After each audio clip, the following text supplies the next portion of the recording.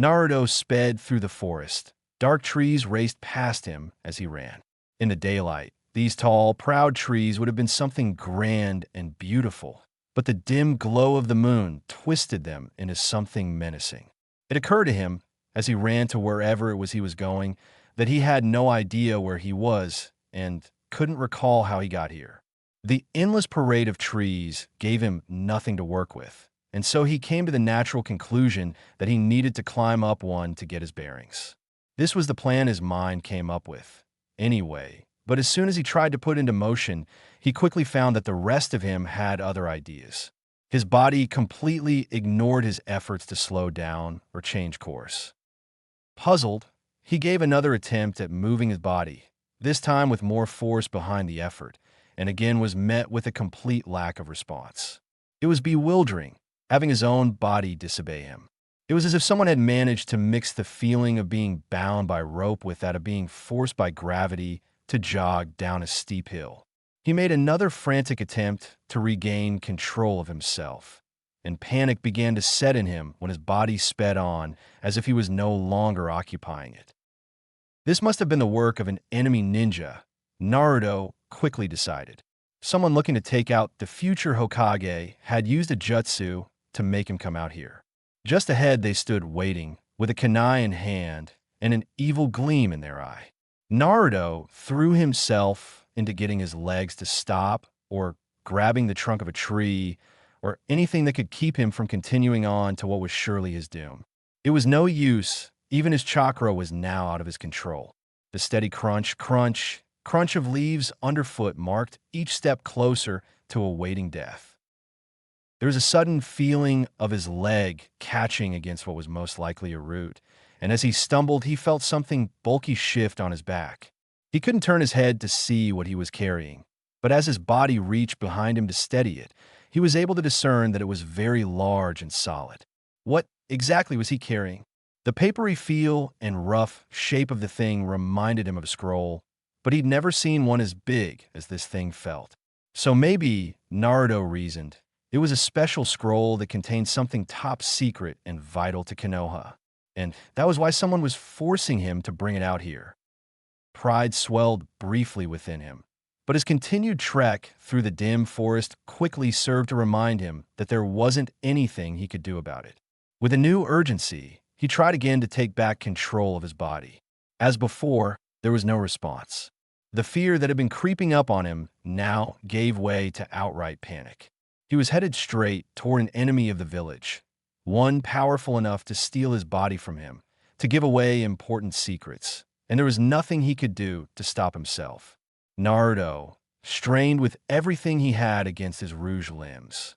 He couldn't let this happen. He would not let himself be forced into betraying Konoha. He had to stop. Stop. Stop. And suddenly it seemed like his body listened. Naruto skidded to a halt and bent over for a moment to catch his breath. However, even though he had finally stopped, the movements of his body were still not his own, which could only mean he'd reached his destination. Had he been able to, Naruto would have been darting his head around to look for potential threats in the trees and getting ready for a fight. As it was though, all he could do was sit in his own head and watch through unresponsive eyes as his body remained totally oblivious. Then, as if to spite him, his body pulled the scroll off his back and plopped down to the ground. He leaned back against a tree before, incredibly, his body began humming to itself. This couldn't be real. It was like some sort of sick joke. He was now almost literally a sitting duck. Yet just as he was bracing himself for the inevitable attack, he suddenly felt himself reaching for the scroll laying on the ground next to him. To Naruto's utter confusion, his body placed it in his lap and pulled it open. He heard himself say as his eyes focused on the text. Takahibunsin no Hutsu. He read aloud as his eyes passed over the words. He heard himself groan, and his hand was brought up to rub the side of his face. Man, why's it always got to be clones? The hand slid down his face, pulling at his cheek, and dropped heavily back to his side. What was he supposed to make of this? His body was talking on its own, with no input from him. Was this part of the jutsu's control? Or had his body actually developed a mind of its own? Didn't know that he was still in here with it? Catcher use, dangerous, blah blah blah. Naruto's body mumbled as it skimmed past a warning preceding the description of the jutsu. It was then, as whatever was controlling him began to read in earnest, that Naruto discovered that not being able to control the movements of his eyes was absolutely maddening. His gaze, focused straight ahead as it was during the trip, had kept him from truly noticing before. Here, though, as his eyes darted around the page, there was no avoiding it. He dearly wished to look up and see if someone was coming, but his eyes remained glued to the text. His body had decided they were going to read this scroll, and so that was what they were doing. Though, now that he paid attention to the instructions in front of him, this jutsu didn't seem all that complicated. A diagram showed that it required only a single, if somewhat unusual, cross-hand sign, and the written portion described it as nearly identical to the ordinary bunshin technique. The only difference seemed to be that extra effort and chakra were needed to make the clone solid. I could do this, Naruto's body apparently agreed with him. His head bobbed up and down in a quick nod. Yeah, this is easy. I can do this. It repeated as if to reassure itself. His body rolled the scroll back up, laid it against the tree, and stood. His hands brushed dirt on his pant legs, before being raised up toward the sky in a stretch. Despite the situation, Naruto couldn't help feeling anxious about whether or not he would be able to pull this off.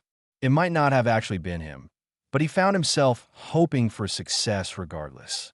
His eyes closed, a deep breath was taken, and then they snapped back open as his lips pulled back in what he assumed was a grin. His hands came together, the first two fingers from each hand brought together in a cross, and Naruto felt his chakra come alive within him. Kagebunshin no Jutsu. His voice rang out through the still trees. His chakra flared up, coursed through his body, and then at once pulsed outward. All of a sudden, there was the feeling of a large, heavy, lumpy mass falling on him, and the image of the forest abruptly faded to black. Naruto instinctively thrashed about in a blind fit of panic, his body now deciding to obey him, and the thing on top of him also started moving. As he pushed up against the weight, it rolled off of him, and he heard the sound of bed springs being compressed next to him.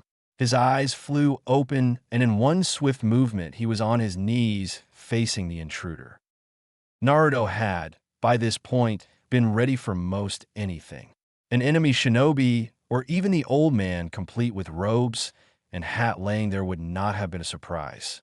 What was not expected, though, was to see himself looking up at him with his own blue eyes. There was a momentary pause as the two Narutos simply stared at each other, one wide-eyed with his jaw hanging slack, the other tilting his head slightly in mild confusion, and then the original leaped from the bed. "Who the hell are you?" Naruto pointed at his duplicate. His voice came out unusually squeaky. The other Naruto sat up in a much more casual manner and scratched the back of his head. "I'm Naruto," the duplicate stated. "W, you really think I'm going to believe that?" The first Naruto's eyes narrowed. "I want to know for real. Who are you? And what are you doing in my house?" he demanded. "I just told you," the clone said indignant. "I'm Naruto, you moron. That doesn't even make any sense. How could Dash?" Naruto paused as mid-sentence as he regarded his clone, before his gaze hardened. He grabbed the duplicate by his collar and pulled him up so they were face to face. "You're the bastard that took over my body." "No, I'm not," the clone denied hotly. "I didn't have nothing to do with that." He grabbed Naruto's hands and pulled them off him. "Sides," he said, glancing around the room. "I think that was a dream." "Eh. I mean, you to just get out of bed," the duplicate pointed out. It was true that most of his dreams ended with him waking up in bed. Still, that hadn't been anything like his other dreams. The sight of trees rushing past, the smell of the forest, even the burning in his legs from the run were all still perfectly clear in his head. In fact, he wasn't even sure that he'd actually woken up. He'd been fully conscious and aware while in the dream, and that consciousness had simply continued into the real world. Naruto shook his head and decided to return to the more urgent concern of the mirror image of himself sitting on his bed. "But then what about you?" he asked, skepticism clear on his face. What about me? Even if you're telling the truth, I still don't know who you are, and don't give me that crap about being me neither, Naruto added as the other opened his mouth. You're not me, I'm me. He pointed to his chest. Well, yeah, but. The clone trailed off as a thought occurred to him. Suddenly, he snapped his fingers. You remember at the end of the dream, you did that jutsu, right? Yeah. The clone jutsu, so dash, it clicked in Naruto's head. You mean you're a clone? I guess so. The clone answered, not completely sure himself. But wait, Naruto's eyes squinted shut. You just said that was a dream, right? Then how come I learned a real jutsu from it? Uh, the clone didn't have an answer for that. His eyes squeezed shut to match the original's, and his brow furrowed in thought. Maybe, he said after a few seconds, his face brightening. We just made it up in our sleep, because we're super amazing geniuses like that. That makes sense, the original Naruto conceded. But I don't know, it still seems kind of fishy. Well, the clone began, exasperated. How about this? Trying the jutsu. If I'm really a clone, I'll disappear, right? Right, Naruto agreed, before something occurred to him. But if I end it and you're a clone, doesn't that mean you'll like die or something? I. The clone was caught off guard. I don't know. He rubbed the back of his head nervously. I mean, I'm just a clone, but I feel real, you know? So maybe we dash. The clone moved to stand up, but his foot was tangled in the sheets. He tumbled over the bed, smacked his head against the floor, and popped out of existence like a big balloon. The real Naruto leaped back and was left gawking the dissipating puff of smoke in front of him. Just a second later, a flash of memory went off in his mind. It began with the stinging feeling of cracking his head against the floor, and he clutched his skull at the phantom pain. Then, as the new memory focused in his mind, he was left with the bizarre experience of having two recollections of the conversation he'd just had. One where he was himself, talking to the clone, and another where he was the clone talking to himself. Confused and disoriented, he stood there, hand on his head, for nearly a full minute as he tried to digest the foreign memories. Well, at least now he could say with some certainty that the other Naruto really had been a Bunshin. He frowned. It hadn't been a very good Bunshin, though. One hit on the head, and the thing goes up in a cloud of smoke. He couldn't even remember the amount of times he'd been hit on the head, though by now he was sure it was in the triple digits, and he was still here. It just wasn't right for anything made by him to die that easily. Though, the uneasy thought returned. If it was a clone, could it truly die? It had said that it felt like a real person. It certainly acted like a real person, yet when the jutsu had dispelled, he had gained all of its memories. Surely that meant that it was just a part of him, right? It had been, after all, made of chakra, and in that respect was no different from an ordinary Bunshin. Yet this clone had been alive in a way the normal ones hadn't. He'd never been able to actually talk to his regular Bunshin. Granted, that was mostly because they didn't do much besides lay on the ground twitching, but still. Naruto turned away from the bed. What would he do then? Should he just try to bring it back? Naruto looked down at his hands. Like everything else in that dream, he could recall quite clearly how to perform the jutsu. With a bit of hesitancy, Naruto brought his hands together into the cross-shaped seal. He had no way of knowing if this jutsu would work, if the first clone was just a fluke, or if he'd be bringing back the same clone even if it did work. But those questions would never be answered if he didn't go through with this. And so, with that in mind, he began to focus his chakra. Kage Bunshin no Jutsu, he cried out as his chakra flared out from within him. It was very abrupt. One moment, there was nothing in front of him, and the next there were once again two Narutos in the apartment. Hands still held into the seal, he stared apprehensively at the clone as it gazed right back at him. So, Naruto asked, lowering his hands, "Did it work?" "I'm not sure," the clone answered slowly with a frown. "How do I know if it worked or not? Are you the same Naruto as the last guy?" Well, the clone began slowly, his eyes squinted shut as he mulled the question over. "I'm Naruto," he stated finally. "Yeah, but are you the same Naruto?" Naruto pressed. "I'm Naruto," the clone repeated. Naruto sighed and rubbed his hands on his face. So it didn't work. Or it did. Who knew? Certainly not either one of him. Okay, fine, he said, bringing his hand back down. You're here now, and you're not going anywhere, got that? No tripping over your feet like a dumbass this time. The clone scowled at the insult. Like I need you telling me what to do, he spat. And don't call me a dumbass. I'm you, so if I'm a dumbass, you're a dumbass. Naruto glared at his copy, who was more than happy to return the dirty look. Neither was willing to back down, so they stood squaring off for a long moment. Then, the clone's eyes happened to shift over to the wall behind him. As soon as they did, its defiant expression suddenly gave way to one of dawning horror. What? Naruto raised an eyebrow at the copy. It didn't say anything, but only raised its hand to point behind him. Following its finger, he saw that it was pointing at his calendar. Yeah, so Wadash, Naruto began before it hit him. The Genin test. He spun to the clock and felt a thrill of terror go through him as he read the time. He had to be at the academy in less than 20 minutes. Crap. Naruto panicked as he dashed to his closet. He nearly ripped the door off its hinges as he yanked it open and began to dig through the pile of clothes on the floor. He managed to find a shirt that didn't smell too funny, along with his only pair of pants, and tore them from the pile. Tearing off his pajamas, he tossed them carelessly aside before throwing on his clothes. As he frantically dressed himself, his clone watched him curiously, and it wasn't until Naruto made for his shoes that it decided to speak up. Hey, wait, it called. Naruto's head whipped around, Tole's shoe in hand. Huh? What about me? It asked. What am I supposed to do? I don't know. Naruto's attention was focused on not falling over as he tried to get his shoes on. Stay here, I guess. The clone crossed his arms and stuck his lip out. I don't wanna. What? Naruto asked, caught off guard. How come you get to go out and take tests and stuff? The clone demanded. I want to go too. No, Naruto said. Why not? The clone asked petulantly.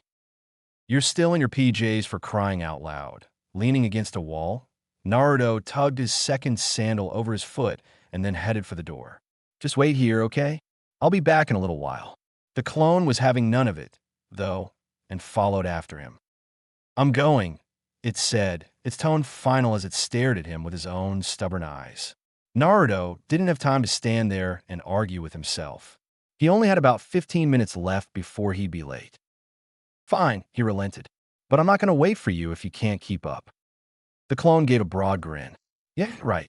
Bet I get there before you. 000. The clone managed to live up to his boast, but only just. It burst through the front doors of the Ninja Academy, with its flesh and blood counterpart not half a step behind him. But there was no time for gloating, and they both barreled down the halls of the academy with a speed that could have peeled the paint from the walls. The door to their classroom shortly came into view, and the clone charged at it with the real Naruto nipping at his heels. The Bunshin reached the door first and threw it open as they both piled into the room. All of the Genin hopefuls in the class spun their heads around at the sound of the door slamming open. Irika-sensei, Naruto called out from behind his Bunshin. I'm here. This was not the first time Naruto had done something unexpected or outrageous. Indeed, the whole experience of teaching the unruly boy was largely an exercise in testing one's capacity for surprise. So when two Narutos came bursting through the door, one still in his pajamas, Irika hardly needed a second to collect himself. All right, Naruto explained, the Chunin instructor ordered. Naruto grinned nervously and rubbed the back of his head. He'd always been a glutton for attention, but now with everyone's eyes on him, he felt oddly exposed. Well, why see? It's kind of a long story. Then give us a summary, Irika replied with forced calm. Okay, Naruto began hesitantly. Well, I was having this dream dash. A really weird, messed up dream, the clone interjected.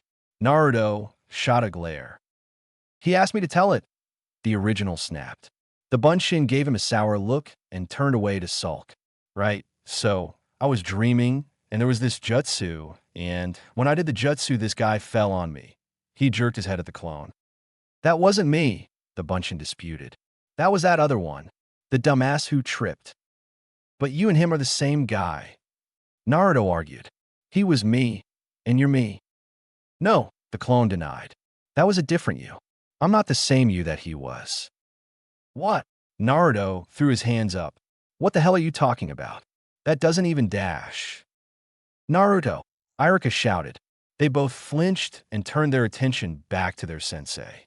Iruka stalked up to them and gave a withering glare to the properly dressed Naruto. What do you think you're trying to do, Naruto? Iruka demanded, his voice carrying a familiar harshness. Huh? Naruto asked, confused. I'm not trying to do anything. So what? I'm just supposed to believe that nonsense story? Iruka gave a disappointed shake of the head. What's this really about? Did you think you could bluff your way through the exam?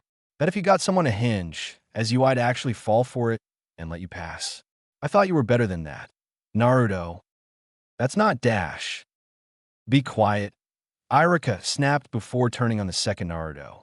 As for you, I don't know why you thought it was a good idea to do this, but you should know that sloppy hinge isn't going to protect you. The clone began to protest, but Iruka's attention was already back on the real Naruto. Give me one reason why I shouldn't fail you right now. What? Naruto's eyes went wide. But I wasn't trying to cheat, I swear. I can prove it. Just stop already.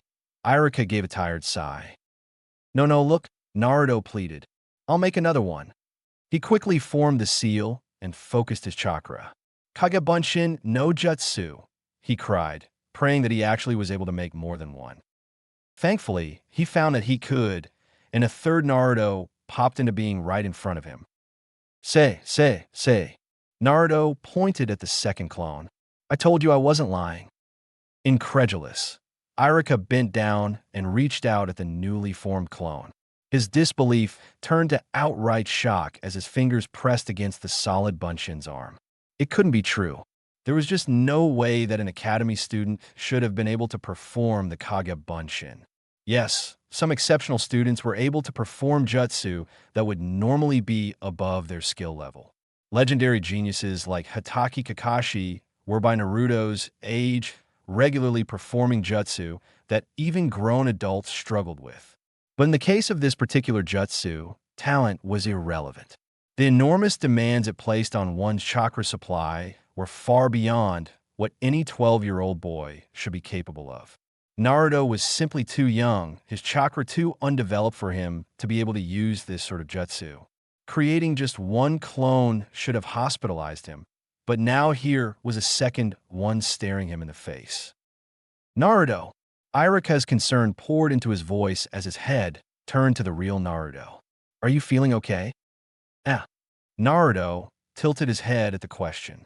Yeah, I guess. Are you sure? Iruka pressed. You don't feel dizzy or sick or anything like that. No, Naruto answered slowly. Well, actually, I feel pretty hungry, but that's because I didn't have time for breakfast. Because he didn't have time for breakfast. So Naruto had not only performed a jutsu that all reason said should have killed him, but just to push it into that extra level of absurdity, he'd done so on an empty stomach. It was like the boy was deliberately screwing with him, and knowing him, that was a distinct possibility. Still, Iruka supposed if there was anyone among his students capable of pulling this off, it would be Naruto. He was, after all, the only one with the deep well of the Kyuubi's chakra to draw on.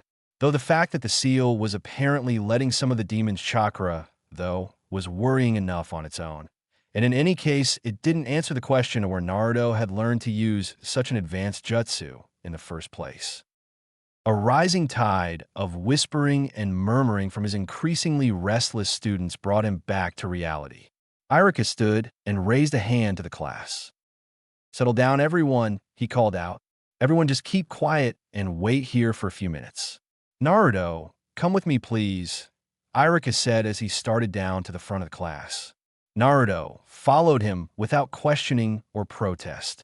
Iruka had been just about to fail him a minute ago, so pressing his luck again seemed like a bad idea, even for him.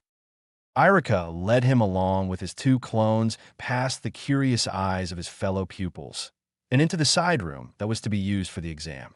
As Iruka slid open the door, Mizuki glanced up at them from his seat at the large desk against the wall. The silver-haired Chunin opened his mouth to greet him, but it died in his throat at the sight of the three Narutos that came in behind his colleague. Irika, Mizuki asked instead. What's going on? That's for Naruto to say. Irika answered as he slid the door shut. He looked down at his most troublesome student and crossed his arms. All right, now tell us. Where exactly did you learn to use the Kage Bunshin? What? Mizuki's eyes went wide. Look for yourself. Irika gestured at the shadows on the ground. Sure enough, each clone had its own shadow stretching out behind it. So, Irika asked again, can you explain for us? Already told you, Irika-sensei, Naruto said. It was the dream. Irika wasn't buying it. You're not going to stand there and tell me that you learned a B-rank jutsu in your sleep. Tell me the truth, he ordered. But that is the truth. Naruto cried. Irika gave a frustrated sigh. Look, he tried a gentler tone. You're not in trouble. I just want to know how you managed to learn such an advanced jutsu so quickly. Did someone teach you it? Or did you read about it somewhere or what? Well, in the dream, there was a scroll. Naruto started. Irika pinched the bridge of his scarred nose. Why don't you want to tell me what actually happened? Naruto insisted. His eyes met Irika's. I'm telling you the truth, I swear. Irika was a trained shinobi. Part of that training involved telling when people were lying. Irika couldn't rightly claim that he was some incredible genius at it, but he was no slouch either, and teaching Naruto for 6 years had given the Chunin plenty of time to familiarize himself with his tells. The way he shifted his eyes, the scratching at his head, he broadcast his dishonesty so egregiously, even for an academy student. So far, the little idiot hadn't gotten a single lie past him. Yet as their eyes met, Irika could find no trace of one in Naruto. He believed what he said, and that was a problem. Okay, Irika said, then why don't you tell me exactly what happened in this dream? Sure thing, Irika-sensei, Naruto replied cheerfully. I was running thought this forest, and it was dark out dash. Only it wasn't really you, 'cause your body wasn't doing what you told it, the fully dressed clone cut in. And you were carrying this huge scroll on your back, the pajama-clad Bunshin added. Naruto whipped his head to scowl at the disobedient clones. Hey, what did I tell you? I'm the one who's telling the story, okay? Stop interrupting me. He shot them both a glare to drive the point home before turning back to his sensei. So, anyway, Naruto continued as if nothing had happened. His clones both stuck their tongues out at him behind his back. I had this scroll, and when I stopped, I opened it, and there was the jutsu on it, and I did it, and that's when I woke up, he finished in one breath. Your body wasn't doing what you told it? Concern crept back into Irika's voice. What do you mean by that? Naruto shifted uncomfortably. Well, I couldn't control myself. I tried to make my body stop, but it just kept going on its own. It was really weird, like I was awake, but he grasped about for the right word. Trapped, I guess. I see, Irika stated. This was a problem, all right. It didn't take a great thinker to realize that what Naruto was describing hadn't been a dream at all. Irika had only questioned him to find out who had been careless enough to allow such a dangerous technique to fall into the hands of an academy student. This, however, was quite a bit more serious than some irresponsible shinobi. Hey, Irika-sensei? Irika blinked. What is it, Naruto? Well, Naruto raised a hand to his spiky blonde hair. Does this mean that I passed? Do you pass? Irika repeated the question with raised eyebrows. Like, because I can do this jutsu, Naruto elaborated. The test was for us to do the Bunshin jutsu, right? So if I can do this, then doesn't that mean I pass? It was true that for Naruto, to use a jutsu normally reserved for Jonin was incredibly impressive. Even Irika's frankly optimistic expectations of the boy had been blown out of the water today. By all rights, he'd more than earned his headband. But given the potential crisis that had come along with that jutsu, this just wasn't the time for it. Irika knelt and placed a hand on Naruto's shoulder. We'll worry about that later, but right now, there's something we need to do. Understand? What do you mean? I did the clone jutsu, Naruto's voice quavered. So I should pass, right? Listen, Irika made to reassure his student. After failing the poor kid twice now, along with dozens of other students over the years, he should have been used to this. I'm not saying you didn't pass. Naruto's face immediately brightened. But we've got something more important to deal with. Like what? Naruto queried. That dream you had. Don't you think there was something strange about it? Kinda, Naruto admitted. Right, the Chunin nodded. So think about it. If you had a strange dream where you ran out into a forest against your will, carrying a scroll that had jutsu that you didn't know about written on it, what do you think that might mean? Naruto frowned as the gears in his head turned. That it wasn't really a dream, he connected the dots. That maybe it really did happen. The suspicion had been at the back of his mind, little more a vague feeling that something hadn't been right about that dream. Now, with Irika spelling out for him, the true gravity of his situation finally dawned on him. Then that means someone was really, oh shit, panic flooded into the boy's voice as he began to pace around in small circle. Oh shit. Naruto, Irika said sharply. Naruto halted in his tracks. I need you to stay calm. Panicking isn't going to help anybody. We're going to take care of this, okay? Okay, he breathed. So what are we going to do? We're going to go to the Hokage, Irika replied.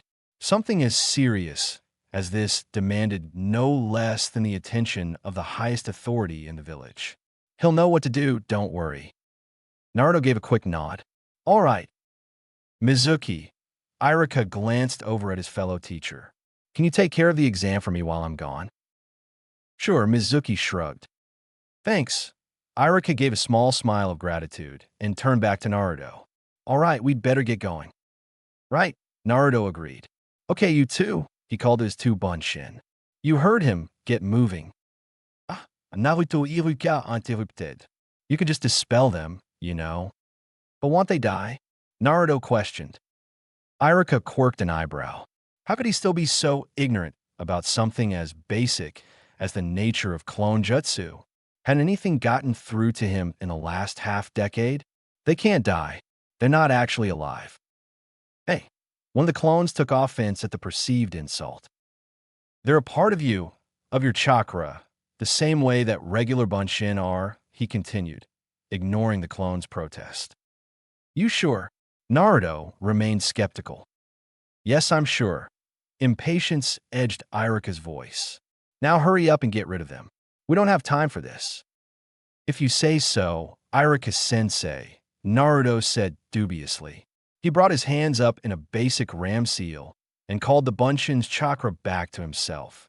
They both vanished with two small pops, leaving only a few curling wisps of smoke behind. Freed of his trailing bunshin, Naruto followed his sensei back out into the classroom. Irika strode out to the front of the room to address his students. Listen up, everyone, he called out. Something's come up, and unfortunately, I can't be here to administer the Genin exam. Mizuki-sensei will take over for me while I'm gone. I want you all to behave yourselves and take this test seriously, understand? Yes, Irika-sensei, came dull, monotone reply. Good, Irika said, satisfied. I'm sorry I won't be here to see you become Genin, but I know you'll all make proud. With that, he waved Naruto over and started for the door. Exiting the classroom with Naruto in tow, Irika made down the halls of the academy for the administrative wing. When he gotten up this morning, his biggest concern for the day was the likelihood that Naruto would yet again fail the exam. The unavoidable truth was that Naruto was getting too old for the academy. His first two failed attempts at making Genin hadn't been any cause for concern. Exceptional or merely confident students were allowed to take the Genin exam early, and so of course Naruto had done so without a second thought. It hadn't worked out, but there was no harm in trying. After 6 years in the academy, however, Naruto had reached the end of the line. Everyone in his class was expected to pass, and those that didn't would have to find a different calling. Yet he had just proven that he was more than qualified. It would have been a relief if only the circumstances surrounding his newfound ability hadn't been so dire. Someone had used Naruto, taken control of the boy while he slept in order to do their bidding. Given exactly what the boy had described in his dream, it was likely that some critical piece of intelligence had been stolen, and evidently no one had found out about it until just now. Added to all that was the chilling possibility that Naruto was now compromised. Whatever jutsu had been used on him might still be controlling him in some subtle way, or perhaps it was laying dormant, waiting for some trigger to once again rob him of his body. As they turned a corner, the door of the Hokage's office came into view. Thick and heavy, it contrasted sharply with the thin sliding doors used everywhere else in the building. Slouched beside the entrance at a cramped chair, the door guard glanced up from his book. "Need something?" Well, I know it's sudden, but I need to see the Hokage," Irika said. He leaned over and in a lower voice added, "It's about Naruto." "That's so." The Tokubetsu Jonin glanced over at Irika's charge. Usually it was next to impossible to see the Hokage on such short notice. His time was stretched thin as it was without unannounced interruptions. But over the years, the phrase, "it's about Naruto," had become something of a code to bypass the normal rules. "Well, I suppose Hokage-sama isn't too busy right now. Go ahead." Irika said a word of thanks and headed in. He opened the door to find the old Kage sitting ready with his hands clasped on his desk. Sarutobi gazed at the two of them with clear, alert eyes belonging to a much younger man. "Irika," he greeted. The Chunin bowed. "Hokage-sama," Irika answered as he rose. "I apologize for disturbing you, but something's come up." "It's not a problem." The Hokage waved him off. "I had an inkling that you two might show up." His gaze flicked to Naruto. "You did." Irika's eyebrows went up. Sarutobi gave a short nod. "Ah, Naruto, could you wait outside?" He directed his attention to the blonde student. "I'd like to speak with Irika in private." No way," Naruto objected. "I want to hear too." "Naruto," Irika admonished. "Hokage-sama just told you to do something. You want to be a shinobi, right? Then that means listening to instructions." "But that's not fair," Naruto pouted. "This is about me, ain't it?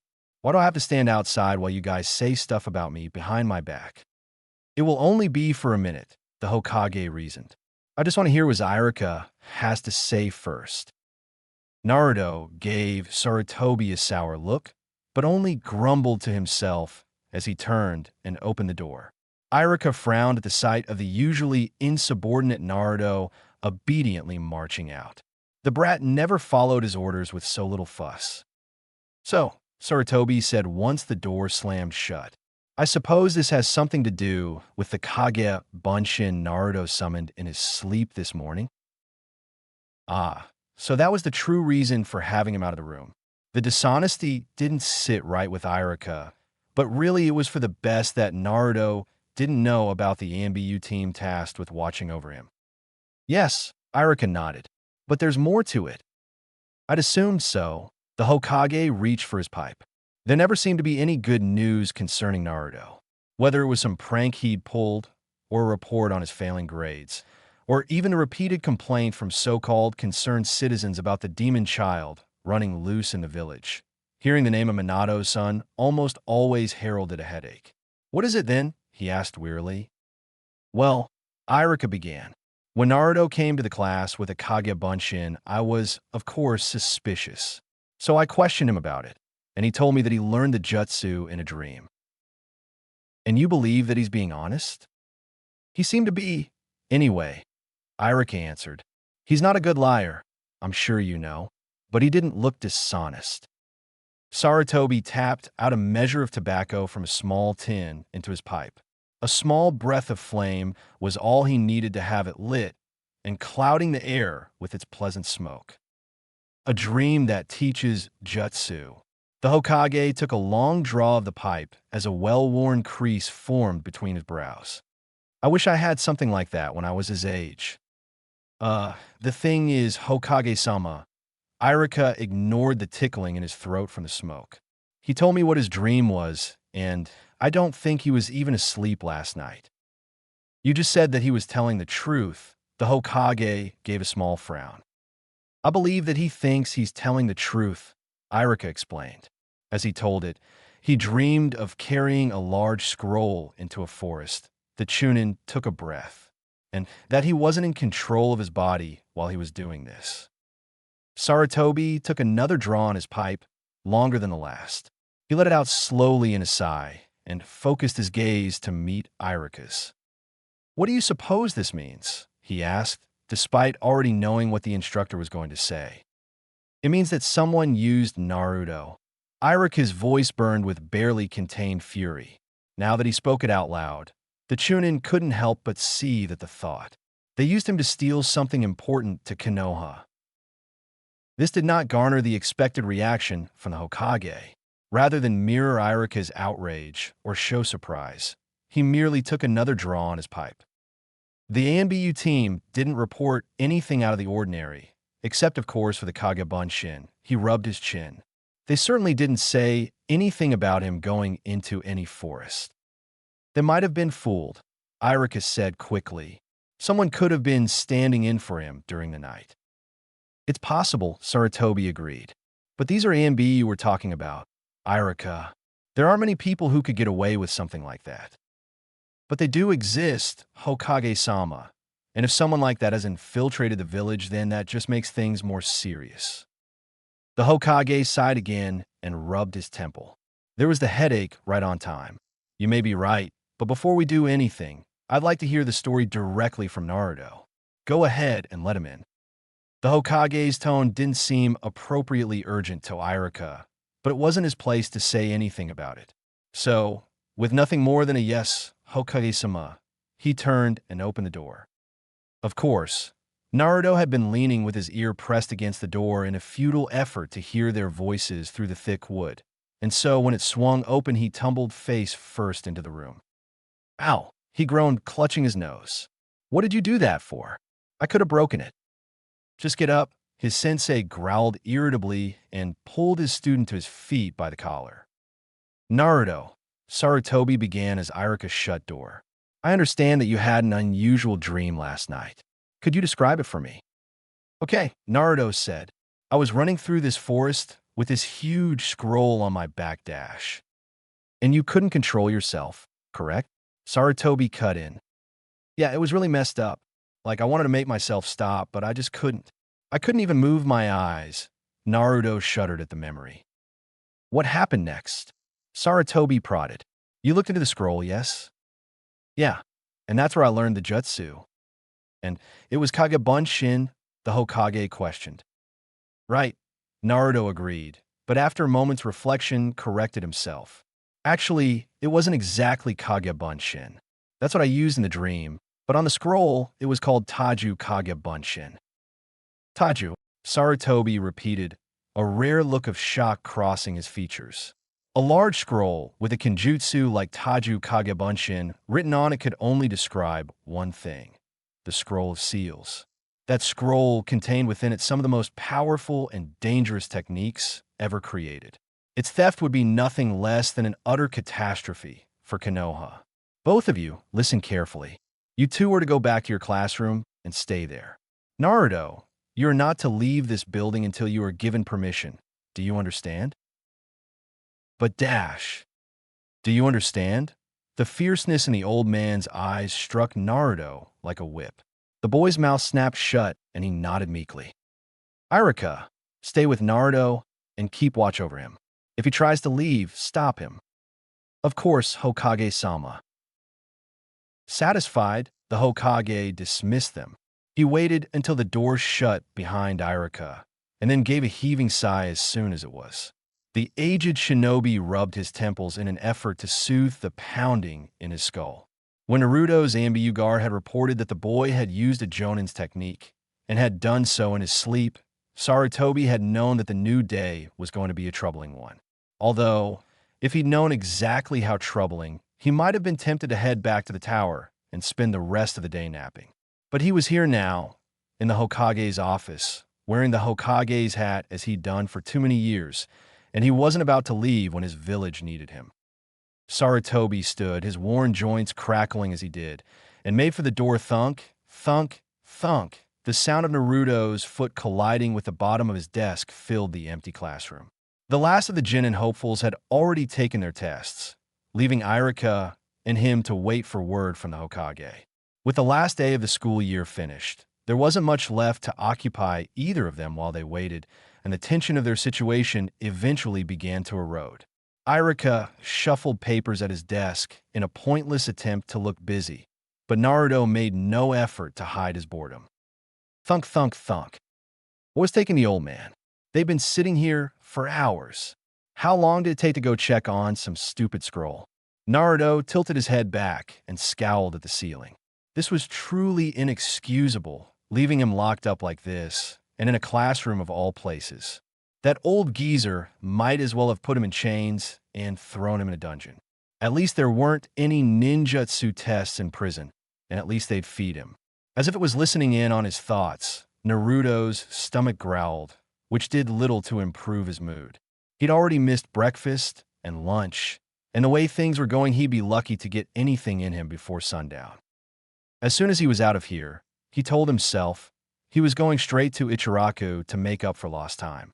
A dopey grin broke his frown as his head began to fill with thoughts of all the delicious ramen that was waiting for him. Miso was the best, as any right-thinking person would agree, though he wouldn't mind some tonkatsu either, or maybe a bowl of shio, or hell, who was he kidding? One of everything sounded good right now. His mind went fuzzy with the thought of the feast waiting for him, all the while his foot kept on banging against his desk. Thunk, thunk, thunk, thunk, thunk. Naruto, Irika shouted, at his wit's end. Would you knock it off already? Naruto mumbled a grudging apology and let his leg drop limply back to the floor. With his blissful reverie interrupted, however, there was nothing to stop his impatience from creeping back into his mind. Each second seemed to drag on, as if time itself was spiting him, and his already low tolerance for boredom wore ever thinner. It wasn't long before he was out of his seat and pacing up and down the classroom with an increasingly sour look marring his normally sunny features. Finally, he could stand it no longer and tugged at his hair as he gave a cry of frustration. What the hell is taking so long? He complained, almost loud enough to be shouting. I don't know, Naruto, Irika replied irritably. Just try to be patient. But we've been here forever, Naruto cried. This isn't fair. I didn't do anything, so how come I'm in trouble? You're not in trouble, Irika said with an exasperated sigh. No one blames you for whatever happened last night. If they did, he added to himself, Naruto would probably be in a small dark room right now, with little hope of ever seeing the sun again. Then why can't I leave? The starving boy put a hand to his aching stomach. I just want to go get something to eat. I'll come right back, I promise. Please, can I dash? Absolutely not. Irika shook his head. Do you understand how serious this is? We have no idea what was done to you last night. Right now, I can't even be sure that you're still you, or that you're not going to kill anybody. What? Naruto stammered, stung by his teacher's words. There's no way I'd ever kill someone. You say that now, but what happens if someone takes control of you again? They've already used you as their tool. Why not as a weapon? Naruto chewed at his lower lip at a loss. There was a long moment of quiet between the two of them as he considered Irika's words, his face growing progressively darker as he did so. Irika-sensei, he finally said, his voice somber. If this guy, or whoever did try to use me to hurt someone, you'd stop me, right? Yes, Irika answered slowly. The unusually sober look on his student's face told him exactly where this was going. And if you couldn't stop me, then you'd have to dash. Don't think about things like that. Irika cut off the morbid question before it could be fully voiced. Hokage-sama is one of the greatest shinobi the world has ever seen. He won't let anything happen to you, and neither will I. You promise? I promise. At last, the door slid open, and the same guard from before poked his head in, the same detached, unconcerned expression on his face as before. Hokage-sama will see you now, he stated flatly, and was already heading back down the hall before either of them could respond. 000. Naruto and Irika stood before the Hokage's desk, face to face with the elderly Kage. Off to their left stood a blond jonin with his arms crossed and his face set in that expressionless mask that all shinobi of his rank seemed to wear while on duty. So, the Hokage began. "Naruto, do you know what this is?" He reached to the side of his chair and with some effort pulled up a large scroll onto his desk. Yeah, Naruto nodded. "That's the scroll from my dream." "Are you sure?" Sarutobi pressed. "Of course I'm sure," Naruto answered. "I'd recognize that thing anywhere." "I see," the Kage stated. "Do you know where we found this?" Naruto shrugged. "It was sealed in its case, exactly as it was when I put it there." Irika opened his mouth to speak, but the Hokage raised his hand. "Before you ask, no, it's not a duplicate, and it hasn't been tampered with or taken temporarily and then returned either. Indeed, if the dust collecting on top of the case was any indication, no one has laid hands on it in months." "But how can that be possible, Hokage-sama?" Irika protested. "Naruto just said that he recognizes the scroll from last night." "Yes, and that's what makes this such a puzzle." Sarutobi's voice carried a certain weariness that had grown more and more familiar over the last decade or so. "You see, I've tested this scroll again and again only to find that it is the genuine article. I checked the room it was stored in and found no evidence of an intruder. I questioned the guards that were on duty last night at the tower, and they reported nothing out of the ordinary. I checked with Jonin sentinels stationed throughout the village only to hear the same. The gate guard saw nothing. The barrier team reported no intruder. According to every guard and seal this village has placed in its defense, absolutely nothing happened last night." "Something must have, though." Irika was resolute. "I'm sorry for contradicting you, Hokage-sama, but for God's sake, he showed up in my class with a Kage Bunshin. Academy students don't just learn A-rank jutsu out of nowhere like that." "True," Sarutobi gave a small nod. "But consider what this would mean. For someone to have infiltrated a village occupied by some of the best ninja in the known world, steal one of their most well-guarded treasures, and then cover their tracks so thoroughly that no one can prove that any theft actually occurred. He shook his head. "It beggars belief."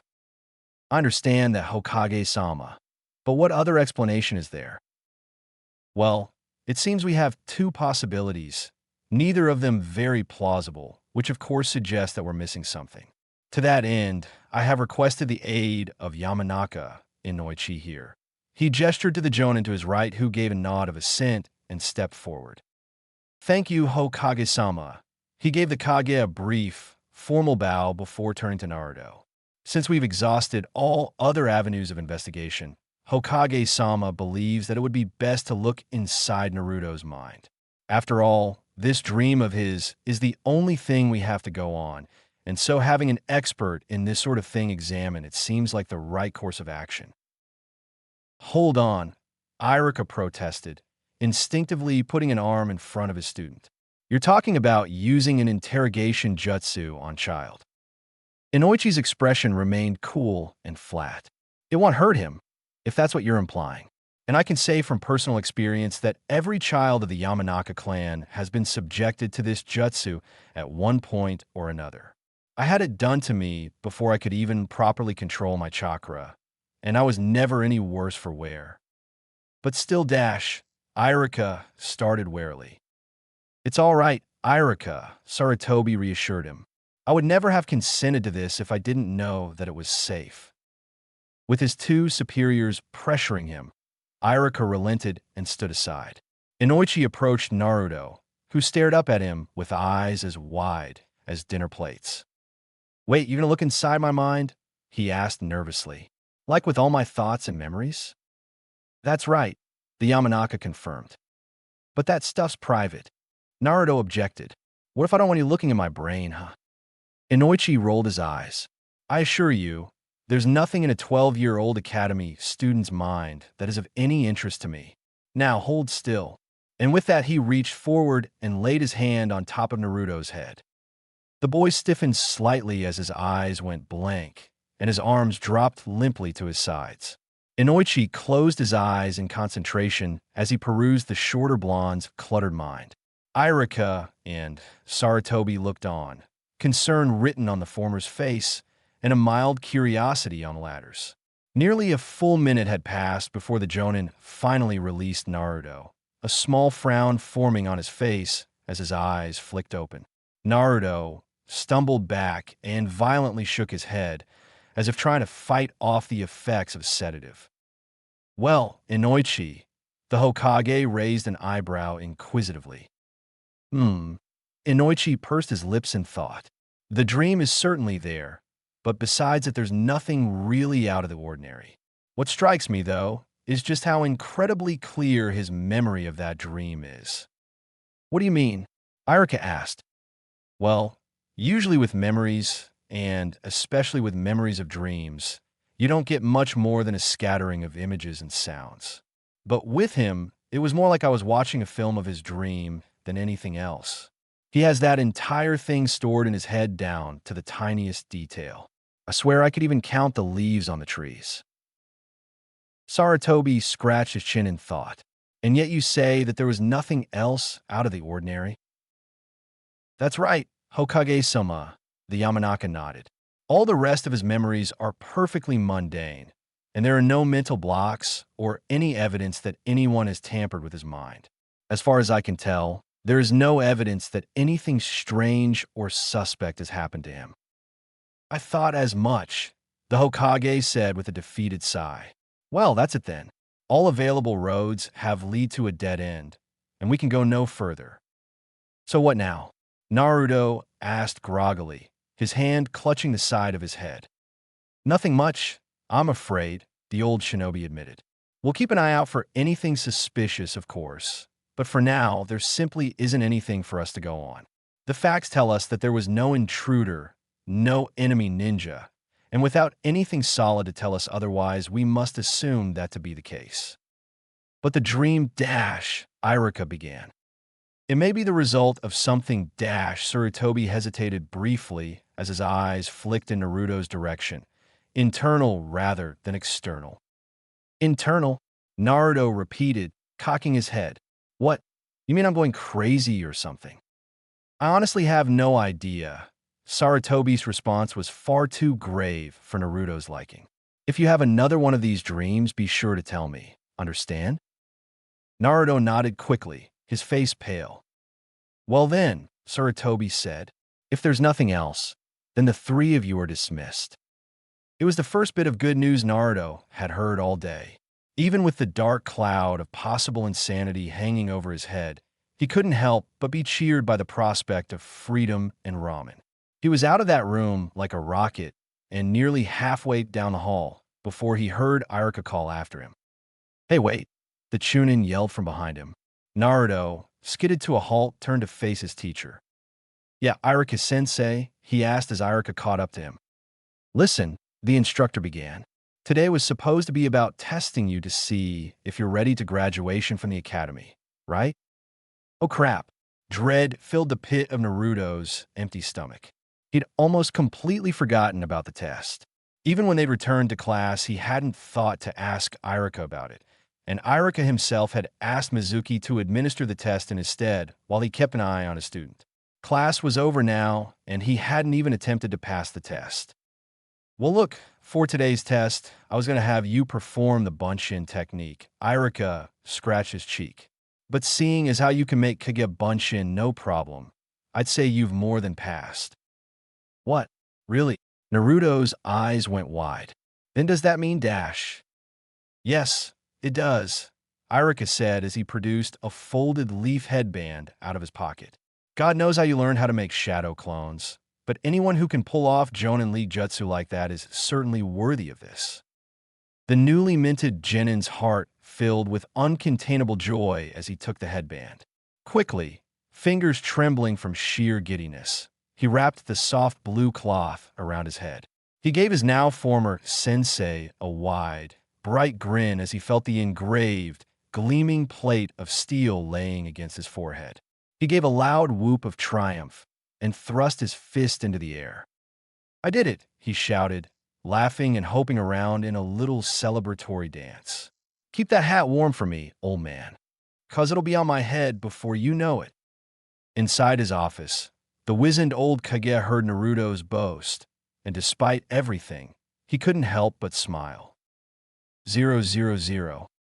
Bowls of ramen sat empty around Naruto as he tore his way through another helping. He had descended on the ramen stand like a plague of locusts not 15 minutes ago, and quickly set about inhaling as much broth pork and noodles as he could fit into his mouth. Beside him, Iruka sat, his own bowl momentarily forgotten as he gazed in amazement at Naruto's eating habits. He'd already agreed to pay for the meal, which experience taught him was an incredibly stupid thing to do. Yet seeing as it was a special occasion, he'd thought that one meal surely couldn't be too painful. The Chunin instructor grimaced as Naruto gulped down the remainder of the bowl and then leaned back on his stool, patting his stomach contentedly. Well, he didn't really need a new bed anyway. Naruto sighed, his stomach finally satisfied. Man, this stuff gets better every time I come here. Inside, Tucci grinned at the compliment before sidling over to Iruka. So the chef began, scratching the back of his head. About the bill. Yeah, I got it, Iruka muttered, reaching for his wallet. At least Tucci was kind enough to sell his ramen at half rate to Naruto, or else they'd have had to spend the night washing dishes. He looked over at his newly graduated student, sitting there with that dopey smile on his face, and held back a sigh. It wasn't something that he'd given too much thought to before now, but seeing Naruto wearing that headband hammered it home. He'd known this boy since he was just 6 years old, wearing that scruffy shirt and carrying a head too large for his scrawny body. To see him wearing the mark of a shinobi over those same wide, unguarded eyes and goofy grin was almost too much to bear. Naruto been a genin for less than an hour. He wasn't yet on a genin team. He hadn't even gotten his registration picture taken, but by wearing that headband, he had taken on a far heavier burden than he could know. By wearing it, he showed that he was no longer a child in the eyes of his village, that he knew how to use ninjutsu, and that he'd been trained to fight. If a war were to break out, Naruto could now be called to defend Konoha, and if he were ever captured by another village, he would no longer be able to shield himself with the protections afforded civilians. Naruto wasn't ready to carry such weight. How could anyone of his age ever be ready? And yet there it was sitting on his brow. Hey, Iruka-sensei. Naruto turned to him, breaking the Chunin out his thoughts. Yes. Do you think I'm going crazy? He asked seriously. Well, Iruka scratched his nose. Personally, I don't think so, but I'm not really an expert in this sort of thing. Heck, I barely passed the Chunin exams. Chunin exams? Naruto raised an eyebrow. Don't worry about it. Iruka waved him off. You won't be taking those for a while. Anyway, look, crazy people don't usually learn how to do jutsu from being crazy, right? So that means this had to have been something that actually happened. How else could you have learned how do Kage Bunshin? That makes sense, I guess. Naruto's eyes squinted nearly shut as he mulled it over. But the old man said they couldn't find any proof. I know. I can't explain it either. Iruka placed his hand on Naruto's shoulder. Just be careful, okay? Okay, Naruto said quietly. Then, catching a familiar face out of the corner of his eye, he abruptly turned and waved. It's Mizuki-sensei. Hey, Mizuki-sensei, come get some ramen. Iruka-sensei's paying, he called, eliciting a noise of protest from the academy instructor.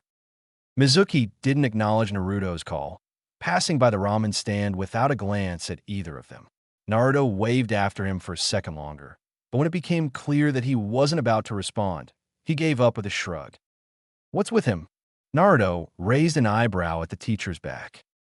He doesn't like ramen, Iruka said by way of an explanation, though from the glimpse he caught of his colleague's face, he surmised that there was something other than a difference in taste that was occupying the silver-haired Chunin.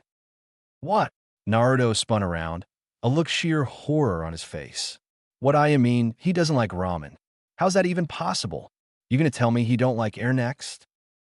Iruka gave a one-shoulder shrug for a response and picked up some noodles with his chopsticks.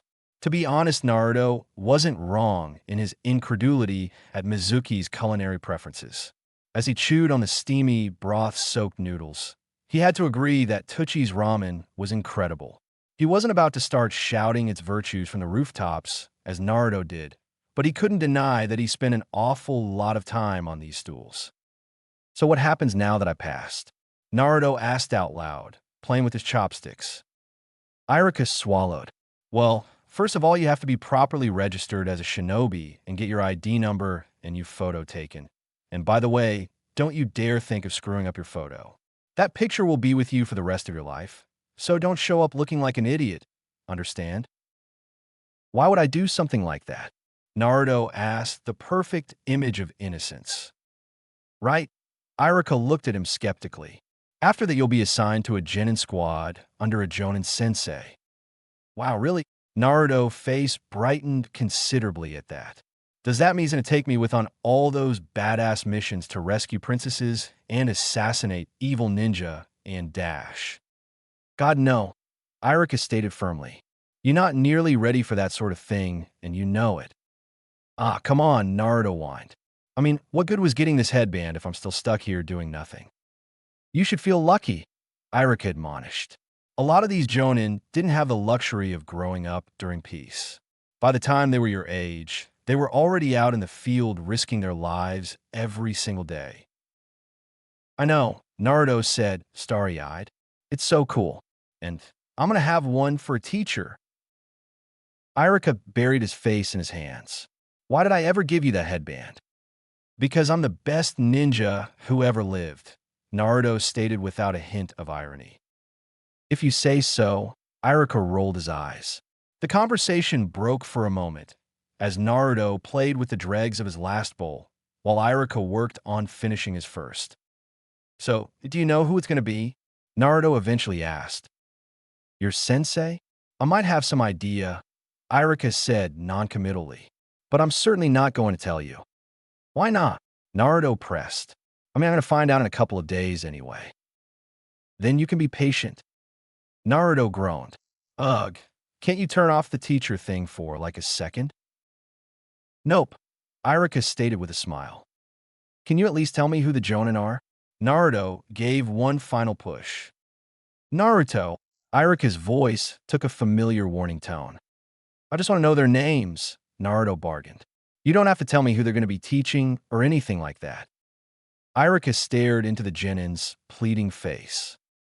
All right, I guess there's no harm in it, but don't let Hokage-sama know I told you anything, the Chunin added sharply. Let's see. The three that I know about are Sarutobi Asuma, Yuhi Kurenai, and Hatake Kakashi. Sarutobi? Naruto asked. Isn't that the old man's name? That's right. Iruka nodded. In fact, Asuma is his son. Before now, he was one of the 12 guardian ninja protecting the daimyo. He only returned to the village a few years ago, and this will be his first time taking on a Genin team. Wow, this guy sounds amazing. Can you put me on his team? The Genin begged. Sorry, but no. Iruka shook his head. His team is somewhat unique. You see, his clan has had a sort of arrangement with the Yamanaka, Akimichi, and Nara clans. Those clans have been tightly knit since before the founding of Konoha, and to honor that, their heirs always from together in what's called the Ino Shikacho team. And that team is always led by a Sarutobi, in this case, Asuma. Oh, Naruto said, disappointment evident on his face. What about the other two? Iruka's hand went to the back of his head. I don't actually know a whole lot about Yuhi, only that she started out fairly early. From what I hear, she was a Genin at 9 and wasn't much older than you when she made Chunin. It took her a while to reach Jonin, though. She was only promoted a little while ago, but I can't really say anything about that. Just the fact that she made it at all proves she's way more talented than I could ever hope to be. Don't say things like that, Iruka-sensei, Naruto passionately objected. You could totally become a Jonin if you worked at it. Iruka chuckled at the resolute expression on the Naruto's face. That's really nice of you to say, but it's not happening. I've had my fill of action, and the desk suits me just fine. Thank you very much. Suit yourself, I guess, Naruto said with a shrug. So what about the third guy? Now if you want to talk about seeing action, then look no further than Hatake Kakashi. He graduated the Academy of 5, the youngest Genin in history. Less than a year later, he was a Chunin, and by 13, he was a Jonin. No way, was all Naruto could say. It gets better, Iroquois said. During the Third World War, he was part of a team that was personally led by the Yondaime, and soon after that became the only non-Uchiha to be able to use the Sharingan. Rumor has it that he's copied over 1,000 jutsu with that eye, and today he's the last shinobi in Konoha that can use the dojutsu. The man is a living legend, almost on par with the Sannin. So awesome, Naruto was completely starstruck. You gotta let me on his team. Ah, you should be careful what you wish for, Iroka cautioned. Kakashi may be one of the greatest shinobi ever produced by Konoha, but he's also... The Chunin struggled for the proper word. Eccentric. Eccentric, Naruto repeated. I mean, he's a genius, no doubt about that, but I don't think he's exactly how you're imagining him. Seriously? Naruto wouldn't hear it. After what you just told me about him, how can he not be like the coolest guy ever? Iroka rubbed at the scar on his nose. Things haven't been finalized just yet, so you might get a chance to find out. If you do, well, don't say I didn't warn you. Hey, Naruto, Tochi called from inside the stand. I just finished another pot. You gonna have any more? You bet I am. Naruto shouted back eagerly. Iroka's head dropped to the bar top in utter despair. Never again, he swore to the gods above. 000. The sun had descended beneath the wall of Konoha, and the arteries of the village were finally beginning to clear of that seemingly endless flow of people that filled it during the day.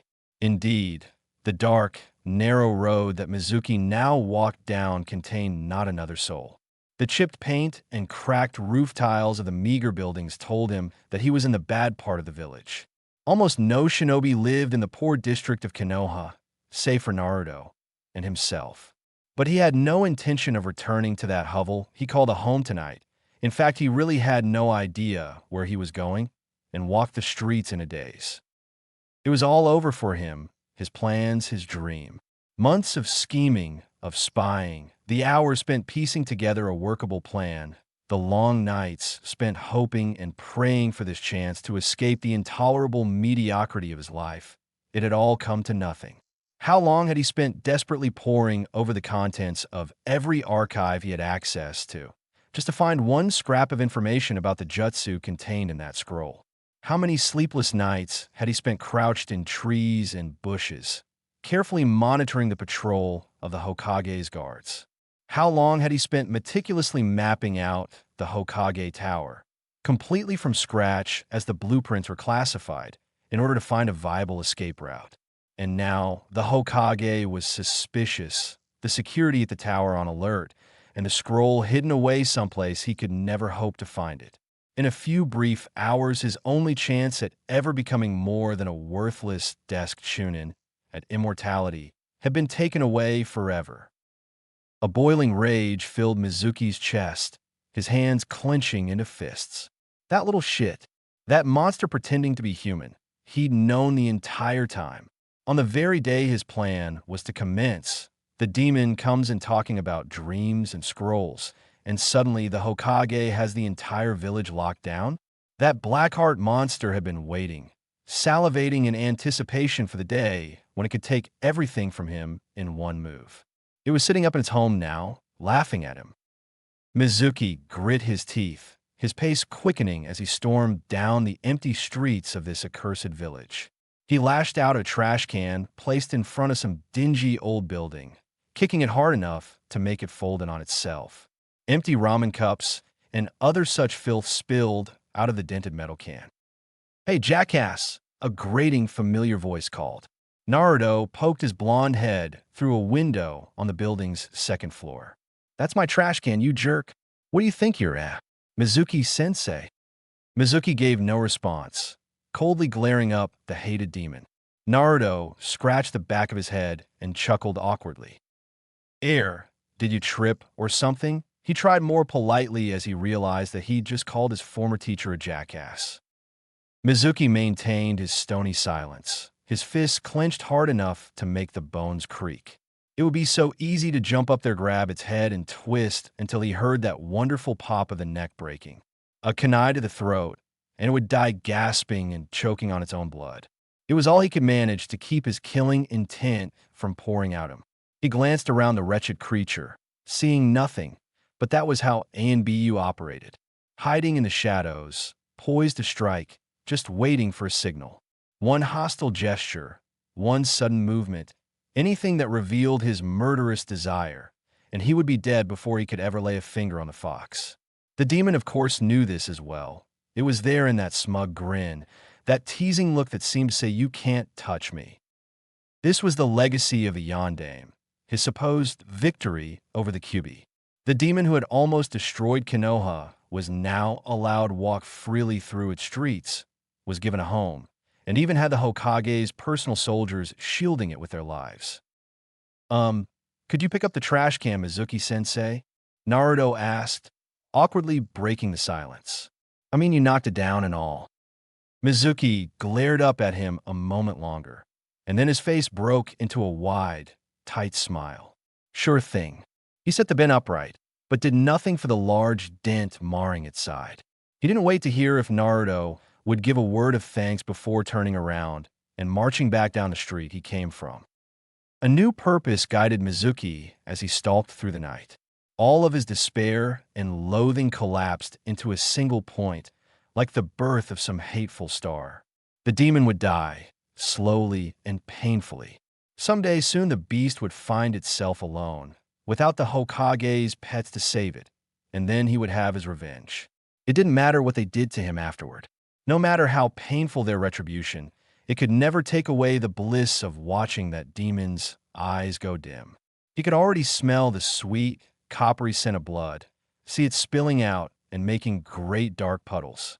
He just needed one opportunity, one slip up, one moment without anyone to interfere. Poison would, of course, be the easiest route, but Mizuki rejected it immediately. Simply slipping something into a meal and then waiting for the death from afar wouldn't satisfy the way a blade through the heart would. He needed to feel the body go limp in his arms, to stare into glassy, sightless eyes, and know that the demon was truly gone.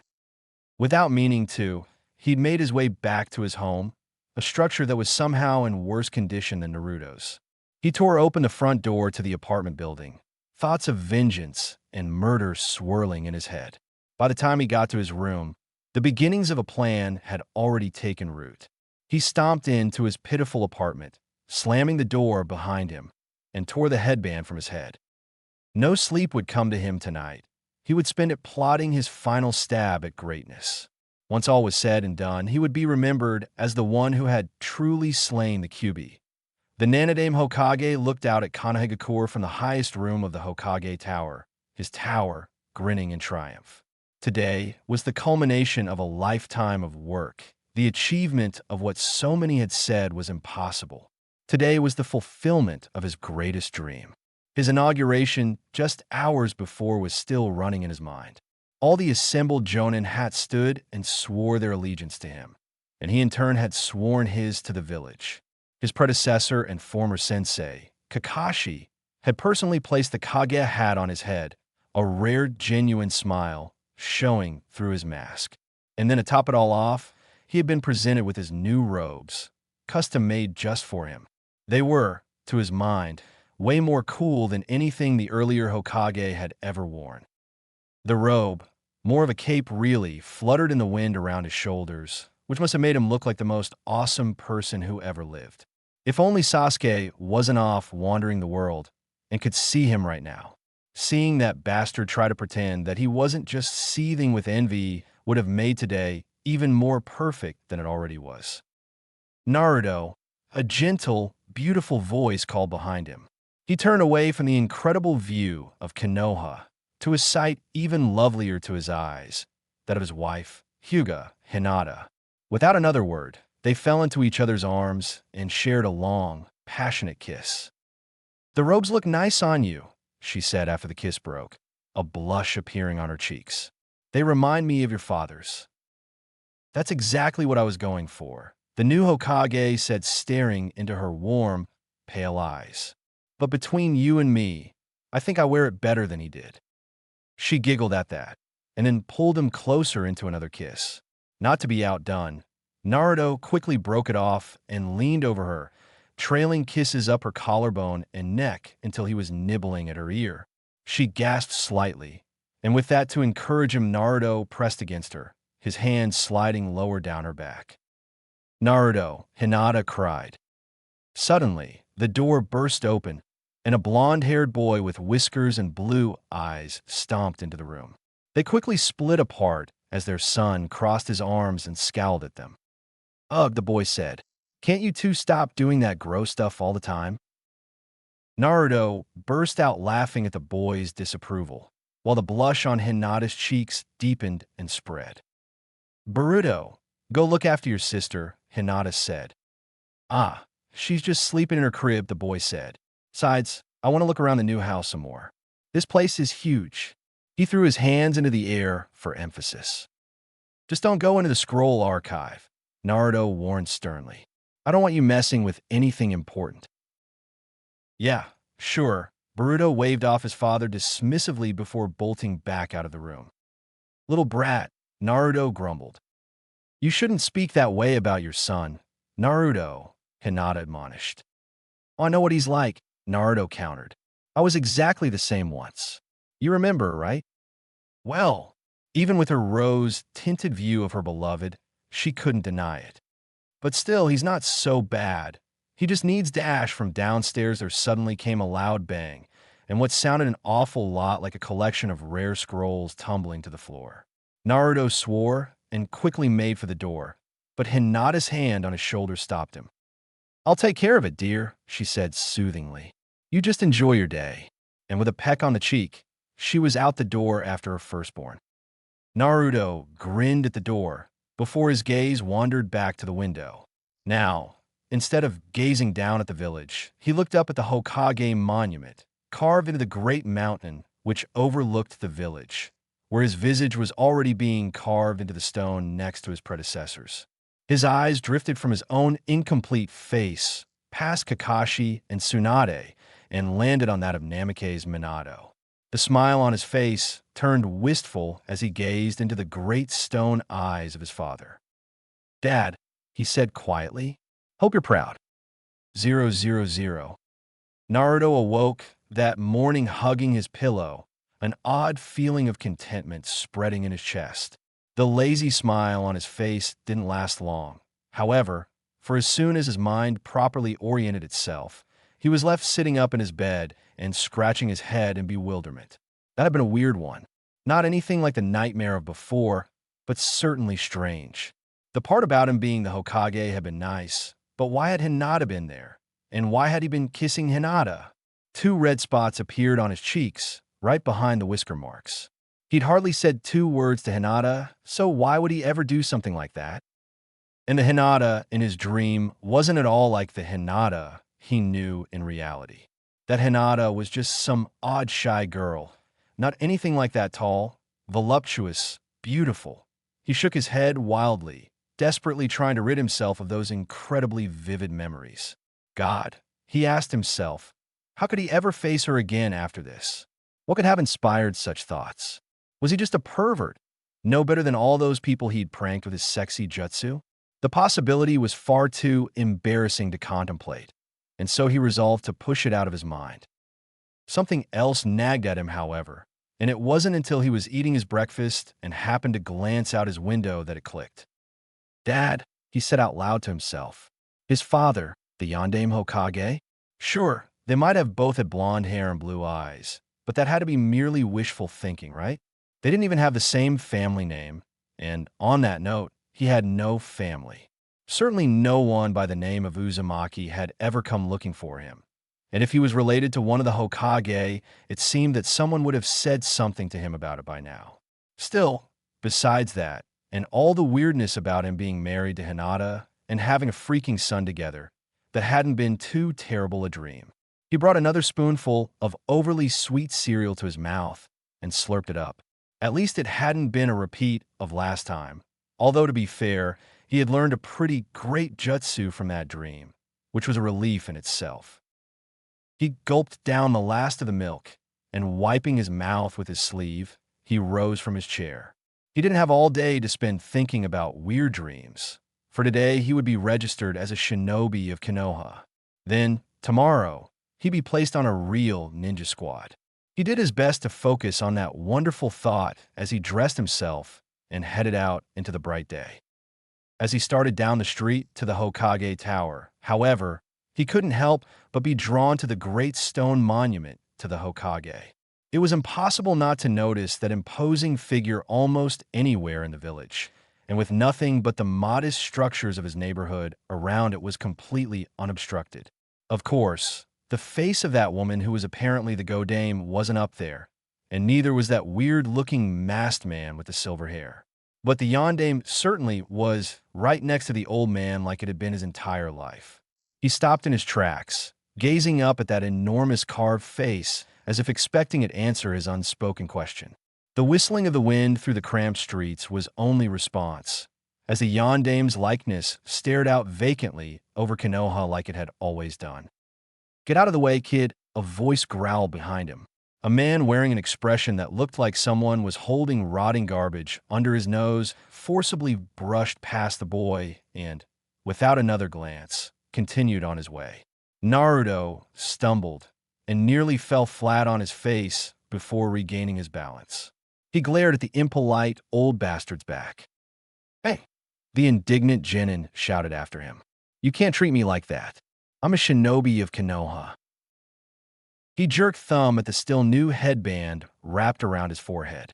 The dick didn't even have the decency to look back at him and simply gave him the finger as he kept on walking. Naruto fumed at the insult, but left it at that. Experience told him that directly confronting people like this usually just ended with him in the Hokage's office giving a forced apology to the jerk. Besides, if he really was a shinobi with a headband and everything, then getting into fights with civilians was surely beneath him. Oh, but he wouldn't forget this, not in a million years. That man was now marked. The first chance he got, he'd make sure that rude bastard would get what was coming to him. One day, when his home reeked of spoiled eggs and frogs swarmed his bedroom, he would truly regret having incurred the wrath of Uzumaki Naruto.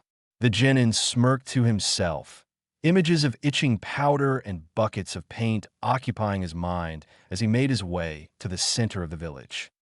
Coming in from the outskirts of Konoha, it was impossible not to notice the gradual improvement in the quality of the buildings and the broadening of the streets. Living near the wall surrounding the village, however sturdy that wall might have been, was nevertheless considered far too close to the outside to be safe. As a result, everyone in the village scrambled to live as far away from it as possible, with the richest and most powerful naturally coming out on top. It was those who could afford to live near the mountain, which served as a natural wall, but reached far higher and was much sturdier, that were considered the cream of Konoha. Already, in the merchant district, one could see a prosperity which never seemed to reach the fringe of the village. Bright, colorful signs stood outside shops, advertising a great variety of wares within. Scents of delicious, generous meals filled the air. The villagers here wore finer clothes and had the ruddy look of a people who had never faced hardship. Through the broad avenue, they all bustled past Naruto, never saying anything to him, never glancing in his direction. Yet the hard faces and quickened pace of anyone who got near sent an unmistakable message. Naruto didn't let faze him. He had been submerged in this hostile vibe for so long by now that it simply washed over him. It wasn't until he spied the familiar beige jacket and dark hair of the Hyuga heiress that any discomfort overtook him. Hinata was making her way down the street, headed directly for him. Naruto cursed his luck. Of all people, why did it have to be her? Already he could feel his cheeks begin to burn as images of that dream began to surface. By now, she was certainly close enough to have noticed him, and, of course, she was looking right at him. Should he simply ignore her? No, she was definitely about to offer a greeting at least, and if he just walked past her, he'd look like some stuck-up jerk. Maybe turn around? But wouldn't that seem strange? And what if she caught up to him? Oh God, she was almost within speaking distance. He needed to act fast. She smiled shyly and genuinely, with a look in those milky eyes that was far too similar to the amorous gaze her dream self had given him. Ha hello, Nahu. Sorry got plus sestoba maba later. Naruto practically shouted at her and took off like lightning down the street. He sprinted towards the academy like he was being chased by a rabid wolf, leaving the timid Hyuga staring after him, disappointment written on her face. He didn't stop running until the academy building came into view, not that he thought that Hinata would chase after him, but once he had started running, he might as well keep at it. Outside, by the tree in front of the main door, the photographer was disassembling his camera stand. Hey, Naruto called breathlessly. Wait a minute, I still need my picture taken.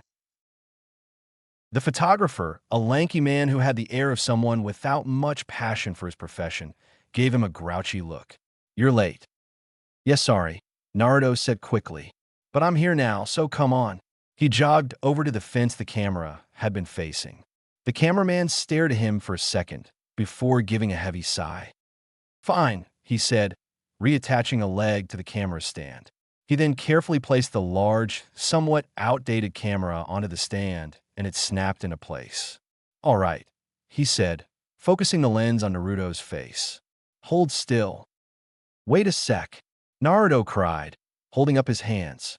The face paint. He bought some yesterday after leaving Ichiraku, but with his mind occupied by his dream, it had completely slipped his memory. Can you wait here a minute? I need to go get something. Kid, I've got places to be, the photographer said. You've already held me up long enough. But Dash, if you leave, then I'm leaving too. It's now or never. He peered back into the viewfinder. Now smile. 000. Well, Naruto, I must say this is a fine picture. No funny faces or masks or anything of that sort. The Hokage smiled approvingly at the sullen Naruto, staring out at him from the photo. Yeah, whatever, Naruto said moodily. It's only caused that camera. Guy wouldn't let me take it how I wanted. That was wise of him then, Sarutobi said. He slid the photo, along with Naruto's signed registration papers, into an envelope and sealed it shut. There, you are now an official genin of Konohagakure. That was more than enough to pull Naruto out of his sulking, and he gave a thumbs up to Irika, who was standing by the Hokage's side. The Chunin smiled at him in response. Now then, Sarutobi turned serious. Before I let you go, I need to ask if anything unusual happened last night. Naruto scratched the back of his head. Dash. There was a loud bang at the door. Someone tried to burst in the room. Ow, why is the door locked? A high-pitched, bratty voice complained from the other side. The Hokage had asked Irika to lock it when Naruto came in, as the fewer people there were that knew about this dream business, the better. Whoever it was at the door wasn't about to give up, however, and banged furiously at it. Come on, let me in, old man. Hiding in there won't save you. Should he? Naruto began. No, Sarutobi cut him off, his face every bit as stony as his likeness on the mountain. From outside, the frantic footfalls of another person rushed up to the door. Honorable grandson, a deeper, older voice scolded. What do you think you're doing? Leave me alone, the younger one cried.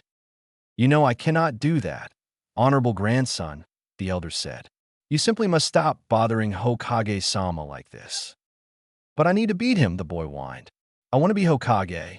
Ivono, Ivono, Ivono.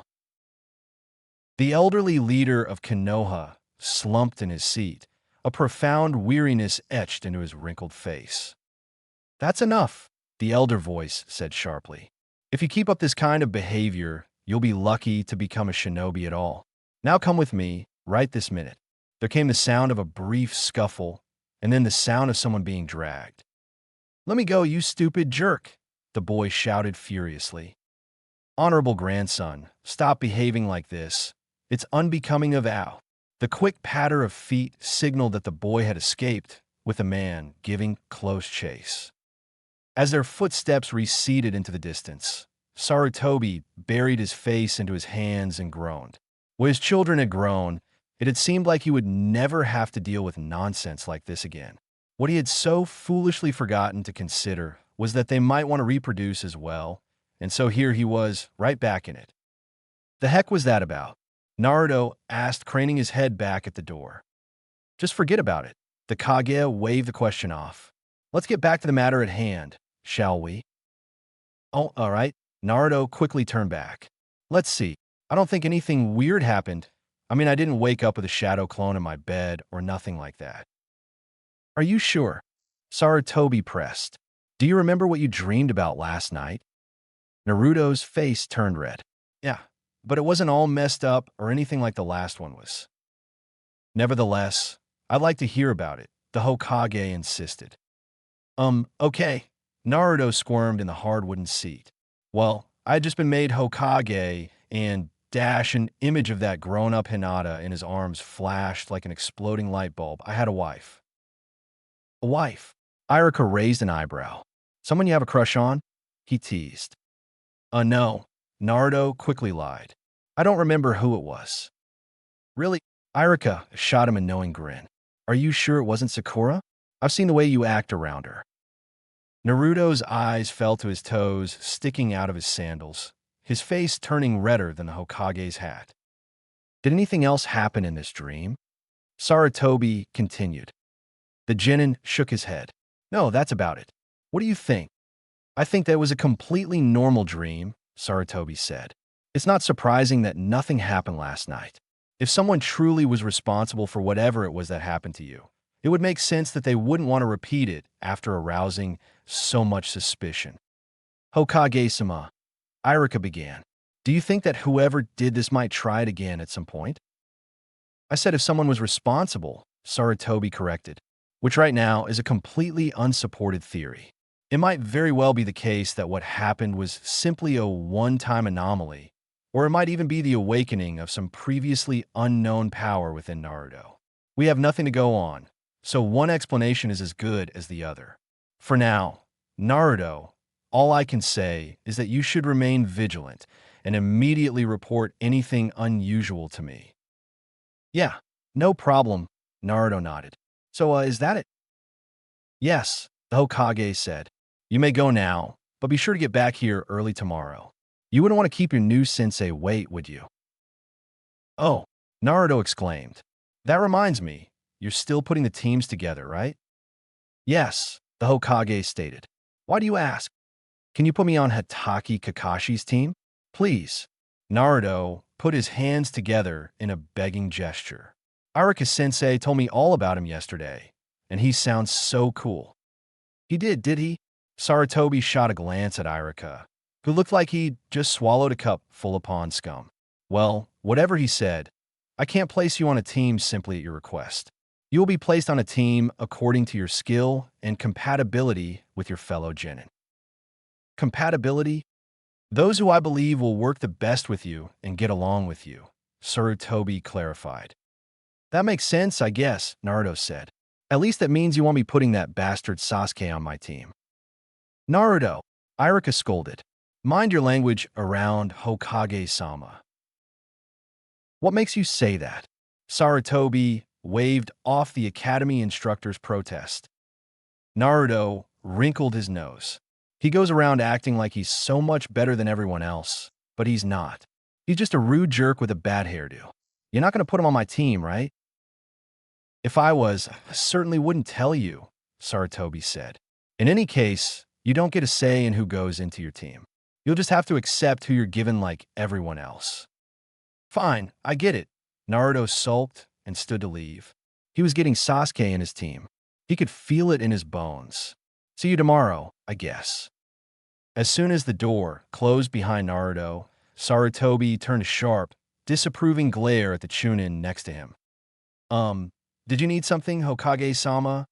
Irika did his best to keep from wilting under the older man's heavy gaze. You do understand why we don't discuss team placement with the students, don't you? The Hokage questioned. It is precisely for this reason. Do you think I want to have every one of them in here demanding that I swap around their teammates and sensei at their whim? No, Okage-sama, iruka wa deeply. Please accept my apology. I suppose there was no real harm done, he relented. But still, he did raise a troubling point. It's true that he's not too fond of the young Uchiha, isn't it? No, I'm afraid not. Irika shook his head. Naruto tries to pick fights with Sasuke all the time. It never goes well for him, but that hasn't stopped him yet. Well, that's a shame, Sarutobi said. From the outset, I had envisioned them in a team together, and there's a good reason for that. What would that be, Hokage-sama? Iruka asked. Sasuke is the best student in your class, and Naruto is the worst. It's simply a matter of balance, Sarutobi deflected the question. Iruka was a good-hearted man and deeply protective of Naruto, but that sometimes blinded him to necessity. If he realized the true reason that the last two people in Konoha that were capable, or in Sasuke's case, potentially capable of using the Sharingan were to be on Naruto's team, he'd be furious. For him, Naruto wasn't anything more than a lonely little boy, no matter what may be sealed within him. Yet, as much as it pained the Hokage, he couldn't afford to be so sentimental. Suffice to say that there is no chance at all of them ending up on different teams. Well, at least Naruto will get the sensei he wants, Iruka shrugged. What about his other teammate? I was considering Haruno Sakura, Sarutobi said. What was it you said earlier? Something about the way he acted around her. Oh, well, Iruka rubbed his nose. Naruto's got quite the crush on her, but he's so clumsy about it. He gave a small chuckle. I don't think I've ever seen someone crash and burn so many times. So Haruno isn't interested in him. Sarutobi frowned. Unrequited love was exactly the sort of drama that you didn't want on a team. These people would be spending quite a lot of time together, often isolated in the wilderness. Any sort of bitterness or grudge would breed in that environment and strain the team's cohesion. On missions in hostile territory, they would need to be unreservedly devoted to each other and completely focused on their goals with no distractions. Teams had collapsed, and people had died over far pettier issues than broken hearts. No, Sakura's only interested in Sasuke, Iruka said, and I don't suppose he's ever reciprocated. So we have Naruto, who's chasing after Sakura, who rejects him in favor of Sasuke, and he in turn spurns her. He laughed to himself. It's almost like something out of Jiraiya's books. Hokage-sama. Yes, well, Sarutobi said, quickly brushing away the comment. However, it might work as a book. For a team, it's quite a problem. He shook his head. No, this won't work at all. What do you think should be done, then? Iruka queried. Like I said, Sasuke and Naruto must be in the same team. They'll just have to work out their differences, so that means we need to swap out Sakura. Who did you have in mind?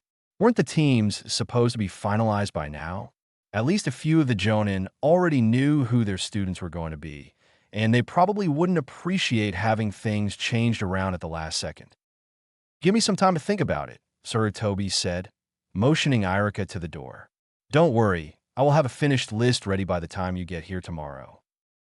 Yes, Hokage-sama. Iruka bowed and promptly left the Hokage by himself. Alone, the nearly 70-year-old Hokage leaned back in his seat and dropped his hat onto the table. He ran a hand through his hair, the one part of him that had held up reasonably well against the ravages of time. A replacement for Haruno Sakura. Who would it be? In theory, there were 8 available teams besides Team 7, but most of them held completely unremarkable genin, and that wouldn't do. It would be an utter waste to have Naruto on a team that would fail their Jonin's test, or all wind up in some unremarkable desk job. No offense to Iruka. In order to address his own deficiencies and to ultimately become a great shinobi, what he needed was to be surrounded by the exceptional. Exceptional teammates to pull him up when he fell, and an exceptional sensei to put him on the right path. The possibility of Naruto washing out of the ninja ranks, or simply reaching some mediocre dead end, was one to be avoided at all costs. This was rank favoritism, of course, and were this any other student, he would never think to do something like this. Sasuke, a prodigy and member of one of the founding clans of Konoha, but still forced to sit through the full 6 years at the academy, was certainly proof of that. And God knew that he was never so kind to Asuma. But it had to be done in Naruto's case, fairness be damned. Naruto wasn't simply someone that Sarutobi cared about, or Minato's son. He was Kyuubi Jinchuriki. Not only was he to protect Konoha, and more broadly, the entire world, from the demon's incredible power, but he would eventually be expected to master that power and use it for the good of the village. It was an enormous, almost impossible task that had been laid out before him, and he would never meet it unless he fully realized his potential. All that considered, there were only 6 students out of 24 that met Sarutobi's criteria, those of Team 10 and Team 8. Team 10 was, of course, untouchable not just because of tradition, but because Asuma would never accept it. As soon as he found out, his son would storm into his office, that vein in his forehead standing out, and things would quickly turn ugly. The boy probably wouldn't speak to him for weeks. And then, of course, the clan heads would be in here, stamping their feet.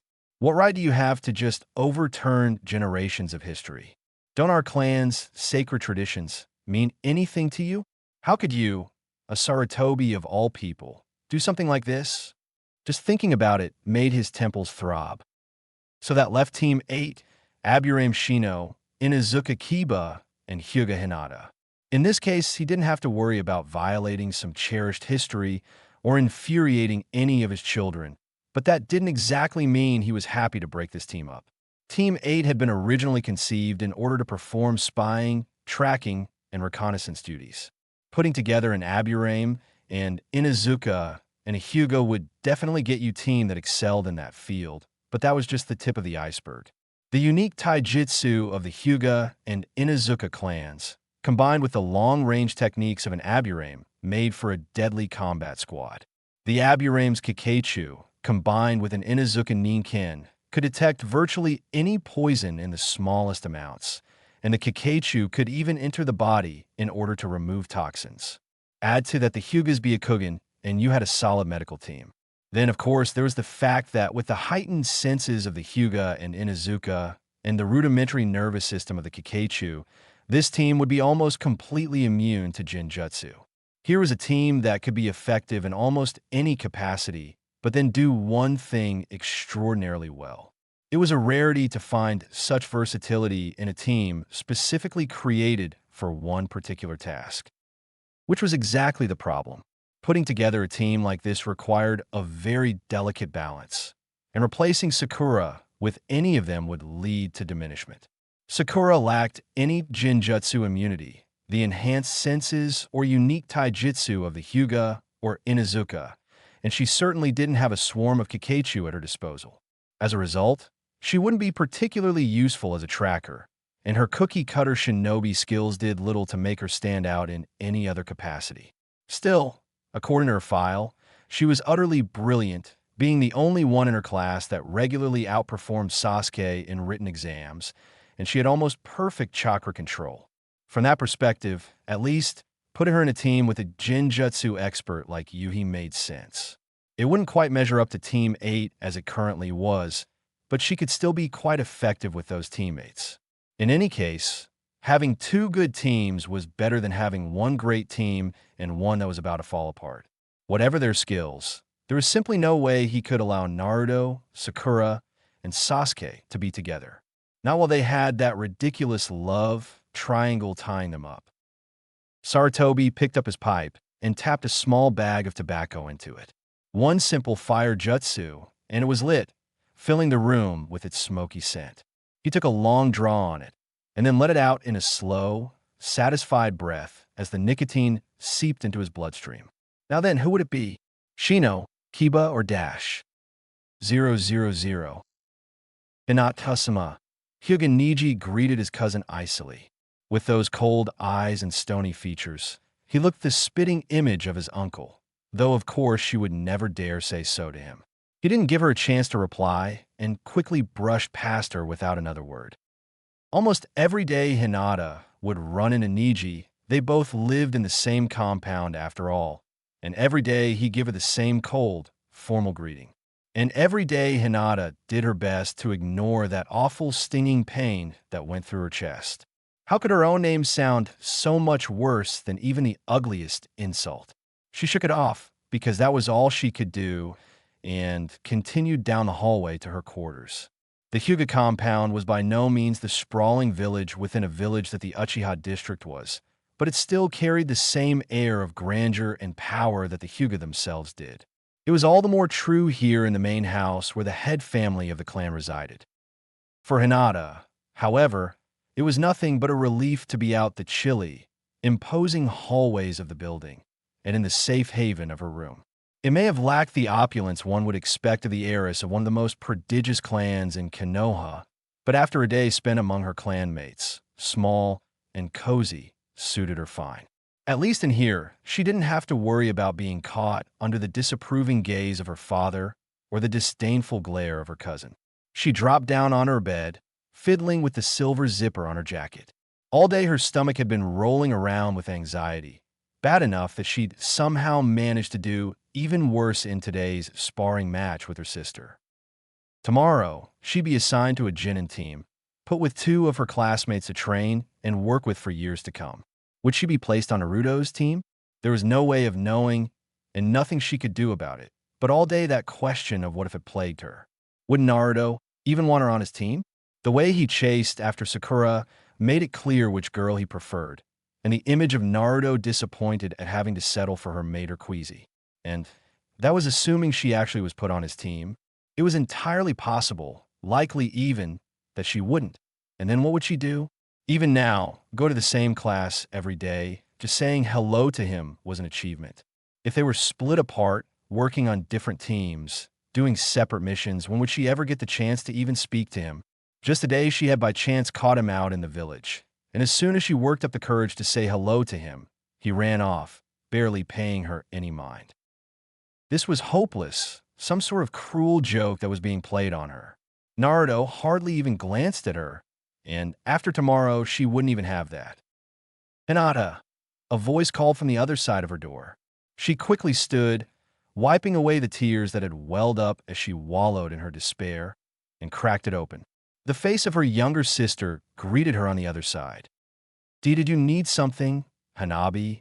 She sniffled, trying to conceal the fact that she had just been crying. Are you all right? It didn't work, as the younger Hyuga's brows drew together. I'm fine, she lied. You sure? Hanabi pressed. You seem sort of off today, like you were distracted or something. Oh, it's nothing really, Hinata reassured her. Her 7-year-old little sister was checking up her, like some worried mother. This had to be a new low. All right, then. Hanabi lowered her gaze. See you later, I guess. Hinata shut the door and listened to the sound of her sister's footsteps as she headed back down the hall. Pity from her little sister was quite a bitter pill to swallow, no matter how well-intentioned it might have been.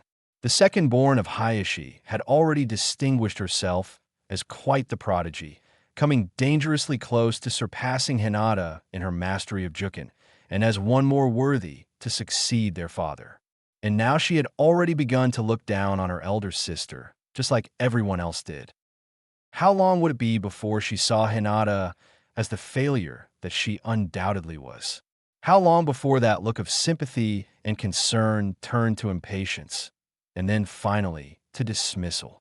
How long before she too reminded her of her father? She rolled over on the bed and pulled the soft blanket over her, as if to shield herself from her own thoughts. At least Naruto would never look at her like that, she told herself, if only because he never looked at her at all. Finally, she sighed to herself and sat back up. As taxing as this day had been, it was still much too early to sleep. The sun was still up, and she hadn't even had dinner yet. If she was lucky, then father would be too busy to eat at the table with her and Hanabi. If not, then that would be simply one more ordeal she would have to endure today. There was never much in the way of conversation at their meals, but once they were in the same room together, the tension was palpable. Every once in a while he would point those steely, pale eyes in her direction, and every time he did it felt like he was about to say something. It was as if he was fighting against the urge to blurt out all of his disappointment, to list all the ways she hadn't lived up to his expectations. It was a miracle that she managed to keep down any food at all. Idly, she had begun rifling through the drawer on her bedstand, and pressed against the bottom, she found a worn old photo. She peeled it off the wood of the drawer and turned it around to find her class staring up at her. This had been taken on their very first day at the academy, and that was reflected not only in how faded it was, but how small everyone looked. Especially Naruto, who stood grinning at her from the front, that black t-shirt hanging loosely from his thin frame. 2 spots behind him, she found herself barely managing a smile for the camera. That day, Naruto had decided to make an impression on his new teachers by leaving a firecracker on Irika-sensei's chair. The Chunin had plopped onto his chair, a loud bang had echoed through the classroom, and he'd leaped out of his seat, hands to his backside as he howled in agony. At the time, she'd found a display more frightening than amusing, but now she couldn't help but giggle. From then on, it had been a constant parade of frogs, stink bombs, graffiti, and anything else Naruto could think of. They always caught him, of course, and forced him to stay after school scrubbing down every inch of the academy's halls. It didn't faze him in the slightest. He wanted to have fun, and no amount of punishment or disapproval could stop him. That was the Naruto she had known for 6 years. She gently placed the picture back in the drawer, a warmth spreading through her. Even if she wouldn't get to see him from now on, it would be enough that here was a great roaring sound, as if he was standing next to a waterfall. Chilly mist sprayed through the great scar of a canyon, thick enough to dim the sun. Stretching out high above him was a colossal statue that had apparently been carved into the rock wall, and at its feet was Sasuke. The Uchiha was crouched low, black marks spreading across his face, and what looked like a ball of lightning sparking in his hand. Even from here, he could see the feral hatred twisting the dark-haired boy's normally placid face. In a flash, Sasuke was sprinting at him, his arms stretched out behind him as bolts of electricity streaked from his hand and cracked the ground beneath him. The bottom fell out of Naruto's stomach, and he desperately tried to dodge the lethal attack, but it was too late. With his lips pulled back in a vicious snarl, Sasuke plunged his arm into Naruto's chest. The ball of electricity erupted within him, tearing his lung to shreds. Strangely, there was no pain, only a cold numbness that overtook him as he struggled to breathe. Sasuke smirked at him, and up close Naruto could see that his cold eyes had turned blood red, with 2 tomo swirling in each iris. Still, with that evil grin on his face, the Uchiha brought his other hand to Naruto's throat and squeezed it shut. He struggled weakly against Sasuke's iron grip, but it wasn't long before his vision began to fade. As the darkness overcame him, the last thing Naruto saw was Sasuke's merciless eyes staring into his own. He floated, or perhaps fell through that blackness for an immeasurable amount of time, and then abruptly he was righted.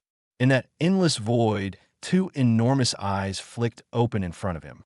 They were as red as Sasuke's had been, but lacked any tomo, and they gazed almost lazily at him. A deep, booming laughter surrounded him on all sides, and below the 2 eyes a wide row of fanged teeth appeared, each one the size of a small building. That great, hideous mouth split open and swooped down toward him.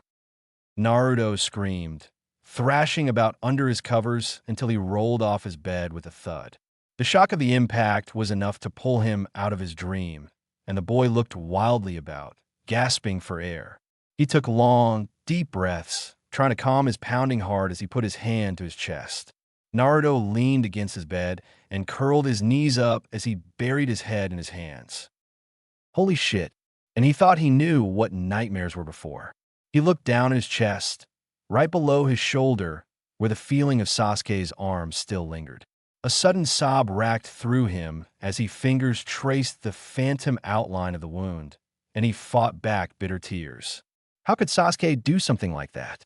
Weren't they supposed to be Dash? Supposed to be what? They hardly spoke, and when they did, it was only to hurl insults at each other. So then what was this feeling, like he'd been betrayed? Rubbing his moist eyes, he shakily stood and tried to push away the sour mix of emotions that swirled around him. Sunlight streamed through his window, giving the room a cheer that he didn't share in. Glancing at the clock, he saw that he had a little more than an hour left before he needed to be at the academy. Naruto drooped slightly. For all of yesterday, he could barely contain himself at the promise of what the next day would bring. But now, as he looked at the hour marks on his ticking clock that told of what a long day he had ahead of him, it took all of his willpower not to just fall back into his bed. Only the threat of another nightmare kept him from giving into the temptation to spend the rest of the day asleep. He put his hand to his forehead and sighed.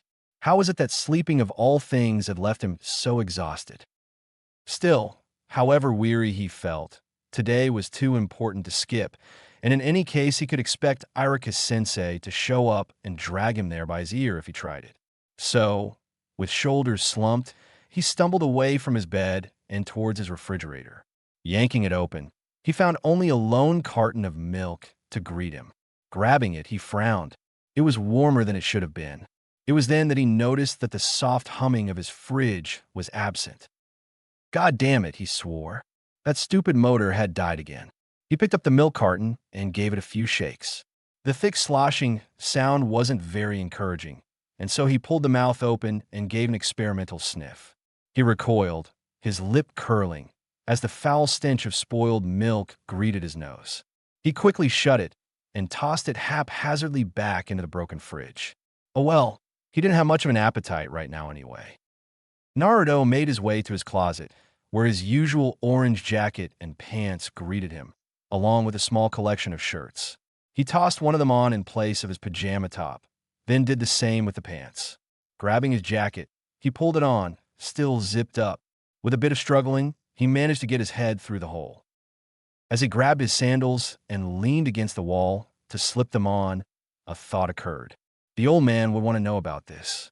He had said to report anything strange, and incredibly vivid dreams about being murdered by one of his classmates certainly qualified.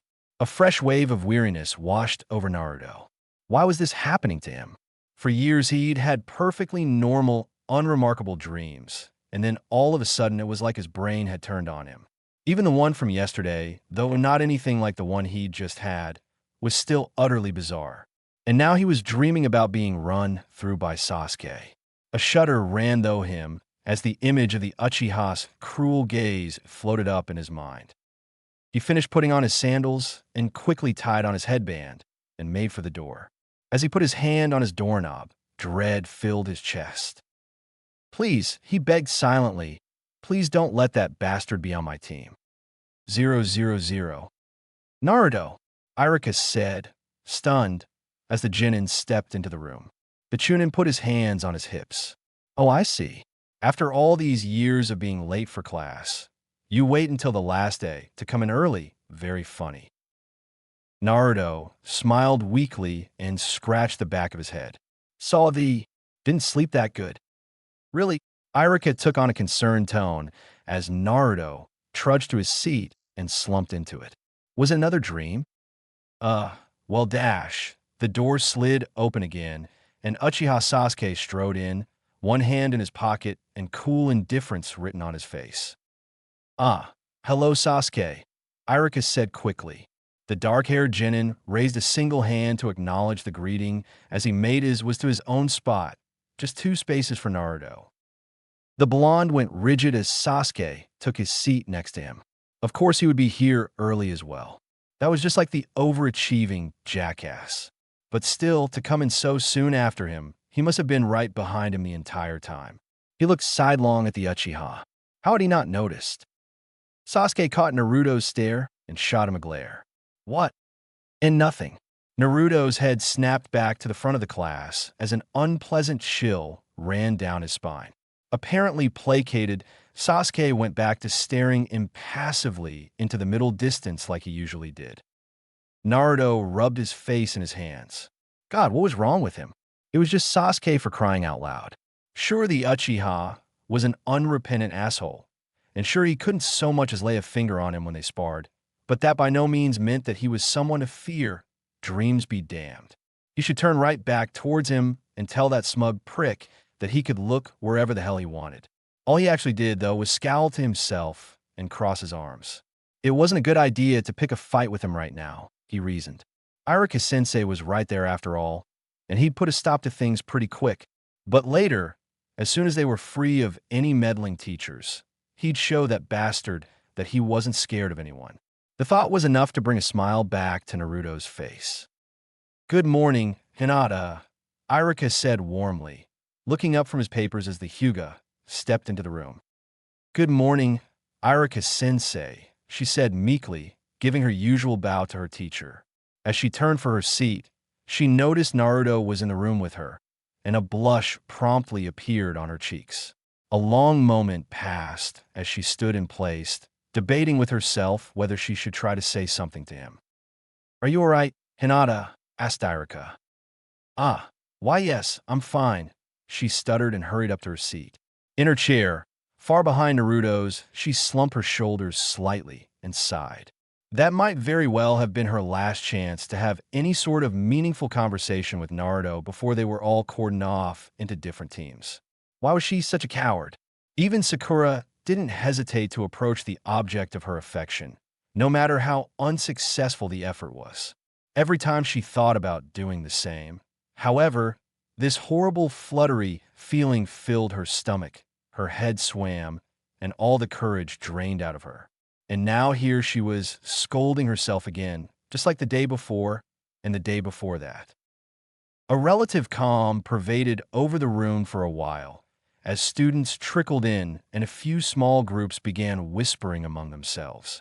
Shino stalked in after about 15 minutes, looked somehow even more stoic than Sasuke behind those sunglasses of his. He greeted Hinata with a curt nod as he took his seat next to her. Soon after, Kiba came in with Akamaru riding on his head. "Hey, Hinata." Kiba grinned at her, as Akamaru barked his own hello. "Good morning, Kiba, Akamaru." Hinata gave her own formal greeting as they plopped down on her other side. "So today's the day, yeah?" Kiba said excitedly. "Who do you think you're gonna get for a sensei?" I haven't really thought about it." Hinata had been so preoccupied with Naruto that the thought of her new teacher had fallen by the wayside. "Yeah, because my mom was talking about this guy, Kakashi, who's supposed to be the coolest guy ever." Kiba pumped his fist. "Oh man, the stuff my mom said about him. You'd think he'd be Hokage by now." "You realize there isn't much point in talking about it," Kiba, Shino said, pushing up his glasses.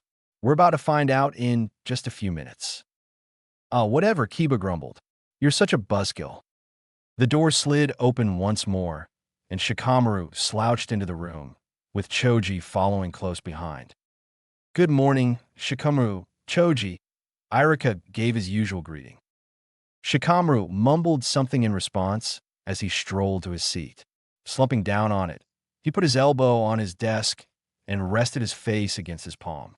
Choji slid in next to him, already working on a bag of chips. Abruptly, there came the thunderous sound of footsteps rapidly approaching the door. Seconds later, it was torn open and two girls, one with blonde hair, the other with bright pink, struggled to be the first through the threshold. "Get that forehead of yours out of the way," Ino spat. "I'm sitting next to Sasuke today." "Not a chance, pig girl," Sakura countered, pushing her rival back. "That's my seat." Breaking free of the scuffle, Sakura zoomed toward her seat next to the Uchiha without so much as a wave to Irika. "Move it, Naruto," she said, grabbing him by his collar and tugging him to the ground. She slid into the seat right next to the object of her affection and smiled demurely, her cheek beginning to match her hair. "Good morning, Sasuke." He didn't so much as glance in her direction, instead opting to lean as far away from the pink-haired pest as possible. "Ow. Hey, Sakura, what did you do that for?" Naruto whined, clutching his aching head. "Be quiet, Naruto," Sakura snapped at him before turning back to her Sasuke. "So, do you think you might end up on a team together?" Sasuke gave no reply, purposefully looking away from her. She fidgeted uncomfortably at the stony treatment. Always, he blocked her out. Why was simply saying a few words to her so horrible? Why couldn't he just accept the fact that they were meant for each other? She sighed. He was so beautiful, and yet so cold. But that would make it all the more worth it when she finally melted that icy heart. Naruto glared at Sasuke's chilly display. Why did Sakura waste her time chasing after this guy? He didn't even look at her, so why was she still so infatuated with him? It wasn't just her, but every girl, and even a couple of the boys in class were constantly swooning over the great Sasuke. What did he ever do to deserve all this attention anyways? He just sat there, staring off at nothing, never talking to anyone like he was the only goddamn person in the world. He clenched his fist. Forget about Irika. This bastard was practically begging to be knocked down a couple pegs. Just as Naruto was about to do something drastic, Sasuke caught his glare and shot him one of his own. It wasn't anything more than the usual mean look Sasuke gave at him on a daily basis, and spoke of nothing more than mild irritation. Yet, looking into those eyes, Naruto couldn't help but see that bloodthirsty, almost maniac look from his nightmare, and all the moxie went out of him. Defeated before any contest even began, he dropped limply back into his seat and let his eyes fall to the desk. "All right, settle down, everyone," Irika called. "As I'm sure you're all aware, today you'll be separated into 9 teams of 3. From now on, you'll be under the tutelage of Jonin Sensei, and you'll start performing missions for the village. This is a great honor, and you should all be proud to have made it this far." Now, he pulled up a sheet of paper. "With all that said, let's start with Team 1. Irika went down the list, calling out the names as he did. Most of the new genin were paired with friends, and so there were quite a few grins and thumbs up as the teams were named. A few, however, were not so lucky and tried to hide their disappointment with varying success. Before long, Irika had finished calling out the members of Team 6, and his eyes flicked down the list. Team 7, he called out. Hyuga Hinata, Uchiha Sasuke, and Uzumaki Naruto. "Hinata," Ino blurted out, raising her eyebrow skeptically at the girl. "She's the one who gets to be with Sasuke? I mean, does she even like boys?" Hinata was too busy trying to keep her heart from soaring out of her chest to respond. There was no way. She must have been dreaming. That fluttery feeling in her stomach seemed to increase 1,000-fold, and her face turned scarlet. A few rows down, her crush was rather less enthused with the team arrangement. "Hey, wait a minute." Naruto sprang up in protest. He wouldn't accept this. No way in hell would he allow them to stick him Sasuke. "What's the idea? Putting me with this loser, huh? Why can't you find me a better teammate than this jackass?" "The idea, Naruto," Irika said, scowling at his unruly former student, "was balance." "Balance?" questioned Naruto. "The hell does that mean?" "It means that Sasuke is the best student in the class, and you are the worst." Irika pointed a finger at Naruto. "You should be grateful to have someone as talented as Sasuke to help you along." "Wah, but Dash," Naruto stuttered. "This ain't Dash." "Shut up already," Sasuke cut him off. Naruto nearly leaped out of his skin. What did you say?"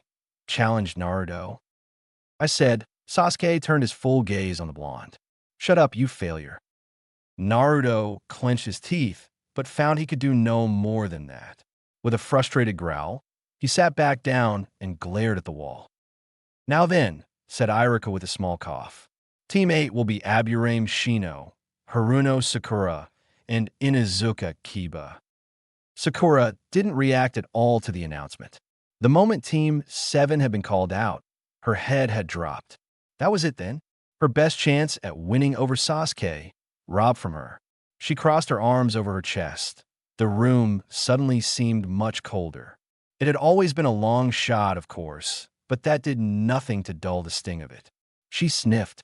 She told herself that if the worst came to pass, and she wasn't on his team, that she would not cry. She would not cry. She wouldn't. In Team 10 will be Akimichi Choji, Nara Shikamaru, and Yamanaka Ino. Irika reached the end of the list. "At this time, I'd like you all to change seats and group together into your teams. Your new sensei will be here shortly." How about that?"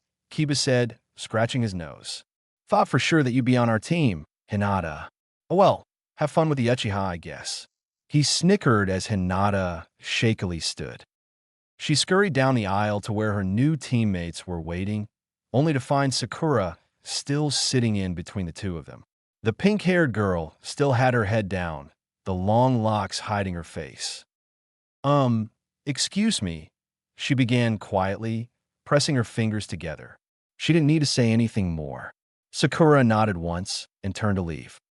"Get out of my way," she growled at Naruto, and upon hearing the menace in her voice, the blonde hastily complied. She stood, head still down, and stalked up to her team. "Oh boy," muttered Kiba as she approached. "Hope you're ready for this, Shino." "Ready for what?" Sakura demanded, glaring at the Inuzuka through reddened eyes. "Nothing, Sakura," Kiba put on his best smile.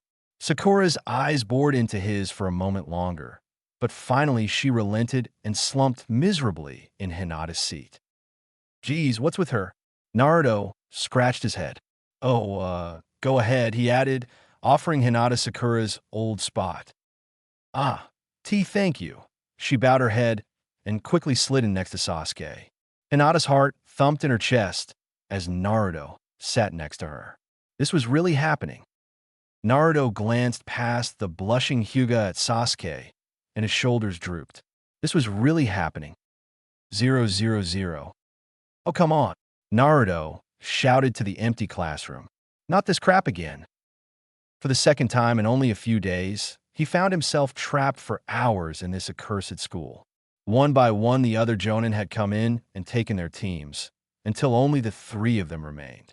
Even Irika had eventually given up on waiting for this last sensei, and with nothing more than a brief warning to Naruto to behave himself, he was gone. Well, it wasn't long before Naruto was on his feet, pacing around the classroom as his impatience mounted. "This freaking Kakashi guy, making us wait like this," Naruto muttered as he circled around the desks. "Wait," Sasuke spoke for the first time in nearly 2 hours. "What do you know his name?" "Huh?" Naruto halted in his tracks. He rubbed the back of his head. "Oh, yeah, Irika-sensei told me a little about our sensei a few days ago. I mean, he didn't tell me exactly who it was going to be, but the other guys he talked about already came. So it's got to be Kakashi." Sasuke grunted, leaning forward over the desk and steepling his fingers. Why would Irika only reveal information like that to Naruto? What did he say about him? Naruto tiled his head back in thought. He's supposed to be a really cool badass who fought in a war and stuff like that. Well, that at least implied that this Kakashi might actually be worth his time. Anything else? Naruto racked his brain. There had been something else, but he couldn't quite remember it. Something about shards or sharing. It was right on the tip of his tongue. Whatever, you'll find out about him pretty soon. At least, if he gets here, you will," he added sharply as he glared daggers at the door. A few seconds passed, and the door remained stubbornly shut. Naruto stomped his foot and stormed over to the chalkboard. "That's it," he said, grabbing an eraser. "He deserves this." "And Naruto?" asked Hinata as he dragged Irika's chair over to the door. "What are you doing?" "I'm getting even with this jerk for making us sit here like this," he answered, balancing himself upon the chair. He slid the door open a crack and stuck the eraser in between it and the frame. Grinning mischievously, he stepped back to the ground and brought the chair back to the desk. He chuckled to himself. "Okay, now, just wait. Oh man, this is going to be so good."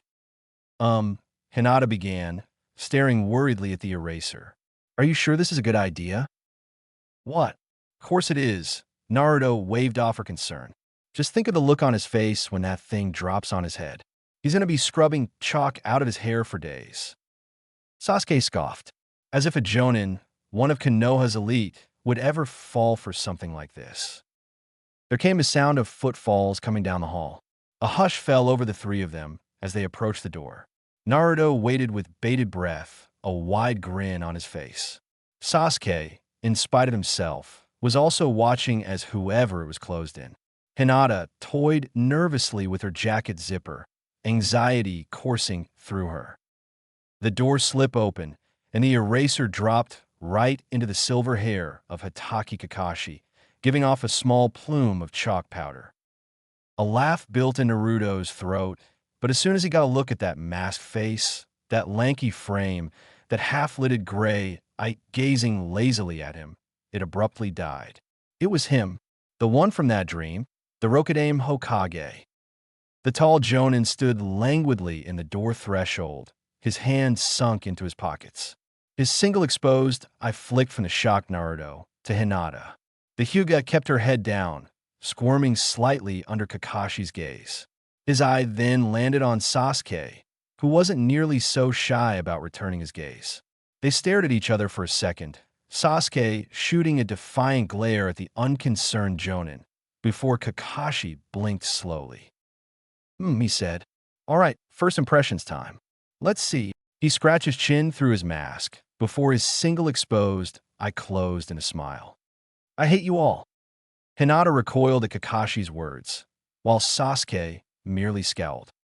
Naruto could do little more than stare, his mouth flapping open and closed like a fish.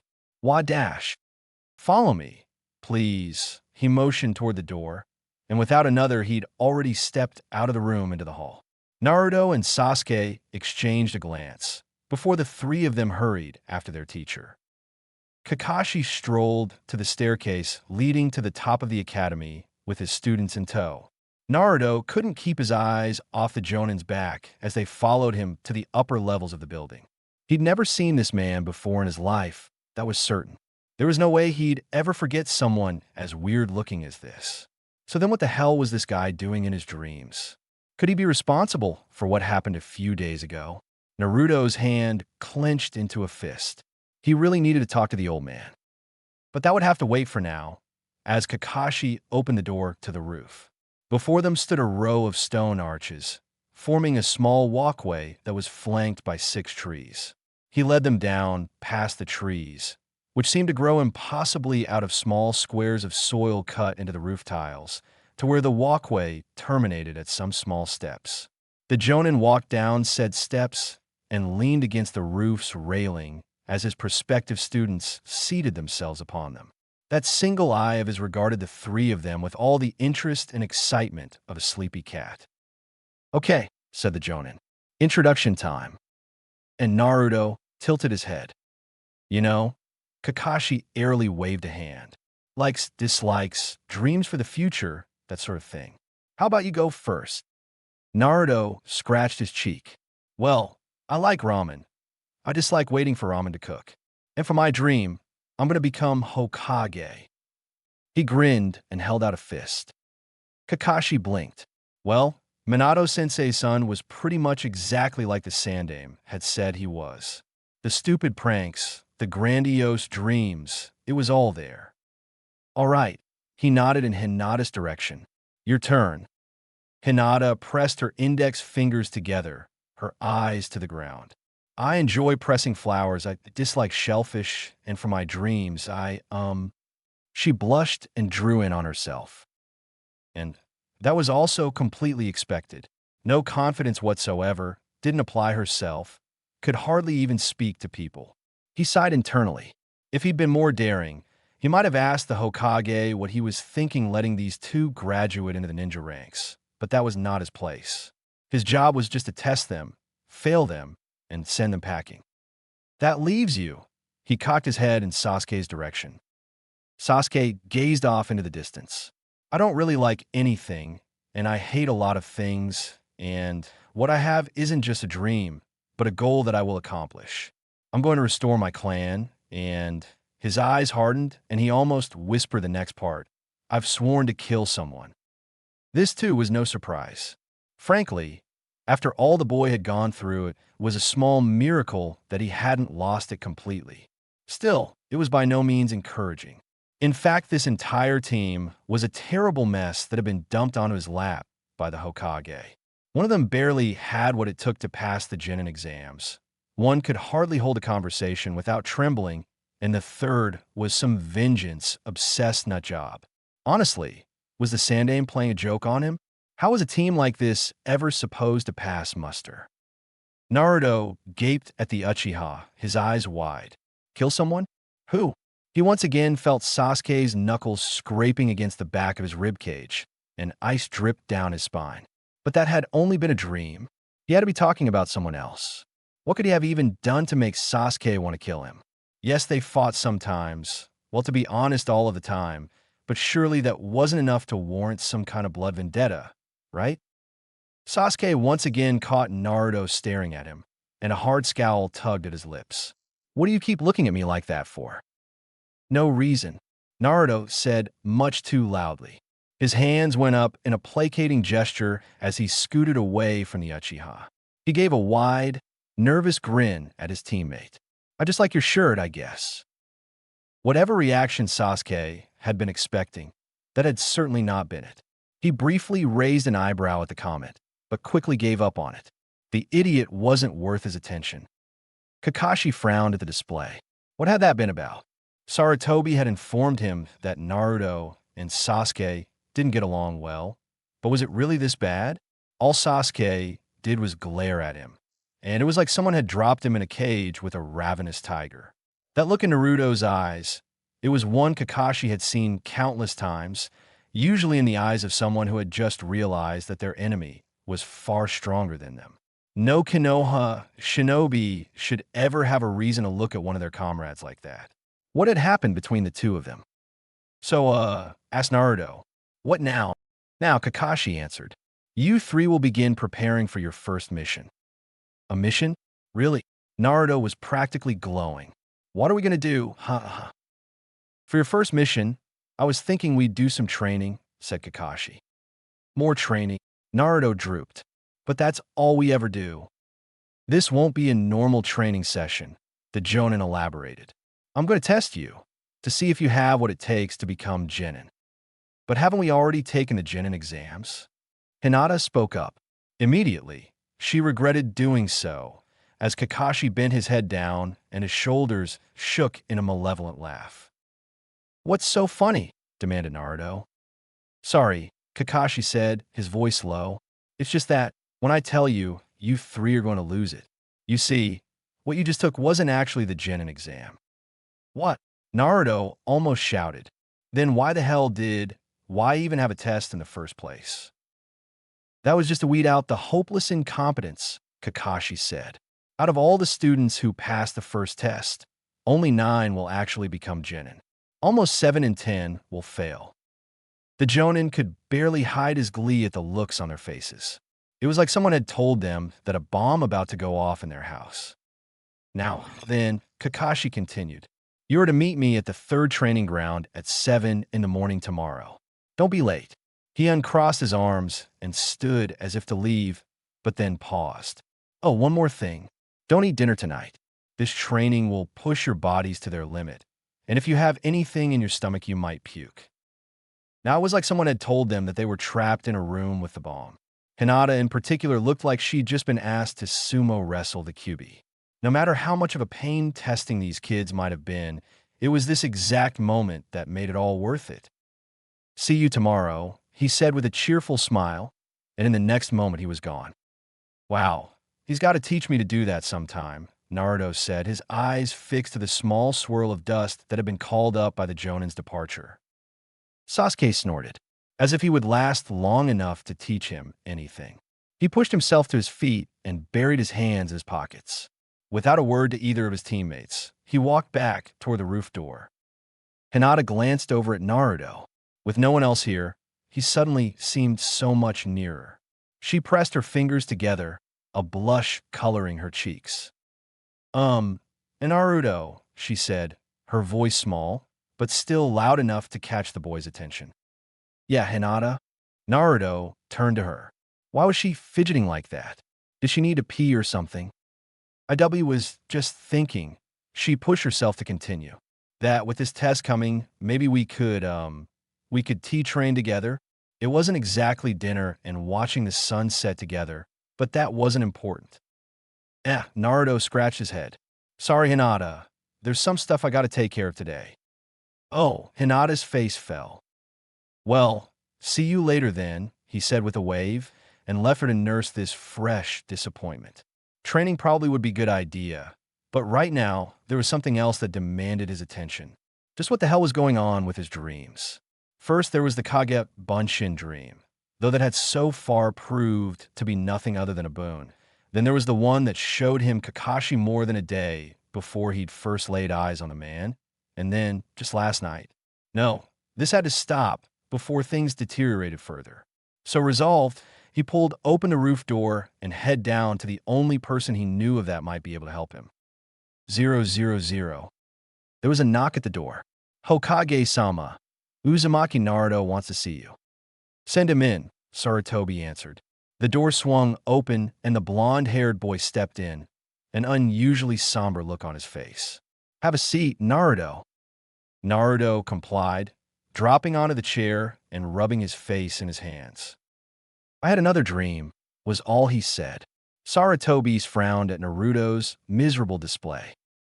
Not a very pleasant one. I take it, he asked. Naruto chuckled and shook his head. This was probably the worst dream I ever had in my life, he said. He dropped his hands to his lap and looked directly at the old Kage. I dreamed that Sasuke killed me. The Sandaime was silent for a long moment as he stared into Naruto's face. Tell me everything, he finally said. Okay, Naruto began. We were in this canyon, and there was this big statue on one side of it, and Sasuke was standing underneath it.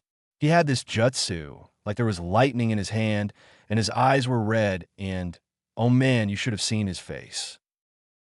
Red eyes on Uchiha was obviously the Sharingan, but that jutsu, it couldn't be. Had Naruto ever seen the Chidori before? Only Kakashi ever used it with any regularity, and, as far as he knew, the two of them hadn't met before today. What happened next? He urged Naruto on. He charged at me with the jutsu, and his arm went through my chest. Right here, he pointed at right where his breast met his shoulder. Then he started choking me, and Naruto's face dropped to his lap, his shoulders trembling. He just wouldn't stop smiling. All right, Naruto, Sarutobi said gently. I think I get it now. So what should we do? Naruto asked desperately. Am I just going to keep having dreams like this? There's one thing I can think of, Sarutobi said. When Naruto had come in with that first dream, it had appeared as if it was the fault of some outside threat. That didn't seem very likely now, and so all that remained were internal threats. Listen, Naruto, what I'm about to do might seem a little strange, but I promise you won't be harmed. Okay, Naruto said cautiously. He gazed curiously as the Hokage stood and began clearing his desk of all its assorted clutter. Stacks of paper were placed on the floor, and quills were stuffed into drawers. All right, said Sarutobi, dusting off the desk. Lay down. Naruto asked skeptically. You mean on the desk? Yes, Naruto, nodded the Sandaime. I'm going to perform an examination on your chakra pathway to check for any disturbances. Okay, but what does that have to do with my dream?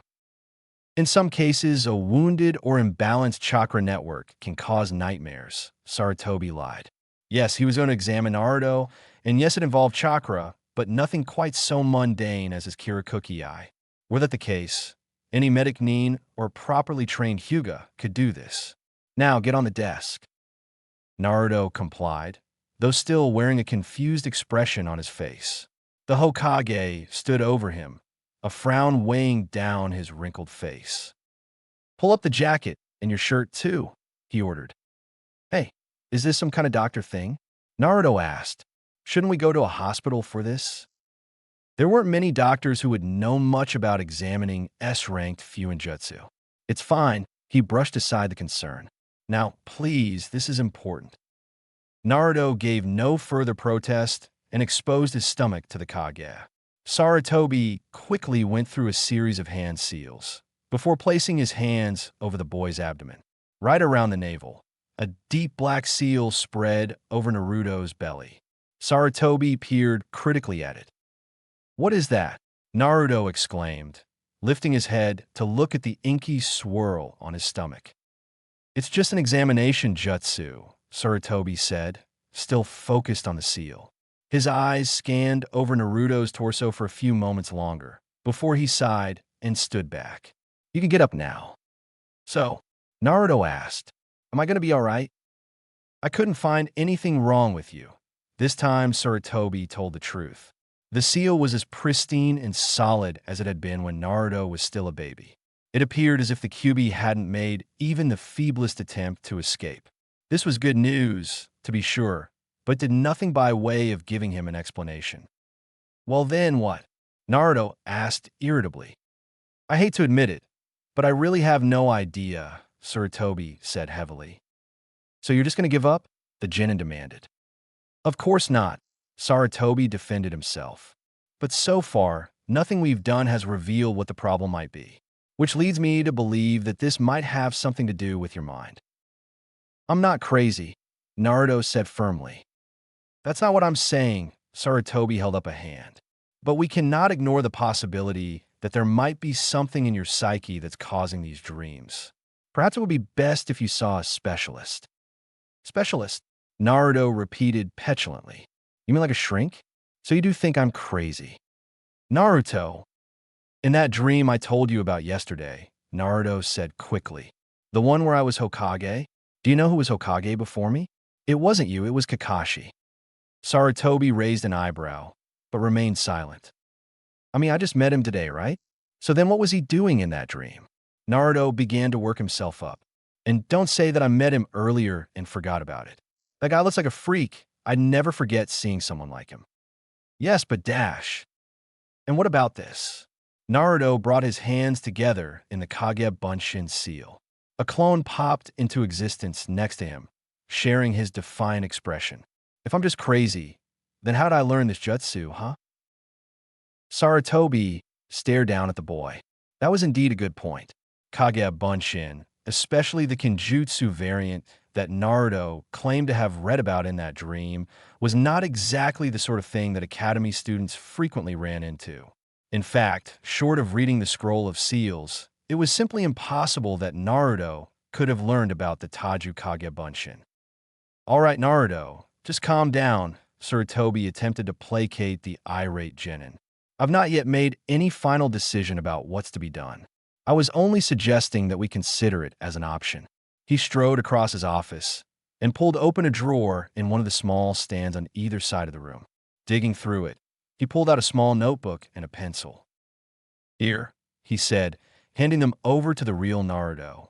For now, what I'd like you to do is keep this by your bed, and if you have another dream like this, write it down. What for? Naruto took them and stared warily at the notebook. I'd like to have a record of these dreams, Saratobi explained.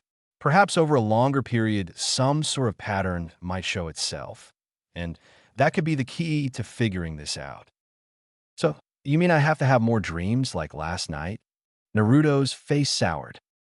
For now, there's not much else to do, I'm afraid. Saratobi placed a sympathetic hand on the boy's shoulder. But, with any luck, this will help us sort things out as quickly as possible. Fine, Naruto relented, stuffing the notebook and pencil in his pocket. A quick hand seal dispelled the clone. I guess I better get going.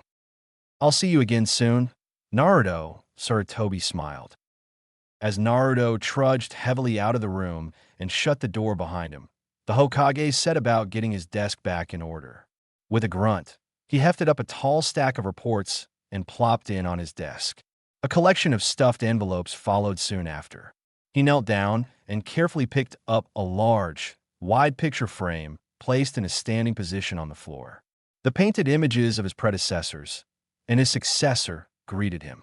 Saratobi's eyes were swiftly drawn away from the faces of his two sensei and onto that of Minato.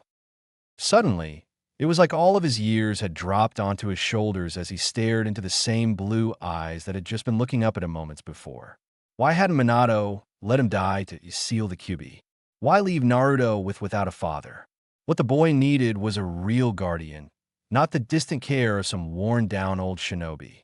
He needed real parents, not some irresponsible godfather who was never even in the village. So why did he deprive Naruto of these things? No answers would ever come from the paint, and so he placed it back on his desk with a small sigh. Whatever reason the yondaime had, it didn't matter now. He was gone, and so the responsibility of protecting Naruto fell to him. He sat upon his chair, folding his hands on the large wooden desk. He had raised two children and watched over one of the great shinobi villages for years. Why, then, did that responsibility seem so daunting now? Naruto strolled through that great patch of green that marked the training grounds with his arms behind his head and a tuneless hum in his throat. Sunbeams peeked over the eastern portion of the high wall, and the brilliant orange of the dawn had already begun to give way to a pale blue. A cool, gentle breeze fluttered through the enclosed forest, bringing the scent of morning due to the genin. A smile tugged at his lips. No dream plagued him this morning. No scrolls. No weird makeout sessions with his teammate. And nothing like the nightmare of yesterday. Just 8 solid hours of blissful oblivion. He'd left the old man's notebook lying unopened on the bedstand, giving its unadorned cover a joyous laugh as he left. Maybe, just maybe, the last few days had been a fluke. Maybe this curse, or haunting, or whatever it was had finally come to an end. The small dirt road came to a halt at solid tree lane, split only by an even smaller, partly overgrown pathway. A small wooden sign had been planted into the ground at its beginning, and though badly faded, it clearly said third training ground. It was here that Naruto met his 2 teammates. Sasuke leaned against the trunk of a tree, his arms crossed and his eyes fixed on the ground. Hinata stood a small distance away, equally focused on the grass and dirt. She was the first to notice him and managed a timid smile. "Good morning, Naruto," she said with her small voice. "Morning, Hinata," he greeted back with a wave. "Man, is today a great day or what?" "I suppose so. Truth be told, the possibility of failing today's test, of having to go home to father and tell him she wouldn't be a genin after all, didn't sound all that great to Hinata." Sasuke glanced briefly in Naruto's direction. That cheerfulness wouldn't last long. Not after Kakashi was done with him. Irika wasn't around to coddle him anymore. And when faced with a real test, Naruto would see exactly how much of a failure he truly was. "So how much longer is it going to be, anyway?" asked Naruto. "It's almost 7, right?" Sasuke shrugged. Naruto crossed his arms as a frown broke his bright expression. He better not be late again. 000. He was late again. The sun crept its way across the sky as the morning gave way to day. 1 hour became 2, then 3, and then 4. Hinata shot a worried glance at the sun, almost at the top of the sky, while Sasuke carved marks into the tree bark with his kunai. Naruto stomped around the edge of the tree line, all of his earlier contentedness having long since evaporated. "I can't believe this guy," he shouted, scaring a flock of birds into the air. "Who the hell does he think he is?" "Maybe there was something he needed to take care of?" Hinata offered lamely. Well, he was a jonin after all, and they didn't usually have a lot of free time on their hands. "Yeah, maybe." Naruto kicked over a rock. "Friggin' bastard. I'll give him something to take care of." "HM? What was that, Naruto?" A voice queried behind him. Naruto spun around to find Kakashi standing over him, his eye gazing lazily at him. "Why dash? How did dash?" Naruto angrily shook his head and stuck a finger at the masked jonin.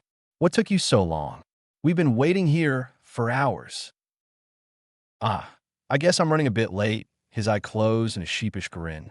"Sorry, my alarm clock broke." "So you just slept in? For hours?" Naruto gaped at Kakashi's blatant lie. "Well, I'm here now, so let's get to it," Kakashi said, adjusting the backpack he'd brought with him. "Follow me." He led them through the cramped path, which gave way to a wide grassy clearing, surrounded on all sides by forest. Off in the distance, a black, sharply angled chunk of stone jutted up from the ground. Closer in, 3 wooded posts stood over the unkempt grass. Kakashi ambled over to these posts, his charges trailing close behind. He slipped to the small red backpack and leaned it against the middle post. Unzipping it, he pulled out an ancient-looking alarm clock with almost comically oversized alarm bells. "Hey," Naruto piped up. "Why didn't you just use that?" "Sorry, did you say something?" Kakashi asked as he placed the clock on the wooded post. Naruto crossed his arms and grumbled to himself. Next, the jonin pulled out 2 bento boxes, stacked on top of each other. These also went on the post. "Here's how this works," Kakashi said, straightening and turning to his potential students. He pulled 2 bells tied to red strings out of his pocket. "You have 1 hour to take these bells from me. Those who do pass and get a lunch. If you don't get a bell, I'll tie you to this post and eat your lunch right in front of you." Now, as you can see, there are only 2 bells, so at least one of you is going back to the academy. I'll leave it to you to figure out who.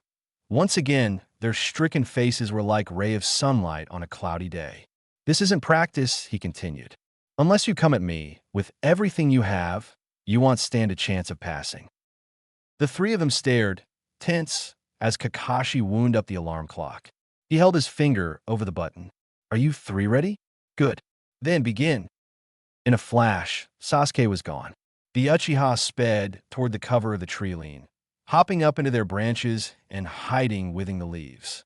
Hinata, initially, moved to do the same, but she skidded to a halt upon glancing back. What was Naruto doing? He was just standing there, hands on his hips, right in front of Kakashi. Why hadn't he tried to hide? He surely wasn't about to try and face the Jonin directly, right? That confident grin on his face wasn't exactly encouraging. She twisted the front of her jacket, her eyes flicking back to the tree cover. She couldn't face a Jonin. She couldn't even beat her little sister. But if she didn't do something, Naruto would be fighting alone against a far stronger opponent. With one last furtive glance at the safety of the forest, she ran back to Naruto. "In Naruto," she called out as she approached the blonde. "We need to hide." "Hi." Naruto raised an eyebrow at her. "No way. Just watch. I'm gonna pound this guy into the dirt, no problem." But, Hinata struggled to find enough courage to argue with her crush. "She's right, you know," Kakashi informed the genin. He'd pulled an orange book out his breast pocket and was flicking through it idly. "Attacking directly is just about the stupidest thing you can do." "Oh yeah." Naruto raised a fist at the silver-haired Jonin. "Let's see how stupid it looks with my foot up your ass." At that comment, Kakashi struggled to stifle a giggle. Oh, this poor dumb boy had no idea what was coming to him. "I don't think this is a good idea," Hinata timidly protested. The way Kakashi was just standing there, one hand in his pocket, and completely relaxed made him somehow even more intimidating. "Well, you go hide if you want," Naruto brushed her off. "But me, I don't run from anyone, especially not some mask-wearing loser." Hinata's eyes fell. Kakashi's eye flicked curiously to the Hyuga. Naruto had given her a pretty clear choice, so what would she do? A breeze flew through the field, tugging at the grass. Hinata's hands clenched into fists as she looked back up at Kakashi. The veins leading to her eyes from her temples visibly bulged as she activated her dojutsu. Wordlessly, she slid into the primary Jukin stance. "Yeah, all right," Naruto cheered with a grin. He took on his own clumsy stance. "You and me, Hinata." The praise was enough to bring a blush to Hinata's face, and she wavered slightly. Kakashi stared at her. So that was why she came back for him. The masked Jonin gave a small sigh through his nose. Naruto by himself, Kakashi could take without even having to really paying attention, but now he had two opponents, one of them a Hyuga. Any Konoha shinobi worth their salt would recognize the danger that open-palmed stance presented. Even the slightest touch from a Jukin user, no matter how inexperienced, could do serious harm. One well-placed tap, and an entire limb would be out of commission. Still, that was only if she was actually capable of laying a finger on him. With the fiercest roar he could muster, Naruto charged. Kakashi flipped a page in his book as Naruto wound up his fist, aiming right for his gut. Then at the last second, the Jonin stepped to the side and stuck out his leg.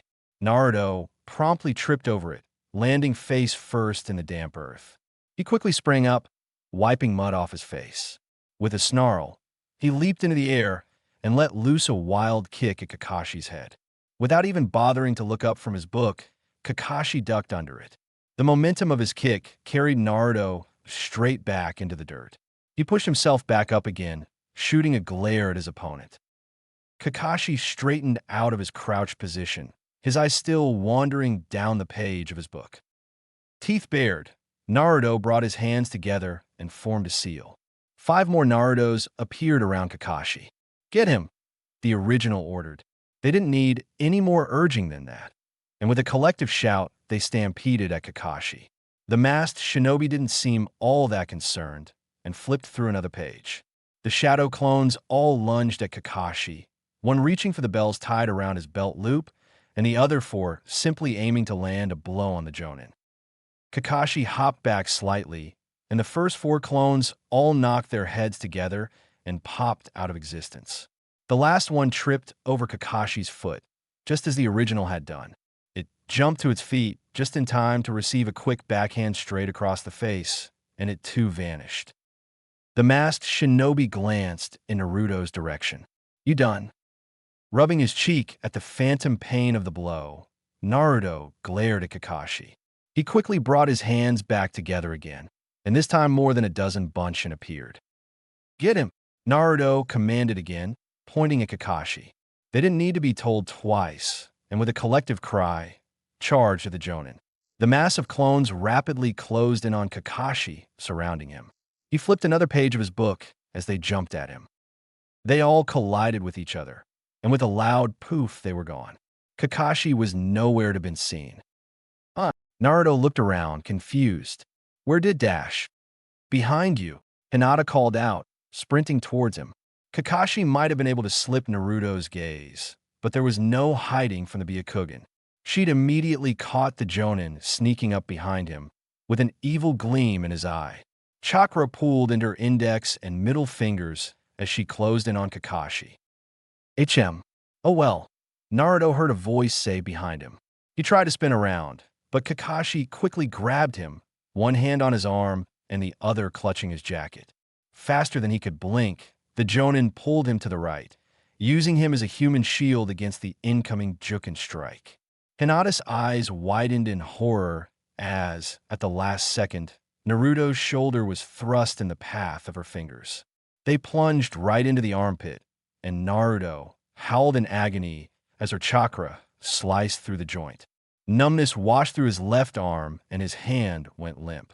Kakashi tossed him aside like a used rag, and he dropped to the ground moaning as pain shot through his shoulder. "I am so sorry." Tears began to well up in the corners of her eyes. She rushed to aid him. Please, let me dash." Kakashi quickly blocked her, his eyes staring coldly down into hers. "Let's see if you can do any better," he said, his voice like ice.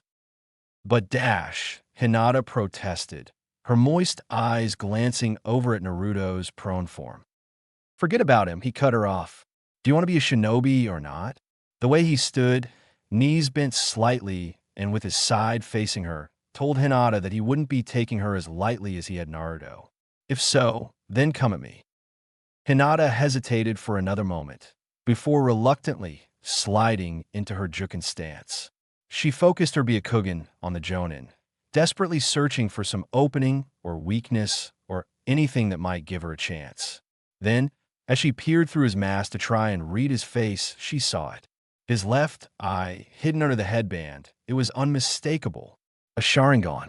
She stepped back, her hands trembling. Why did he have a Sharingan? Kakashi tilted his head slightly. "If you're not going to make the first move, I will." In a single, swift motion, almost too fast for her to see, his leg snapped forward. She quickly brought her hands up to block it, and barely caught his shin in time. The blow was enough to push her back a few inches, the heels of her sandals digging into the soft earth, and she winced as her bones creaked under the pressure. Before she could even think of a counterattack, he was gone. She twisted her torso just in time to dodge the fist coming for her head. As his arms sailed past her face, she attempted a strike of her own, but he was gone again, and her fingers stabbed at nothing. The masked shinobi stood a small distance away, arms hanging loosely at his sides as he stared at her. She held her defensive stance, panting as adrenaline coursed through her. She couldn't even lay a finger on him. Just blocking his attacks was a challenge. Her aching palms attested to that. Yes, he was a Jonin, but for him to directly face a Hyuga like this, to go hand to hand and still come out ahead, it spoke to just how wide the difference in skill was. And he hadn't even used that Sharingan yet. Kakashi tilted forward and she tensed. In the next moment, he was upon her, and she struggled to keep up with the rain of blows coming at her. She frantically ducked and blocked his hands and feet, her muscles burning with the effort of matching his pace. A fist came for her face, and she swerved to dodge it, right as a shin was shooting up for her side. She brought her hands down to block it, and stumbled back as the blow impacted. He didn't give her a moment to rest and was immediately on her again. She had a solid form. The Jonin noted as Hinata desperately struggled block his attacks. Not the best, but clearly she had profited from being the heir of the Hyuga clan. She caught his fist in her hand, wincing under the force of the blow. Quickly, she made a jab her fingers in the Jonin's arm, but he yanked his hand away just before it connected. Still, there was something lacking in her. The way she winced and flinched back when he came at her, that wavering in her Byakugan eyes, it almost screamed weakness. And weakness could be exploited. He feinted a punch at her face, and her hands rushed to block it. In that moment, far quicker than he'd been up to now, he crouched low and jabbed 2 fingers into Hinata's hip. She gasped out loud as the chakra punctured her thigh, and her leg buckled. He struck her square in the nose with the heel of his palm, and she went tumbling to the ground. Lying in the dirt, she stared up at him, wide-eyed with tears streaming down her cheeks as she clutched her aching nose. Kakashi gazed down at her and dusted off his hands. "Well," he said, turning toward the tree-line, "I guess I should see what Sasuke's up to." And with that, he was gone. She laid there, one hand at her nose and the other at her hip, for a long moment, before the crunching sound of footsteps caught her attention. She turned her head to see Naruto stumbling towards her, one hand at his shoulder. A pang rang through her chest, worse than any physical pain as she saw his arm hanging limply at his side. She struggled into a sitting position, her leg protesting the movement. "Man, he got you too, huh?" Naruto asked, dropping down next to her. His arm flopped from the sudden motion, and he winced. "I am sorry about Dash," Hinata began, her voice muffled as she still held her nose. "Don't worry about it," he reassured her. "It's that bastard's fault, and right now we need to figure out how to pay him back." He made a fist, but then glanced down at his useless arm. "I don't know how I'm going to beat him with one arm, though."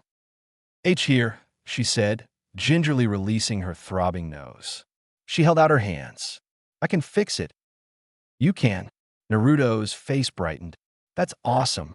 Hinata blushed at the compliment as Naruto offered her his wounded shoulder. Activating her Byakugan, she peered beneath his skin and muscle. It didn't take long to see what the problem was. The tenketsu in his shoulder had been sealed. How had Kakashi managed to place Naruto in just the right spot so that she would hit one of his tenketsu? And he had done so in the blink of an eye. The Jonin was no Hyuga, so how could he be so precise? "Hold still," she instructed gently. Holding his shoulder in place with one hand, she collected chakra in the other. Carefully, she pressed her fingers against the tenketsu and injected the pooled chakra into it. Naruto hissed as her chakra reopened the sealed node, and warmth spread down his arm. He gave the arm a few experimental shakes, and then clenched his fist with a grin. "Wow, thanks," he said, wriggling his fingers. "You're welcome," she mumbled bashfully, turning her eyes to her own injured limb. Here as well, she found a sealed tenketsu. He'd hit her with a Jukin strike, somehow managing it even without a Byakugan. He may not have the Byakugan, the realization came, but he did have a Sharingan. At some point, he must have watched a Hyuga fight with a Sharingan and learned how to copy the Jukin. If Father knew that someone using the Uchiha's Kekkei Genkai had stolen their signature taijutsu, there would be no end to his fury. And if he found out the Sharingan user had managed to defeat his firstborn using the Jukin, God, she might as well turn in her headband right now. She jabbed her finger into the closed tenketsu, a little harder than was necessary, and clenched her jaw as the chakra forcibly opened it. Shakily, she rose to her feet, carefully testing her weight on the leg. "All right," Naruto said, standing next to her. "We need to find him quick." She nodded and activated her Byakugan. Stretching out the nearly perfect sphere of her vision, she began searching through the tangled branches of the surrounding forest. She couldn't see as far as her father or even her cousin, but her vision still managed to stretch nearly all the way across the training ground. It wasn't long before her scanning caught the familiar lanky form of Kakashi in a smaller clearing some distance away, facing off against her other teammate. There, she pointed her left into the thick mass of trees. "He's about to attack Sasuke." "Really?" Naruto questioned, following her finger to the tree line. Well, come on. I'm not letting that bastard get a bell before me. He took off across the field, sprinting for the edge of the woods. Hinata, made to follow him, stumbled slightly on her still wobbly leg, but quickly regained her footing. She chased after him, keeping her Byakugan focused on Kakashi as they entered the dense maze of the forest. 000. Whatever his mental state, there was no denying that Sasuke had earned his spot at the top of the graduating class. The traps that had been lying in wait for him were certainly more clever than Naruto's unthinking frontal assault, and his taijutsu put even Hinata's Jukin to shame. When the Jonin heard one of the bells jingle as Sasuke's finger brushed against it, a small thrill had actually gone up his spine. And here he was, thinking that he didn't need to try against these kids. Kakashi stood, facing the Uchiha, waiting to see what his next move would be. Sasuke's hands abruptly began flying through seals. Snake, ram, monkey, boar, horse, and tiger. Kakashi's eye widened slightly. It couldn't be, he was still just a kid. Yet, as Sasuke brought his hand to his mouth and inhaled deeply, there was no mistaking it. The Uchiha's signature Katon Jutsu erupted from Sasuke's mouth, and the enormous fireball flew straight at Kakashi. The Gokakyu impacted, turning the spot where the Jonin had been standing moments before into a searing inferno. The Uchiha watched as the flames consumed the grass before beginning to die down.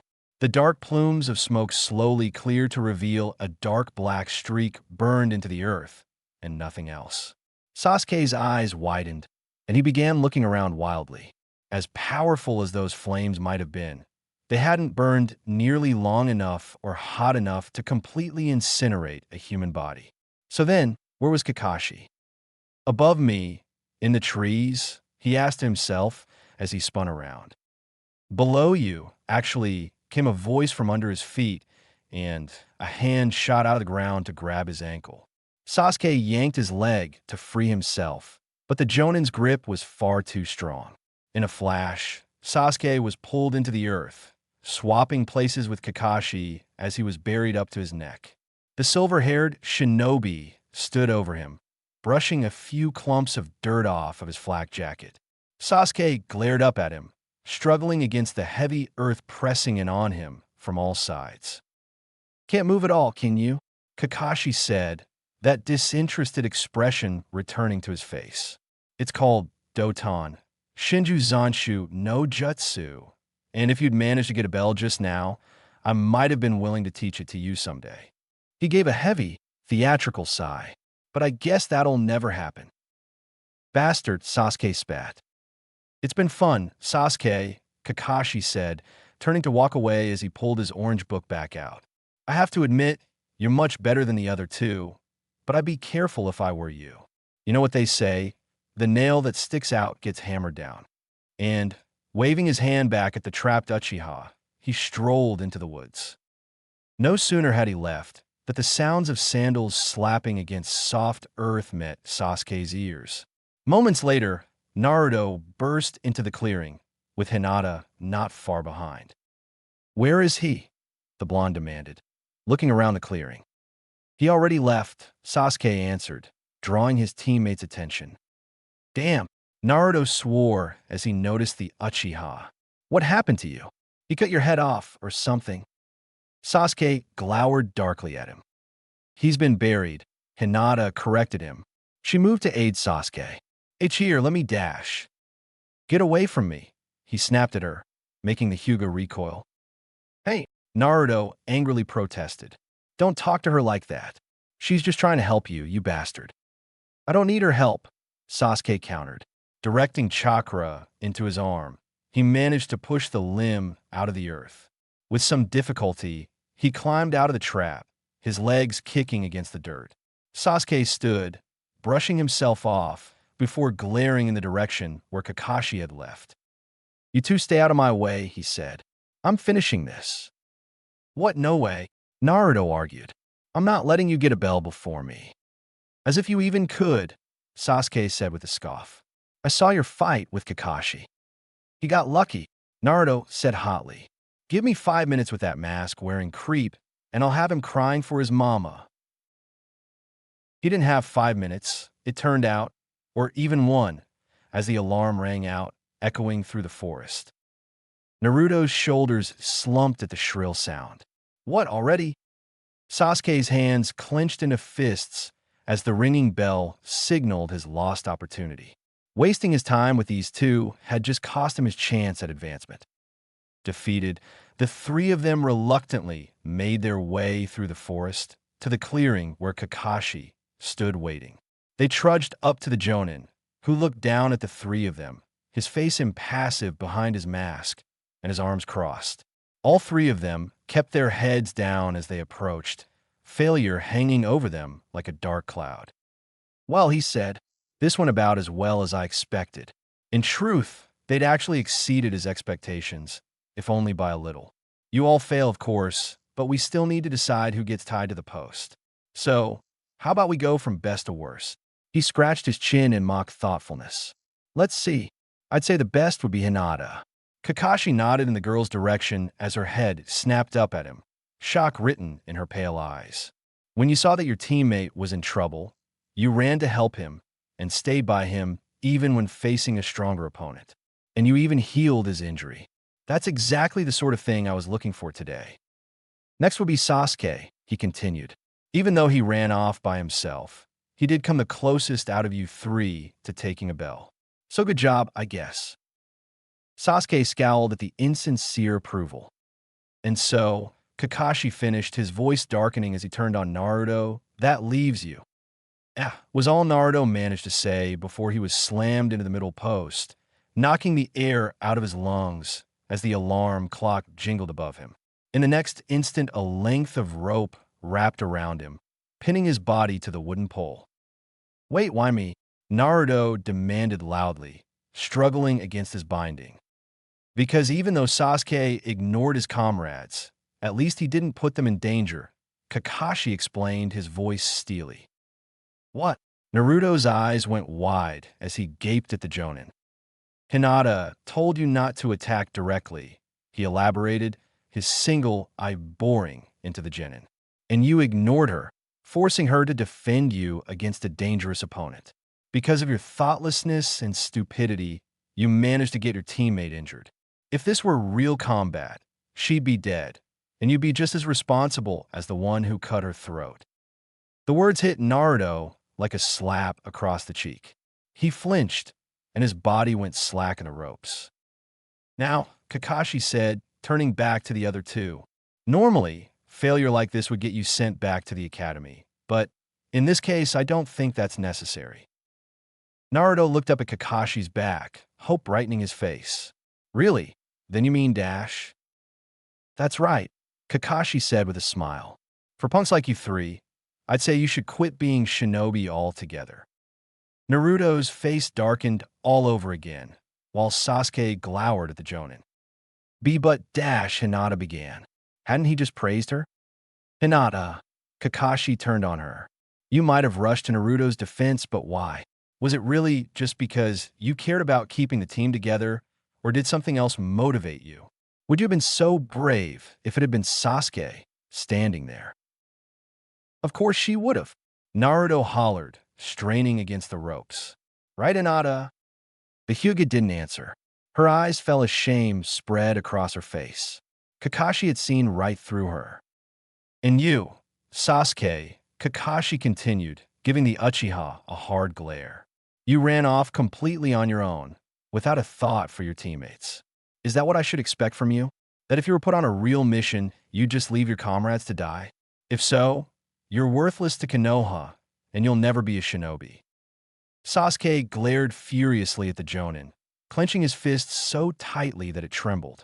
Kakashi gazed indifferently at the genin as he bared his teeth. The Uchiha suddenly rushed at Kakashi, cocking his arm back and aiming for the Jonin's placid face. A moment later, Sasuke was face first on the ground, with Kakashi burying his knee into the boy's back. And this is what makes you a punk, he said, pushing Sasuke's face into the dirt. Kakashi looked up at the other two. Don't any of you get what this test was about? About? Naruto asked, kicking his legs. We were just trying to get the bells. Kakashi heaved a great sigh. No, you idiot. What do you think would have given you a chance to succeed? It's teamwork. If all three you had worked together, you might have actually gotten a bell from me. But Hinata began, her eyebrows drawing together. There's only two. Exactly, Kakashi nodded. The point of this test was to see if you could overcome your personal interest and work together for the sake of the mission. But clearly you couldn't.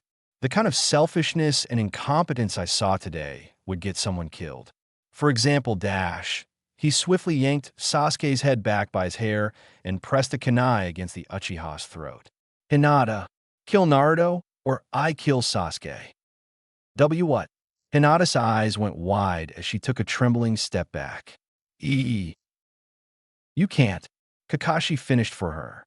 He let go of Sasuke's hair, letting his head drop back down. In a real mission, your comrades might be taken hostage, and then you'd have to. Standing up, he released Sasuke, who scrambled away from him, glaring darkly at the Jonin. This is what it means to be a shinobi, and if you can't get that, then you have no business wearing those headbands. He motioned over to the jet black stone standing nearby. Do you see that monument over there? On it are carved the names of those who truly understood what it meant to be a shinobi of Konohagakure. They're the greatest heroes of this village. Wow, Naruto stared, awed, at the memorial. That's so cool. How can I get my name on there? Kakashi crossed his arms and stared coldly at him. It's a monument for those who died in service to Konoha. The eager expression on Naruto's face quickly slid off, and he lowered his head. Kakashi's gaze turned back to the monument stone. The name of my closest friend is on that stone, he said, more to himself than anyone. Okay. Kakashi tuned back toward them after a moment. You don't deserve it, but I'm willing to give you one last chance. He stepped over the middle post and picked up the two bento boxes over Naruto's head. Here, he handed one to Hinata and the other to Sasuke. Eat your lunches for now, and in 30 minutes be ready to show me that you have what it takes to be ninja. But, he warned, you are not to give any to Naruto. He's a failure who put his teammate in danger. I won't allow carelessness like that to be rewarded. He glowered down at the two of them. If I catch you feeding him, then not only will I fail you, I'll make sure that you never get another chance at becoming Genin. And as for you, Hinata, he turned on the Hyuga, if you try to help him, not only will I bar you from the shinobi ranks, but I'll personally inform your father about what a disobedient piece of trash he's raised. Sheer terror clouded Hinata's face, and her eyes turned glassy with tears. Amongst shinobi, those who break the rules are considered scum. Remember that Kakashi finished and vanished in a swirl of dust. Hinata stared at the spot where the Jonin had just disappeared, sniffling as she fought back her tears.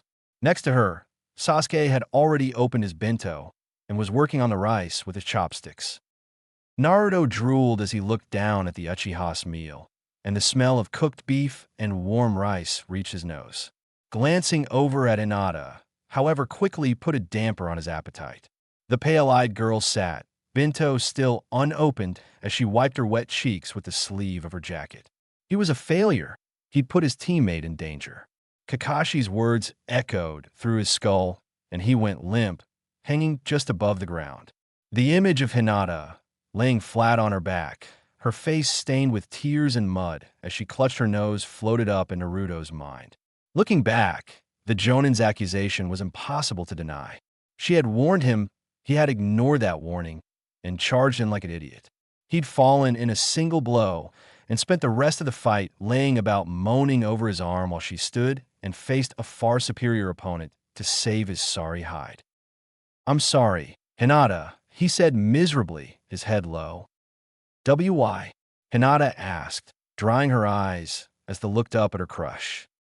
For getting you hurt, he said, eyes still downcast. You were right, it was stupid to fight him like that. Hinata simply lowered her head and gave a small nod. What was she supposed to say? Why did he even think he needed to apologize to her? It was nothing other than her own weakness and incompetence that allowed her to be beaten by her own technique. She stared down at the bento box. It was that same weakness that was now preventing her from helping Naruto when he clearly needed it. Letting him go hungry was clearly cruel, and if she had any courage at all, she'd start feeding him right now. But, God, the thought of Kakashi storming into the clan compound and telling Father how she was a failure, that she would never be a kunoichi, it made her blood run cold. Already she could picture her father's eyes, looking so much like those she saw in her own reflection, but somehow much harder and colder, staring down at her as her failure was revealed before the whole Hyuga clan. It was too much to bear, and so she sat, leaving the bento untouched. If she couldn't feed Naruto, then at least she could share in his suffering. Sasuke watched the brief exchange, his chopsticks hovering over the partially eaten rice. He glanced at Hinata, then down at his bento. Unbidden, an image of a dark pair of eyes, set in a square, solid face, and staring coldly down at him, floated up in his head. The way the Hyuga had frozen up when Kakashi mentioned her father, it seemed that she was in the same boat he had been before. Sasuke shook his head and looked around the clearing. Why would the Jonin go so far to keep her from helping Naruto? Hadn't he just been going on about teamwork? So then why force them to leave their teammate to starve? He gazed up at Naruto, staring defeated at the dirt. Don't any of you get what this test was about? Sasuke closed his eyes and let out a breath through his nose. So that was it. Hinata, he said, catching the girl's attention.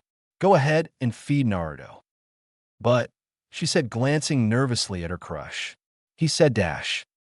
He said that we need to work as a team. Sasuke cut her off, and then told us not to help Naruto. Don't you get it? He turned his eyes on Naruto. It's another test. Really? Asked Naruto. You sure? Yeah. Actually, Sasuke gave it 50-50 odds that this would mean the end of his shinobi career, but at least this way he would go down spitting in that bastard's eye. Now hurry up, before he gets back. Hinata nodded wordlessly and quickly pulled the lid off the bento box.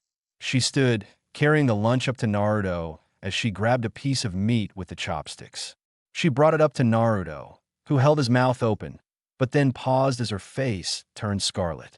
The chopsticks trembled in her fingers as the realization of what she was about to do struck her like an arrow.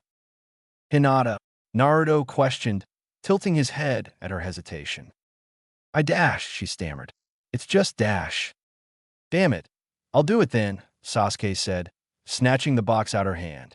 Grabbing her chopsticks, he brought the chunk of beef up to Naruto's mouth. Open, he ordered. Naruto shot him a glare, but complied. Sasuke mentally recoiled at the sight of Naruto's open maw. Combined with his whisker marks, he looked like some ugly, slobbering animal. Pushing away his disgust, the Uchiha quickly deposited the piece of meat on Naruto's tongue and picked up another. The beef was a little dry, and the rice clearly hadn't been fully cooked. All in all, Kakashi wasn't half the cook that Teuchi was, but after nearly a full day without anything in his stomach, it hardly mattered. Naruto gulped down the modest meal with gusto. His hunger sated, or at least eased, he tilted his head back and gave a satisfied sigh. Suddenly, there came a plume of smoke behind Sasuke and Hinata. They whirled around to find Kakashi staring down at them, his single gray like a piece of flint. I told you not to feed Naruto, his voice a menacing whisper as he stalked up to them. Hinata stumbled backwards, eyes wide while Sasuke tensed, his jaw clenched. You disobeyed my explicit instructions. I hope you're ready for the consequences. You dash, he began, voice rising as he towered over them. They braced themselves. Pass. Kakashi finished with a smile, his voice abruptly returning to normal. Ah, came Naruto's confused response. You pass, Kakashi repeated. Like I said, the whole point of this test was teamwork, and the three of you just showed me that you do understand the meaning of that word. He chuckled warmly. You know, you're the first team I've ever tested that was able to figure that out. None of them could see underneath the underneath. He glanced back at the stone monument. Amongst shinobi, those who break the rules are considered scum. That's true, but those who abandon their comrades are worse than scum. Kakashi turned to face the three of them, his smile big enough to be seen under the mask. I consider all three of you worthy of the title of genin, and I'm proud to call you my students. Naruto was beaming by this point, his legs kicking joyfully in the air. Hinata managed a small smile, and even Sasuke looked happy. "All right," Kakashi said, turning to the small path that lead back to the rest of Konoha. "Come with me, and I'll show you where our daily meeting spot will be." With a satisfied smirk, Sasuke followed after the Jonin. Hinata also took a couple of steps after him, but then paused as she turned back to look at Naruto. Kakashi-sensei," she called to the masked shinobi. "I think you dash." "Hey," Naruto shouted over her. "You forgot to untie me."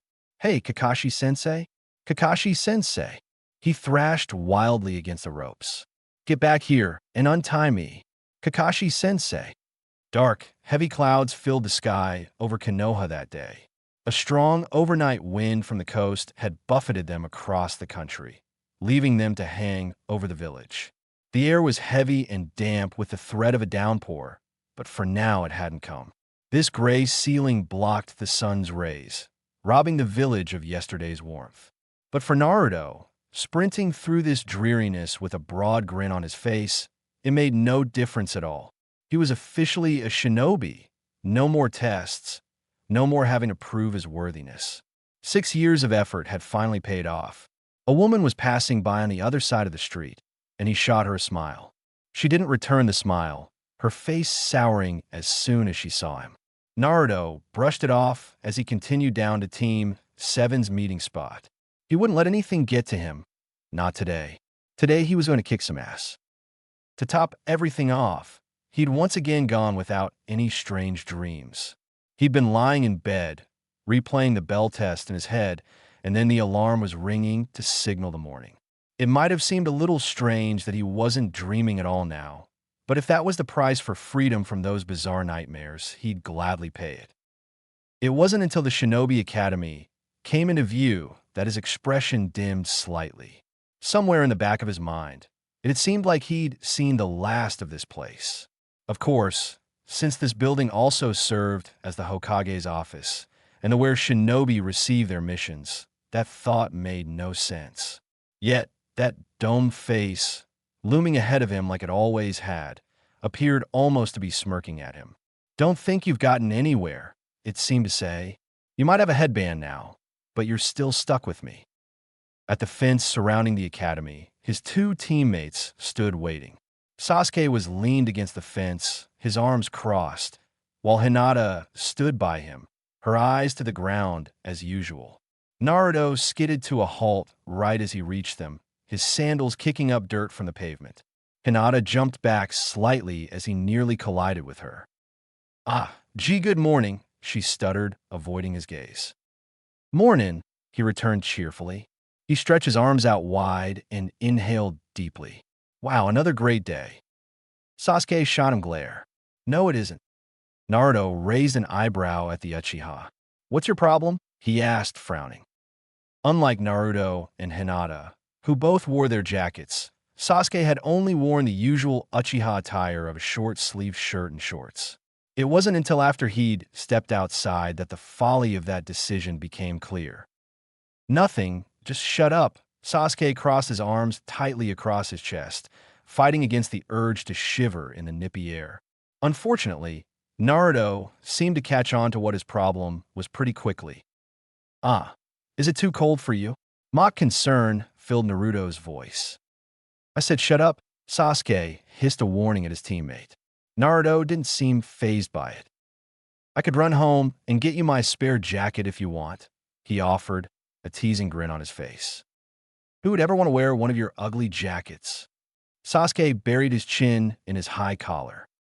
"But it'd warm you up, dash." "So would pounding in your skull," the Uchiha snarled. Naruto let loose a chuckle as he put his arms behind his head. Why had he ever been afraid of this guy? Just look at him, standing there huddled up with that look on his face. Sasuke was just a rude jerk and nothing more. Sasuke glowered at the blonde as the cold finally got a shiver out of him. Kakashi had better not take too long. He didn't, though nearly an hour passed before the silver-haired Jonin came rounding a corner into view. By then, Sasuke had started pacing around, arms still crossed as he fought against the cold. Every now and then he'd catch Naruto's gaze, and the blonde would shoot him a smirk. By the time their sensei showed up, it was taking quite a bit of the Uchiha's willpower to stop himself from kicking Naruto in the teeth. Yo, Kakashi waved at his students. Sorry, I got lost. Lost? Naruto repeated. You're the one who showed us this spot. And we're right in front of the academy, too. That doesn't dash. Sasuke, Kakashi cut him off. Are you sure those clothes are warm enough for this weather? I mean, what if it starts raining? It'd be pretty embarrassing if you caught pneumonia and died on your very first mission after all. Sasuke didn't answer, shooting a glare at his sensei. Well, Kakashi said after a moment, giving a small one-shouldered shrug. I guess we'd better see what Hokage-sama has for us today. With a small beckoning wave, he led his charges toward the academy. The academy's interior was quite a bit warmer than the outside, and though he didn't show it, a small wave of relief went through Sasuke as they stepped inside. Naruto trudged a few steps behind him, all of his earlier cheer dulled by his surroundings. This path to the Hokage's office was one Naruto had walked countless times before, and almost every step of it was ingrained in his mind. That little crack in the floorboards right at this corner, the way the paint changed to a slightly different shade of white down this hallway, that little black mark in the wood paneling on the lower half of the wall. It all met him exactly as it had always been. Naruto couldn't shake the foreboding feeling in the pit of his stomach as the Hokage's door came into view. Walking this particular path had almost always meant that he was in trouble for something, and as they approached the old man's office, something in the back of his mind asked, what are in for this time? The door guard, upon seeing their approach, promptly rapped his knuckles twice against the heavy wooden door. Hokage-sama, Hatake Kakashi is here with his students. Send them in, came the reply. The guard swung the door open for the three of them, giving them a curt nod as they passed the threshold. So Kakashi, the Hokage said, smiling up at the younger man. I managed to get you after all. I guess so, Hokage-sama, Kakashi replied with a small bow, his face as blank as his mask. Sarutobi looked behind him at his new team. After everything that had happened in the masked shinobi's life, this was exactly the sort of thing Kakashi needed. No more ANBU, no more war, just the reprieve of being away from the front lines teaching Genin. The Hokage's eyes landed on Naruto, and his smile widened into almost a grin. To see that boy standing there, on a shinobi team with a headband on his brow, it made the last 12 years completely worth it. If only Minato and Kushina were here to see this. I suppose you're here for your first mission, then, Sarutobi said, shaking off that last wistful thought. Hell yeah, we are. Naruto piped up as he pumped his fist into the air. And don't give us some do-nothing crap job neither. I want a good one. Kakashi buried his fist in the top of the blonde's head. Calm down, Naruto. A good one, eh? Sarutobi answered with a gleam in his eye. He pulled open a small scroll with the letter D printed on it. His finger trailed down the gardening and trash collecting missions until he paused on one near the bottom. A small smirk tugged at his lips. Well, Naruto, since you asked so nicely, I believe I do have a special mission for you and your team. Really? Naruto gazed hopefully up at the Hokage, rubbing his aching skull. What is it? Are we going to sneak into an enemy village? Gacha rouge ninja? Haha, not quite. 000. Curse that old man's bones. Naruto pounded his fist against the wooden table, hard enough to make the book laying upon it jump slightly. A man with gray hair that terminated well before the crown of his skull rounded a bookshelf and shot him a glare. Be quiet, he hissed. People are trying to read in here. Naruto gave the balding man a sour look before sighing and turning back to the thick tome spread before him. Of all the missions the Hokage could have picked for them, what did he choose? Gardening? Trash collecting? Farm work? No, they were stuck in the Konoha Public Library, organizing books. Naruto squinted down at minuscule ink strokes that had been squeezed onto the page. The cover of this particular book read, The History of Mathematics, Volume 2, and its contents offered exactly the sort of pulse-pounding excitement one would expect from such a title. Naruto quickly copied the name onto the top of an index card, and beneath that he scrawled boring math stuff before moving on to the next one. The genin gave a small groan as soon as he saw the title, The History of Mathematics, Volume 3. How could someone care so much about where geometry came from or why numbers look the way they do? Whoever it was, they probably radiated toxic levels of boredom. Certainly these books contain a near-fatal dose. Kakashi strolled past Naruto, his nose buried in his own book, to where Sasuke and Hinata sat across at another table. The pair worked in utter silence, neither of them so much as glancing at the other. Sasuke flipped through a book titled The Ninjutsu of the Nidaime Hokage, describing all the various jutsu invented by the famed Senju. Usually the Uchiha preferred practical demonstrations of jutsu. Simply reading about them was more up Sakura's alley. But in this case, the sheer breadth of the jutsu was enough to keep him reading well past what the task required. The Senju had invented a jutsu that allowed one to teleport instantaneously, a whole page's worth of Suiton ninjutsu, and even one that could bring people back from the dead. Of course, this being only the civilian library, there were no details or instructions on how to perform the resurrection jutsu. There wasn't even a name. Still, just that brief, one-sentence mention of it was enough to lock Sasuke's eyes to the page. It couldn't be that simple, could it? Just a few hand seals, some chakra, and a person could live again? How many people could be brought back with this jutsu? Could he even dash? He closed his eyes and shook his head slightly. No, it was too good to be true. It had to be. The book referred to it as kenjutsu, which meant there had to be some catch. Controlling life and death like that. Bringing back people with a snap of the fingers. No human being could ever have access to that kind of power. Undoing what had happened, and simply having everything return to the way it had been, that was nothing more than a childish fantasy, no matter what this old Senju might have thought up. Sasuke's eyes drifted down the page until they caught another familiar name, Kage Bunshin no Jutsu. He gave a sidelong glance to his blonde teammate, glaring sullenly into the pages of another text one table over. This was the jutsu that Naruto used in his fight against Kakashi yesterday. Naruto struggled even with normal Bunshin, so to see the idiot summon multiple solid clones had been almost enough to make the Uchiha gape in shock. Now that he thought about it. However, that hadn't even been the first time Naruto had used the jutsu. On the day of the Genin exam, the blonde had burst into the room with a clone by his side. Irika had called a prank then, and most everyone had just assumed that he'd bribed someone to use the henge jutsu, but apparently not.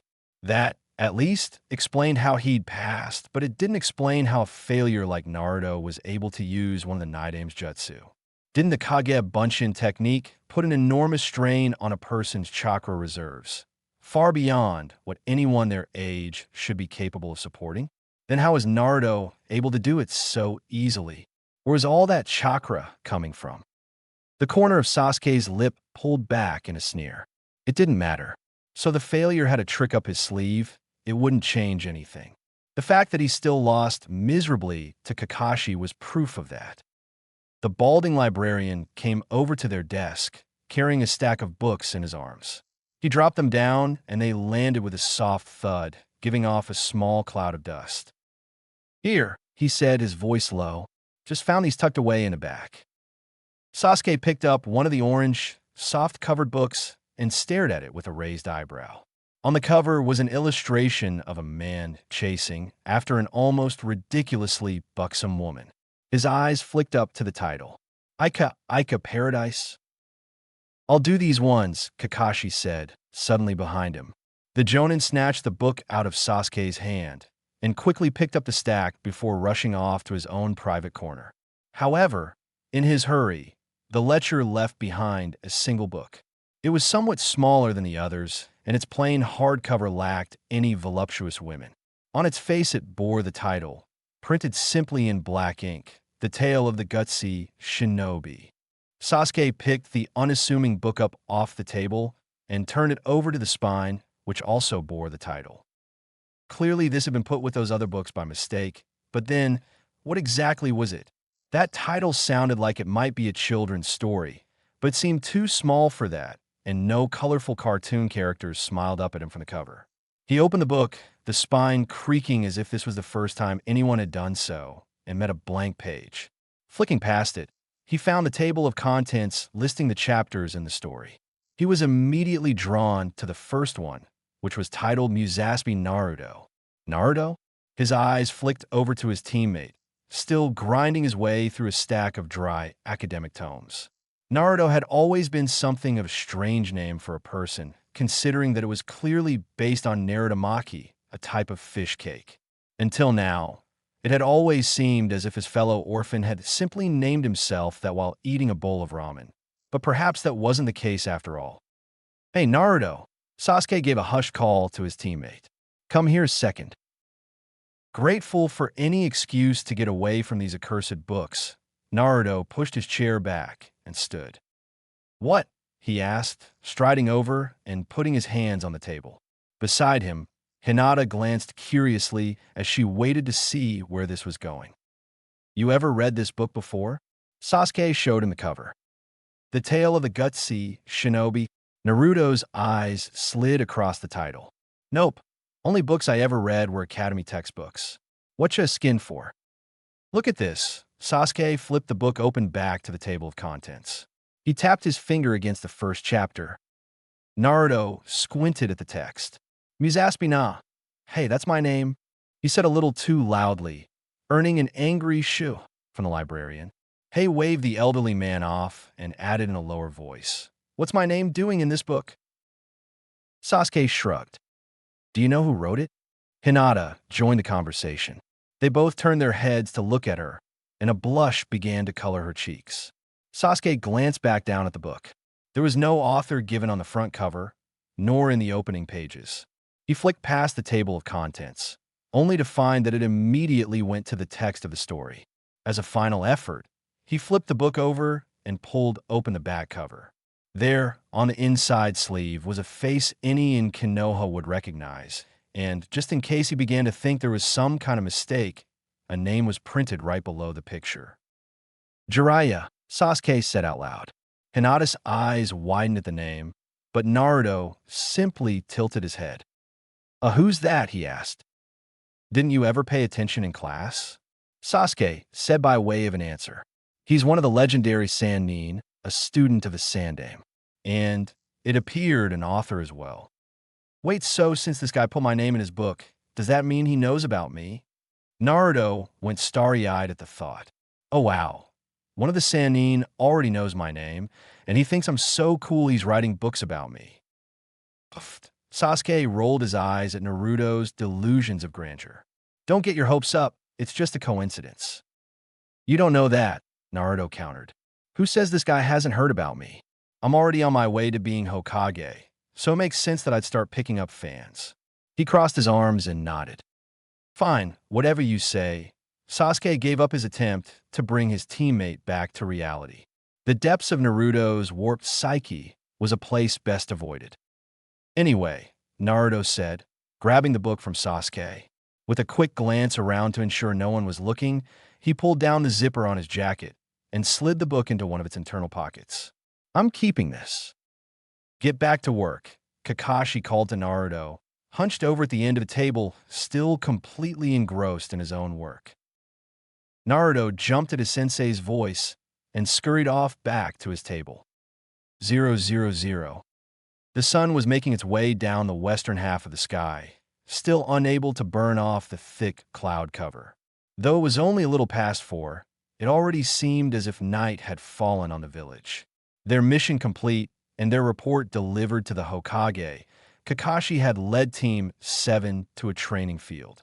It wasn't anything like the sweeping grounds they'd been tested in yesterday, but if the well-worn training dummies were any indication, it still saw its fair share of use. "So what are we going to do?" Naruto bounced eagerly on the balls of his feet, finally free of that wretched library. "You going to teach us some new kick-ass jutsu?" "Huh? I was thinking we'd get some sparring in," Kakashi answered. "That's all." Naruto's face fell, and he scuffed his sandal against the dirt.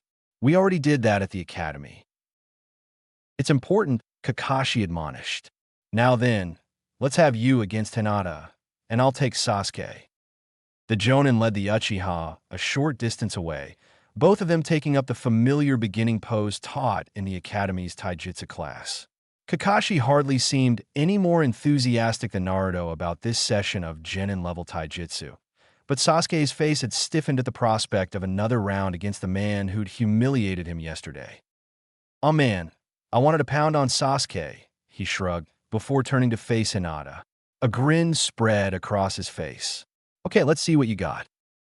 Hinata blushed as Naruto took up his sloppy opening stance. She slid into her own Juken pose. "You know," Naruto said as they squared off, "I don't think I ever sparred with you before." Hinata shook her head. "I never took taijutsu training with the rest of our class." "Really? How come?" "Because the Hyuga would never allow one of their clan, a member of the main family and the heiress, to be polluted by the standard academy kata." That was the answer any other of Hinata's clan would give. But all she said was, "I learned from my father." "Cool," replied Naruto. He inched toward her. "Let's see if he knows his stuff." With that, he hurled a kick at Hinata's side. She blocked it, taking a step back. Still grinning, he tried again with a punch to the face, but she blocked that too.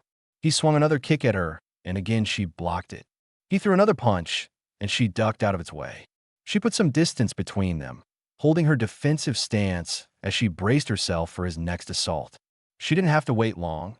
Naruto rushed at her one more, redoubling his efforts. Naruto went at it with everything he had, pushing himself far past what was appropriate for a simple sparring match.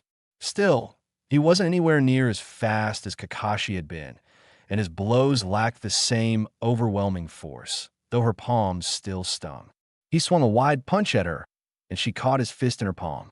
Caught off guard, Naruto flinched in anticipation of the return strike, but Hinata simply pushed him away. The boy frowned. "How come you're not hitting back?" Hinata's eyes widened at the question, and she gave no response. "And how come you're not using that eye thingy?" Naruto continued his questioning. His frown deepened. "What, you think you need to take it easy on me or something?" "And no," Hinata quickly denied. I mean, we're only sparring." "So," Naruto countered, "I want to see what you can do. Everyone always talks about how great the Hyuga's bike whatever is, so I want to see it for myself." Hinata's eyes glanced over at Kakashi, who had his back to them as he effortlessly blocked a kick from Sasuke. "I don't know.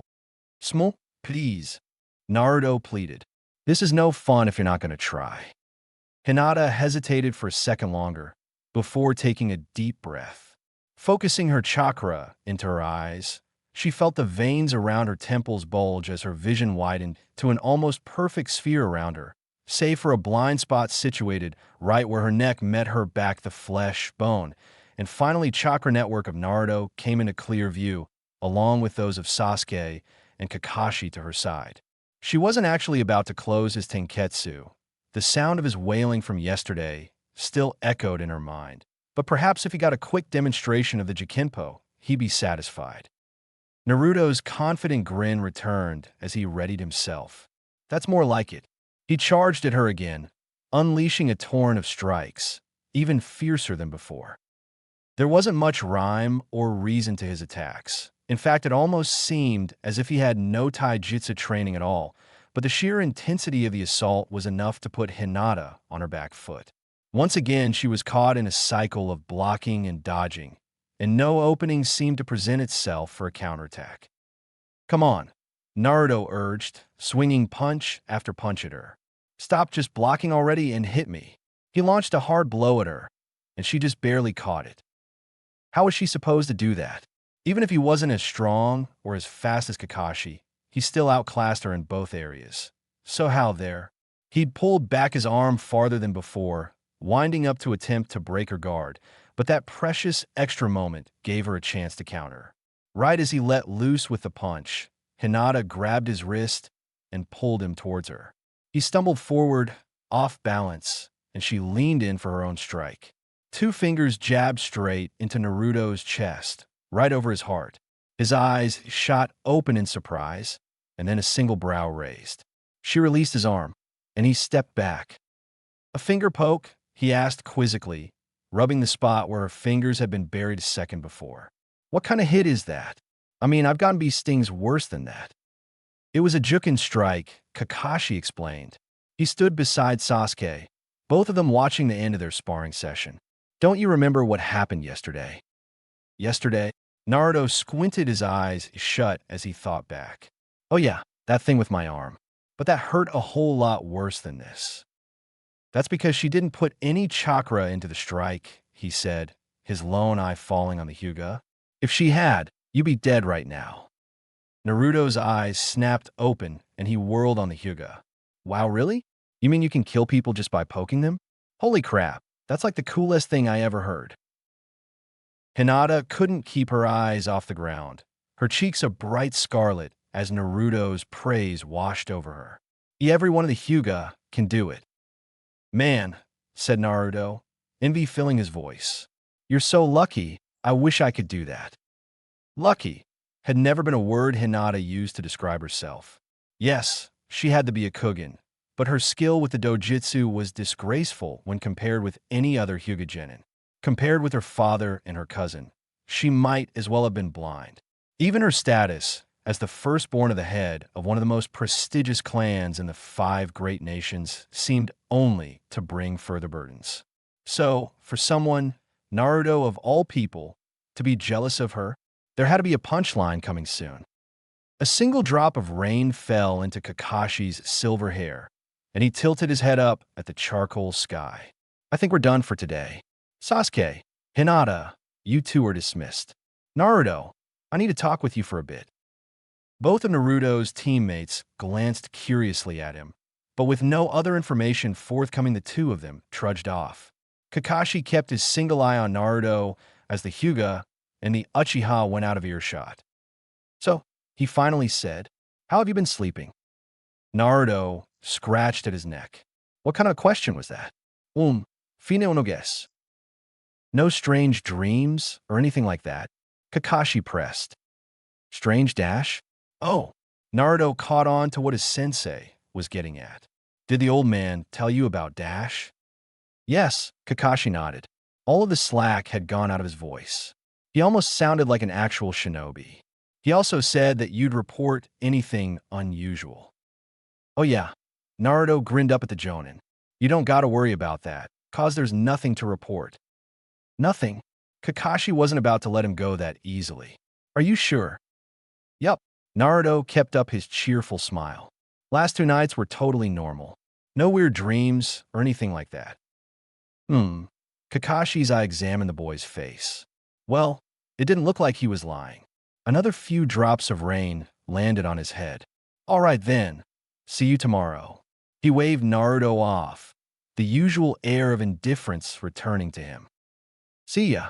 Naruto waved to his sensei, sprinting off towards the road. The rain was coming down in earnest now, but he wasn't about to head home just yet. Not while Ichiraku was still open. 000.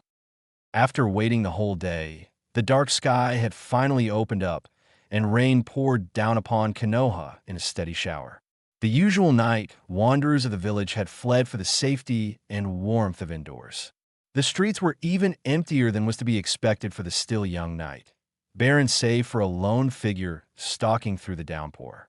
Sasuke wore nothing more than he had that morning as he made his way through the empty streets of the village. When the sun set and things became quiet like this, Sasuke usually found himself wandering aimlessly through the streets. With the rain had come the brief consideration of wearing something warmer, but all it took to dispel it was the image of Naruto's teasing smirk that morning. Sheer defiance had sent him out into the frigid night, wearing the same shirt and shorts as always. The temperature was even lower than it had been that morning, and goosebumps erupted all along his arms. But Sasuke paid it no mind. The cold was nothing.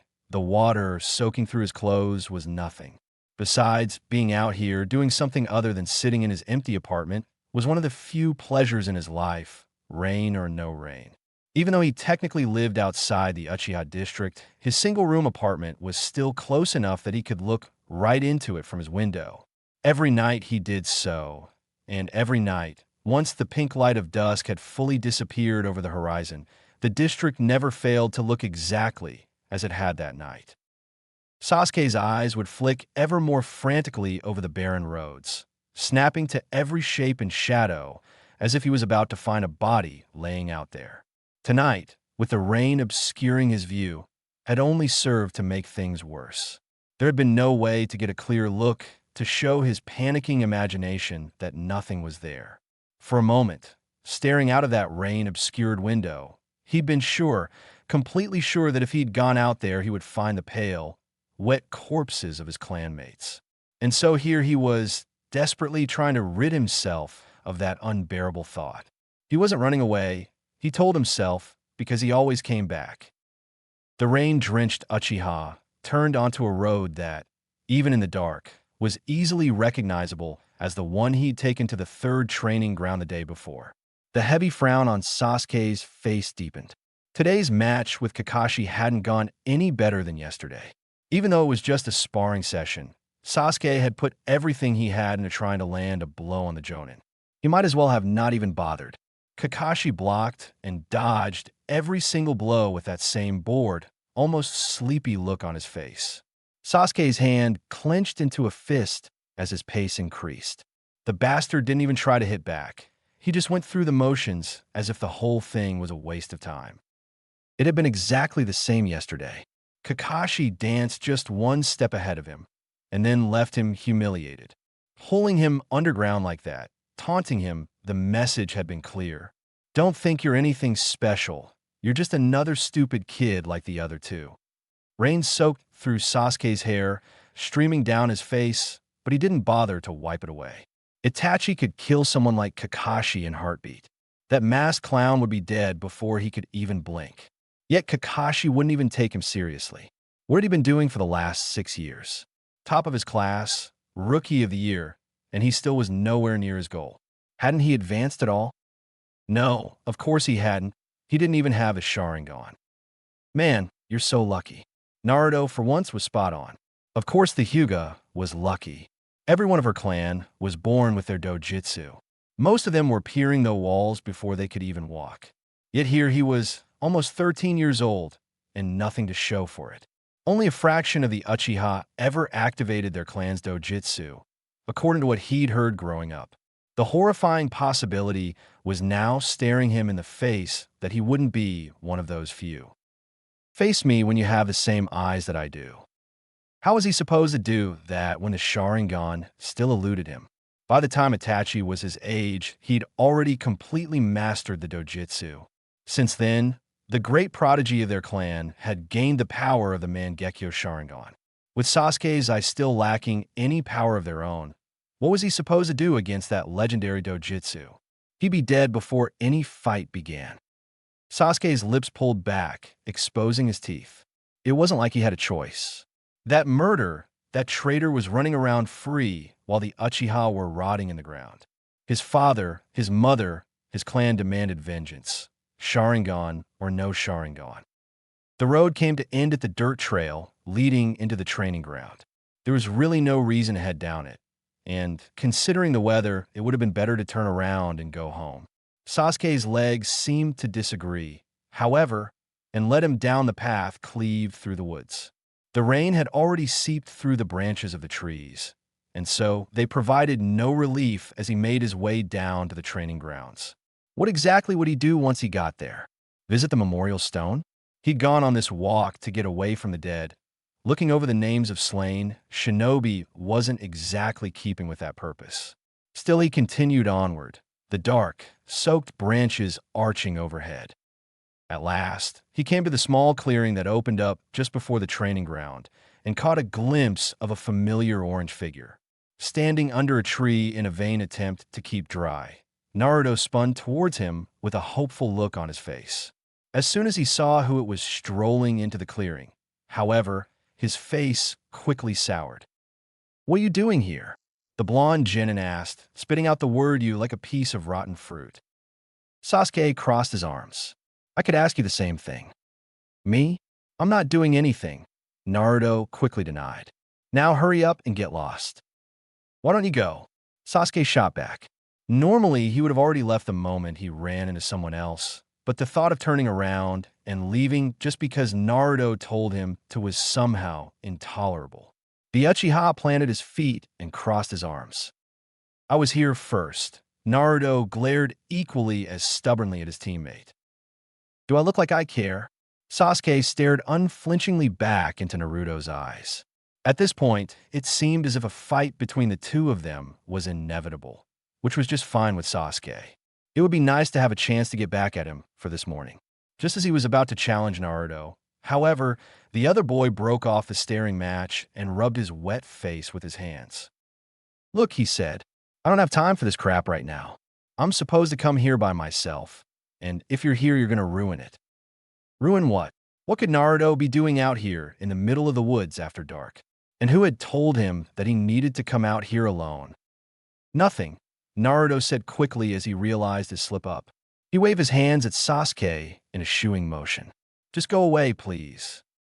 What Naruto got up to on his own time shouldn't have been any of his concern, but something about this whole situation sent off alarms in Sasuke's head.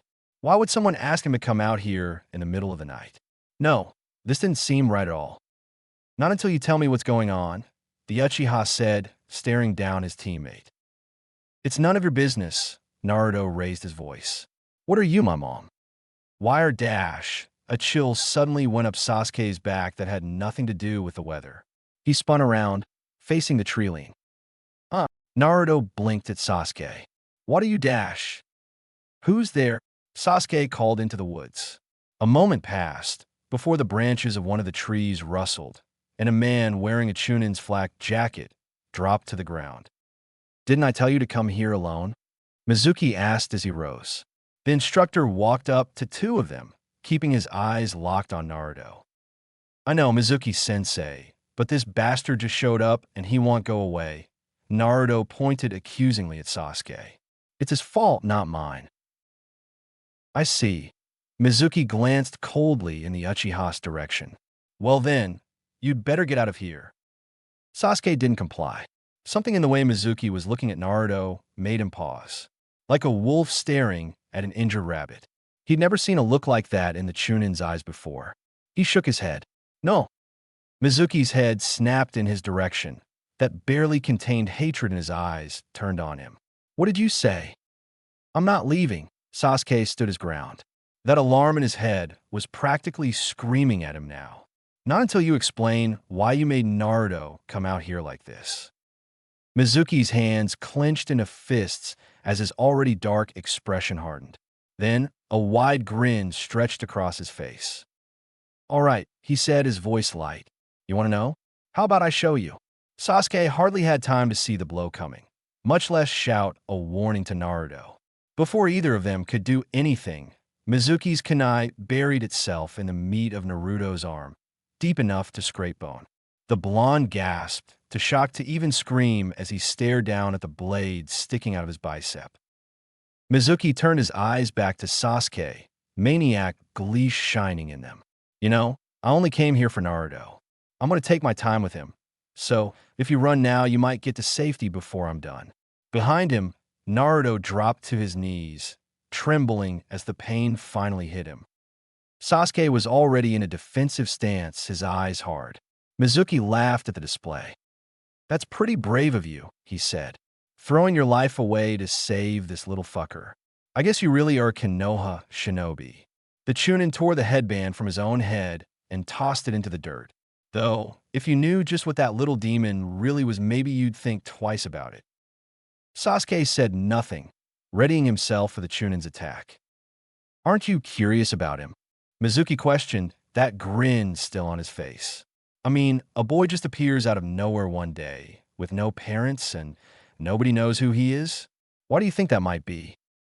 The Uchiha took a step back, his eyes flicked briefly to where Naruto knelt, blood dripping down his jacket sleeve as he stared wide-eyed at the two of them. I'll give you a hint, the Chunin said, thoroughly enjoying himself. Do you know the day he was born? Shut up, Sasuke commanded. What did Mizuki think he was playing at? It was 12 years ago, on October 10th, Mizuki continued, taking a step toward the genin. I'm sure you know what else happened on that day, right? Of course he knew, everyone did. That was the day the QB nearly destroyed Konoha. But what did that have to do with Naruto? Sasuke took another step back, glancing once more at his injured teammate. He met Naruto's eyes, staring terrified at him. "What are you saying?" the Uchiha asked warily. Mizuki tilted his head back and let loose a mad, cackling laugh. "I'm saying that the Yondaime never killed the QB. He only sealed it. I'm saying that it still lives, and it's been hiding among us for 12 years.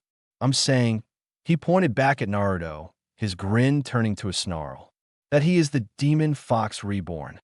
Sasuke stared, silent, at the maniac Chunin, while Naruto gaped up at him, gripping his arm with the blade of the kunai sticking up between his ring and middle finger. "You don't believe me, do you?" Mizuki's eyes were wild. It shouldn't have mattered now, but now that he had said it out loud, he needed to say more. Everyone pretended that the demon was just a normal boy, refusing to acknowledge the insanity of the situation. No one would even discuss it. Someone, even if it was just this kid, had to see that creature for what it really was. "Can't you see those whisker marks on his cheeks?" he ranted, stalking up to Sasuke. "Don't you wonder how a 12-year-old boy has enough chakra to make Kage Bunshin? The Hokage has been hiding it from you your whole life. That stupid old man has been letting a monster run around the village for 12 years. He dashed. 3 shuriken flew towards him, forcing him to duck out of the way. "I thought I told you to shut up," Sasuke said, readying 3 more in the spaces between his fingers. Mizuki pulled out another kunai, baring his teeth in a grin at the Uchiha. "This won't be as easy as taijutsu class." Sasuke flung his shuriken at the Chunin, this time aiming for the legs. In one swipe, Mizuki knocked him out of the air. With a snarl, he lunged forward, stabbing the blade at Sasuke's chest. It hit nothing, and the image of the Uchiha faded out and vanished. He spun around to see 5 more of Sasuke surrounding him. Mizuki chuckled. Well, the boy was quick, there was no denying that, but to use the regular Bunshin jutsu in the rain? His eyes jumped from one clone to the next. All he needed to do was find the one that the raindrops weren't passing through. Suddenly, the Chunin sensed movement above him and snapped his head up. Mizuki barely managed to block the real Sasuke's kunai with his own as the boy dropped down on him. Not wasting a second, the Uchiha swung down and used the momentum to bury his knee in the taller shinobi's gut. Sasuke leaped away as Mizuki stumbled back, one hand at his stomach, the other still holding up his kunai. The genin stood, kunai held out defensively as Mizuki straightened back up. "You always were the best in your class, Sasuke," the teacher said, smirking at him. "So I have to wonder why you're protecting a failure like him." Sasuke didn't answer, his mind solely occupied with coming up with a way to win. No matter how good his marks were at the academy, he was now facing a Chunin in life or death combat only days after graduation, and one that had more or less taught him every bit of taijutsu he knew at that. Mizuki might not have been as good as Kakashi, but going blow to blow with him was suicide. He needed some way to catch him off guard, to open him up and get a finishing strike in. Mizuki wasn't about to give him the opportunity. The silver-haired shinobi charged at Sasuke, slashing at his chest. The Uchiha barely managed to block it, their blades clashing together. Mizuki bore down on Sasuke, pushing the boy's kunai back against his chest. The pointed tip of the small blade pressed into Sasuke's shirt as he struggled under older man's weight. Mizuki sneered down at him, murder in his eyes. Right as it broke the skin, Sasuke let his feet slide forward in the wet grass, dropping to his back. Mizuki stumbled as his opponent scrambled between his legs to get behind him. The Chunin whirled around to find another group of Bunshin surrounding him. The same trick twice. Mizuki's eyes went to the tree cover, his kunai at the ready. "Didn't I teach you better than that?" As predicted, Sasuke jumped out of the branches at him, poised to strike. Mizuki tensed, ready to counterattack, but his eyes widened as he saw the rain drop through the Uchiha.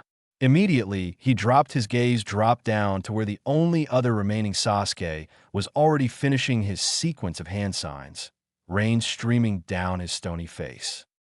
The Uchiha inhaled deeply and let loose an enormous fireball. It shot through the clearing and impacted against the branches of the trees, the flames clinging to the soaked wood and hissing under the downpour.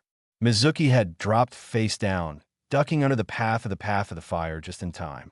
The rain quickly extinguished the small tongues of flame that had erupted on his flak jacket, and plumes of smoke curled up from his back as he rose to face Sasuke. Fury etched in his face. He reached into the pouch tied around his leg and pulled out another kunai. This little bastard wasn't going to get another shot in on him. He rushed forward, ducking low at the last moment to try and get under the Uchiha's guard. Sasuke quickly stepped back, and Mizuki's kunai flew past his chin. The Chunin made another swipe at him, but Sasuke parried it, knocking his arm to the side. Mizuki swung it back around and blocked the Uchiha's attempt at a strike. Their blades clashed and clinked against each other, neither able to get an edge on the other.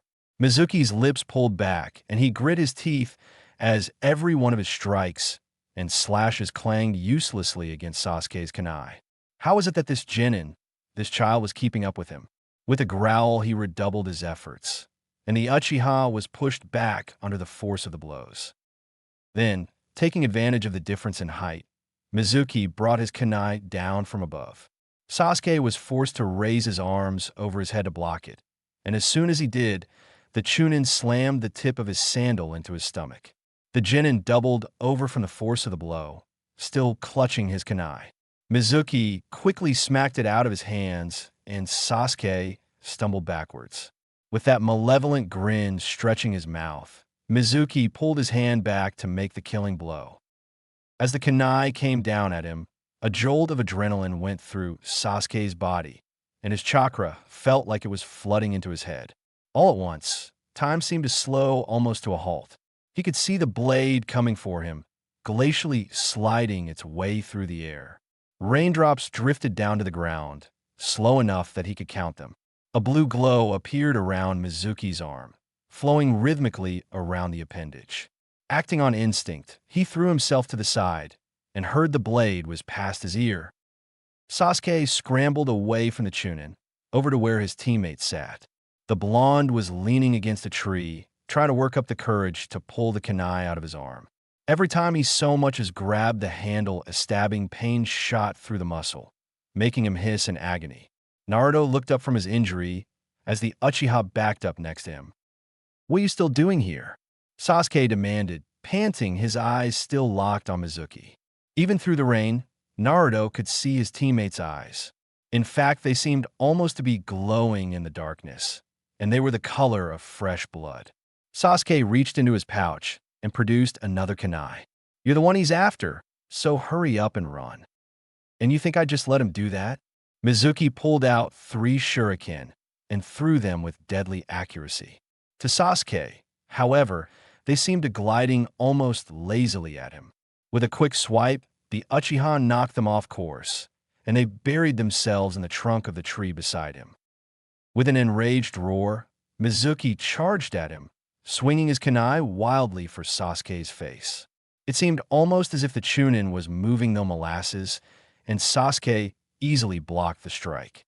Another swipe of the blade came, and Sasuke tilted his head to the side as it flew less than an inch from his cheek. Face twisted up, Mizuki tried again and again to land a hit on the Uchiha, and failed every time. Those red eyes of his saw him coming well in advance, giving Sasuke plenty of time to block or dodge. Yet, despite how clear his vision was now, Sasuke couldn't find an opening. Every time he tried, the Chunin quickly guarded against it, his blade coming up just in time to block the incoming strike. No matter how fast his eyes were, his body lagged behind. Seated behind them, Naruto stared at the battle taking place before looking back down at the kunai. He grit his teeth. Did Sasuke really expect him to run away? Didn't that smug prick know who he was talking to? He was Uzumaki Naruto, and he didn't run from anyone. Sucking in a deep breath, Naruto grasped the handle of the kunai, ignoring the pain that shot through his arm.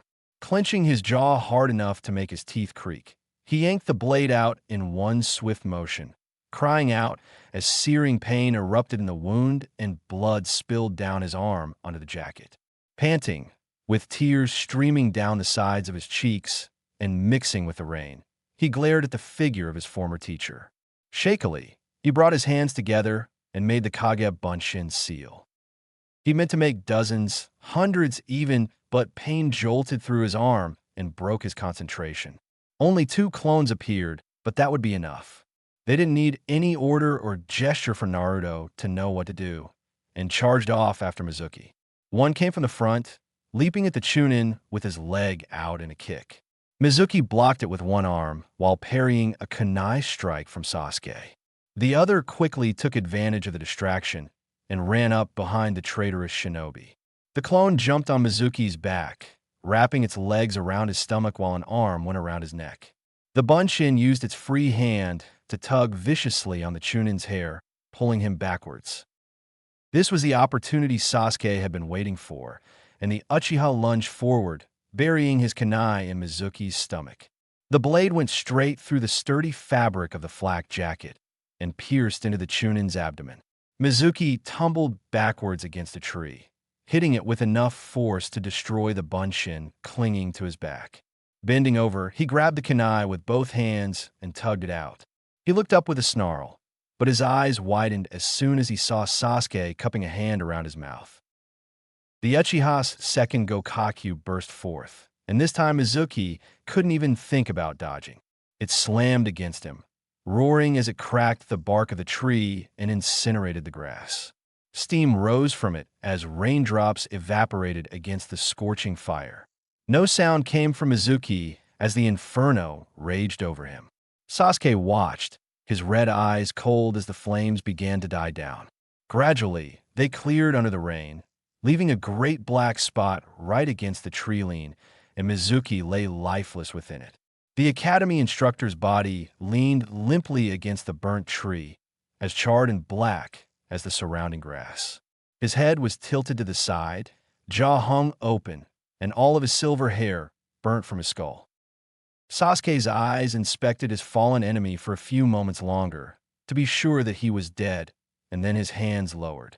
The Uchiha's face was an emotionless mask as his Sharingan eyes took in the image of the first person he had ever killed. Moments later, those red eyes glanced to the side, to where the remaining Bunshin stood gaping in horror at the sight before it. "You," he said to the clone. It jumped slightly and spun to face him. "Go and get help." "Why dash?" But dash, it sputtered, not moving as its eyes flicked back over to its creator. Sasuke took a step towards it, crimson eyes glaring into the clones. The Bunshin flinched back at the sight of those red eyes burning at it. Without another word, it took off sprinting down the path back to the village. Naruto stared up, eyes wide as though Sharingan were turned on him. Sasuke slowly trod over to him, kunai dangling loosely in his hand. Naruto pressed himself back against the tree, hand still at his wound as he felt his pulse quicken. They were exactly as they had been in his dream, red as the blood trickling down his arm and like frozen steel. The Uchiha neared, and something in the back of Naruto's mind told him that he was about to die. All Sasuke did, however, was crouch down in front of him, his eyes focusing on Naruto's wound as his hands went to his pouch. "Get your arm out of the jacket," he instructed. "Huh," was all Naruto managed to say. Sasuke held up a roll of gauze for explanation. Naruto stared dumbly at it for a second, and then his free hand went to the jacket's zipper. He had some difficulty unzipping it with only one hand, but after a moment's struggle he managed it. Gingerly, he pulled the sleeve over his wounded arm, exposing it to the cold, wet air. Sasuke pulled out a length of gauze from the roll and tore it off. As leaned in to wrap it around Naruto's arm, however, he paused. The wound had already stopped bleeding on its own.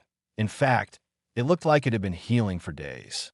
With his Sharingan, Sasuke could see chakra collecting over the wound, and it almost seemed as if it was slowly closing right before his eyes. He quickly wrapped the gauze over it anyway, and tied it tightly around Naruto's arm. "Sasuke," Naruto said, his voice hushed. This close, he could see the Tomo and Sasuke's Sharingan, 2 in his right eye and 1 in his left. "Your eyes." I know, Sasuke said. His meager attempt at first aid complete, he sat down in the wet grass and leaned against the tree next to Naruto. He tilted his head back against the rough, wet bark of the tree, his limbs suddenly heavy. Even though the shower of rain had eased a bit, it still dripped down through the branches of the tree and ran down his head in tiny streams. Yet, somehow it almost felt nice.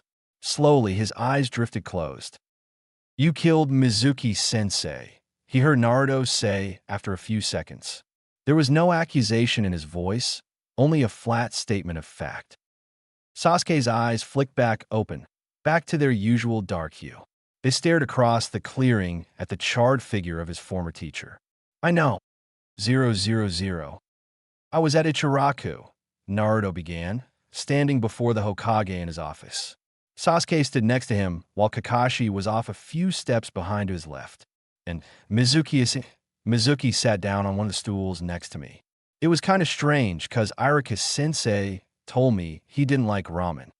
His voice was flat, almost businesslike as he recounted events. His wounded arm still hung out of his jacket, and he idly scratched at the new gauze that had been applied by a medic Nin in place of Sasuke's.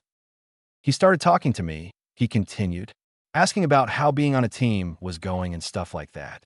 I told him that it was kind of boring so far. We were just sparring and stuff. And then, the Sandaime asked. The elderly Kage had just gone to bed and had been drifting off, right, as one of his guards started banging on the door. He'd hardly had time to get dressed, and his robes of office hung haphazardly from his frame. He sat rigid in his chair, knobby old hands gripping the armrests. He said that he'd teach me some cool new jutsu. Naruto glanced down at his toes sticking out his sandals.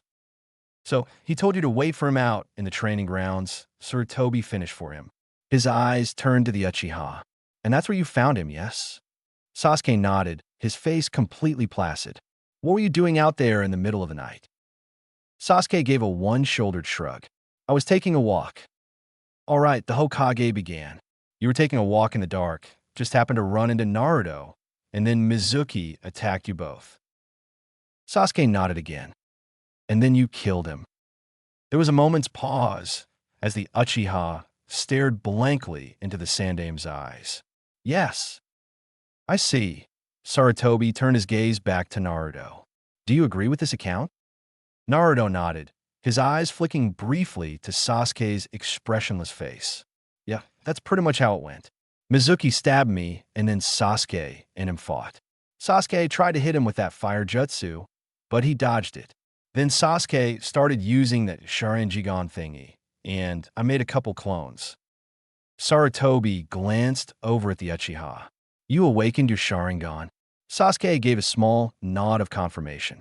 Sarutobi leaned back slightly in his chair, his eyes going up to where the ceiling met the wall.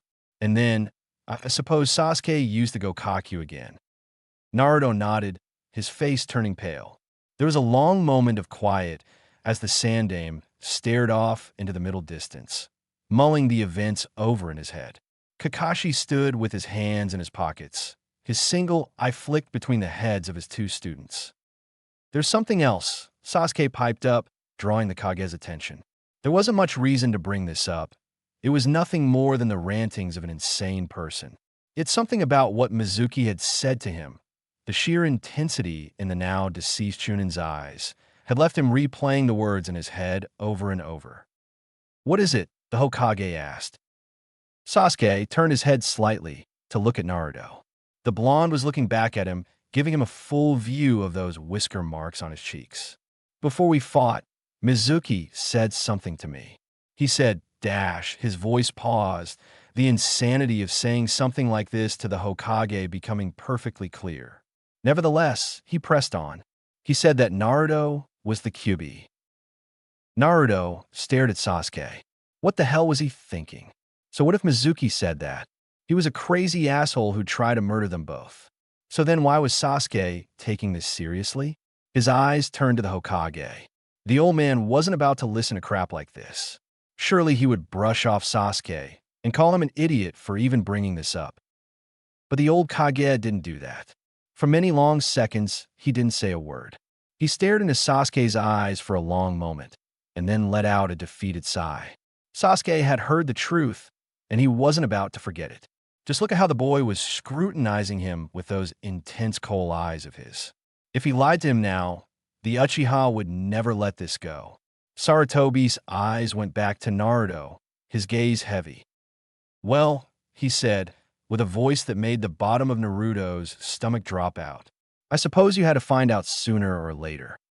"What?" Naruto's heart was hammering in his chest. "What the hell are you talking about?"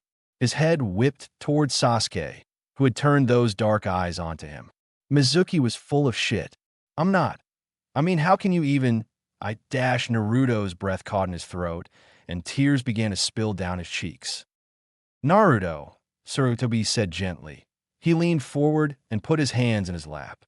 "Please, let me explain. I'm not a monster." He glared hotly through his tears. "I'm not." "Of course you're not." Sarutobi closed his eyes and shook his head. This wasn't the way this was supposed to happen. Naruto should have had a few more years before having this dropped in his lap. He glanced over at Sasuke, who stared Naruto, the dark-haired boy's face unreadable. And for one of his teammates to find out as well, it was horrible all around. "Kakashi, take Sasuke out of here and explain things to him." Kakashi nodded and stepped over to his student. He placed a hand on Sasuke's shoulder. "Let's go." Sasuke resisted the Jonins, pushing for a second, but ultimately relented, and Kakashi led him out of the office. The Uchiha's eyes remained on Naruto as he left, until the door closed behind him. Alone with the Sandaime, Naruto wiped his eyes with his good arm, his head low. "Have a seat." Sarutobi gestured at the wooden chair on the other side of his desk. Wordlessly, Naruto dropped down upon it, his eyes still fixed on the ground. "Look at me, Naruto," the Hokage ordered. Reluctantly, Naruto dragged his gaze up to meet Sarutobi's. "I want you to understand this. You are not a monster, and you are not the Kyuubi." "But Naruto began. The Sandaime silenced him with a single raised finger. "However, the day you were born, the day the Kyuubi attacked Konoha, my late successor, the Yondaime, was not able to defeat the demon fox as you had been told." Sarutobi's gaze was locked on Naruto's eyes as he spoke. Because of this, he was forced to seal it away, sacrificing his own life in the process. "He sealed the Kyuubi inside of you, Naruto." Naruto's eyes dropped to his hands as the Hokage finished. A million thoughts seemed to swirl through his mind, but finally he settled on why. "It's not as uncommon as you might think," Sarutobi explained. "The Kyuubi is only one of what are called the 9 Biju. Each one of them is currently sealed in 9 people. These Jinchuriki, as they're called, live in separate countries across the world, with each of the 5 great nations having at least one."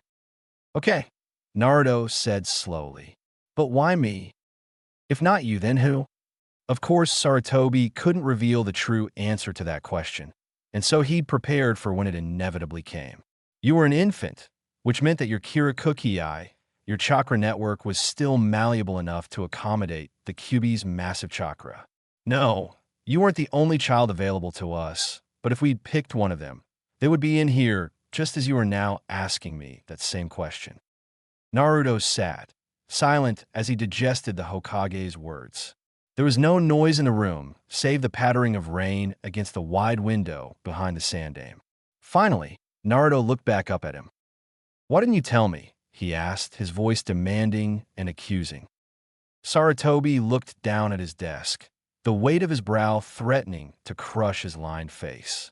"Because what was done to you is unfair, no matter how good the reason was. I didn't want you to grow up with this burden on you. Most Jinchuriki do, and their lives are ones of unimaginable misery. I wanted to protect you from that for as long as I could." Naruto gave no response, and so he continued, his eyes rising to meet the boy. "You see, being a Jinchuriki means far more than simply containing a Biju's power.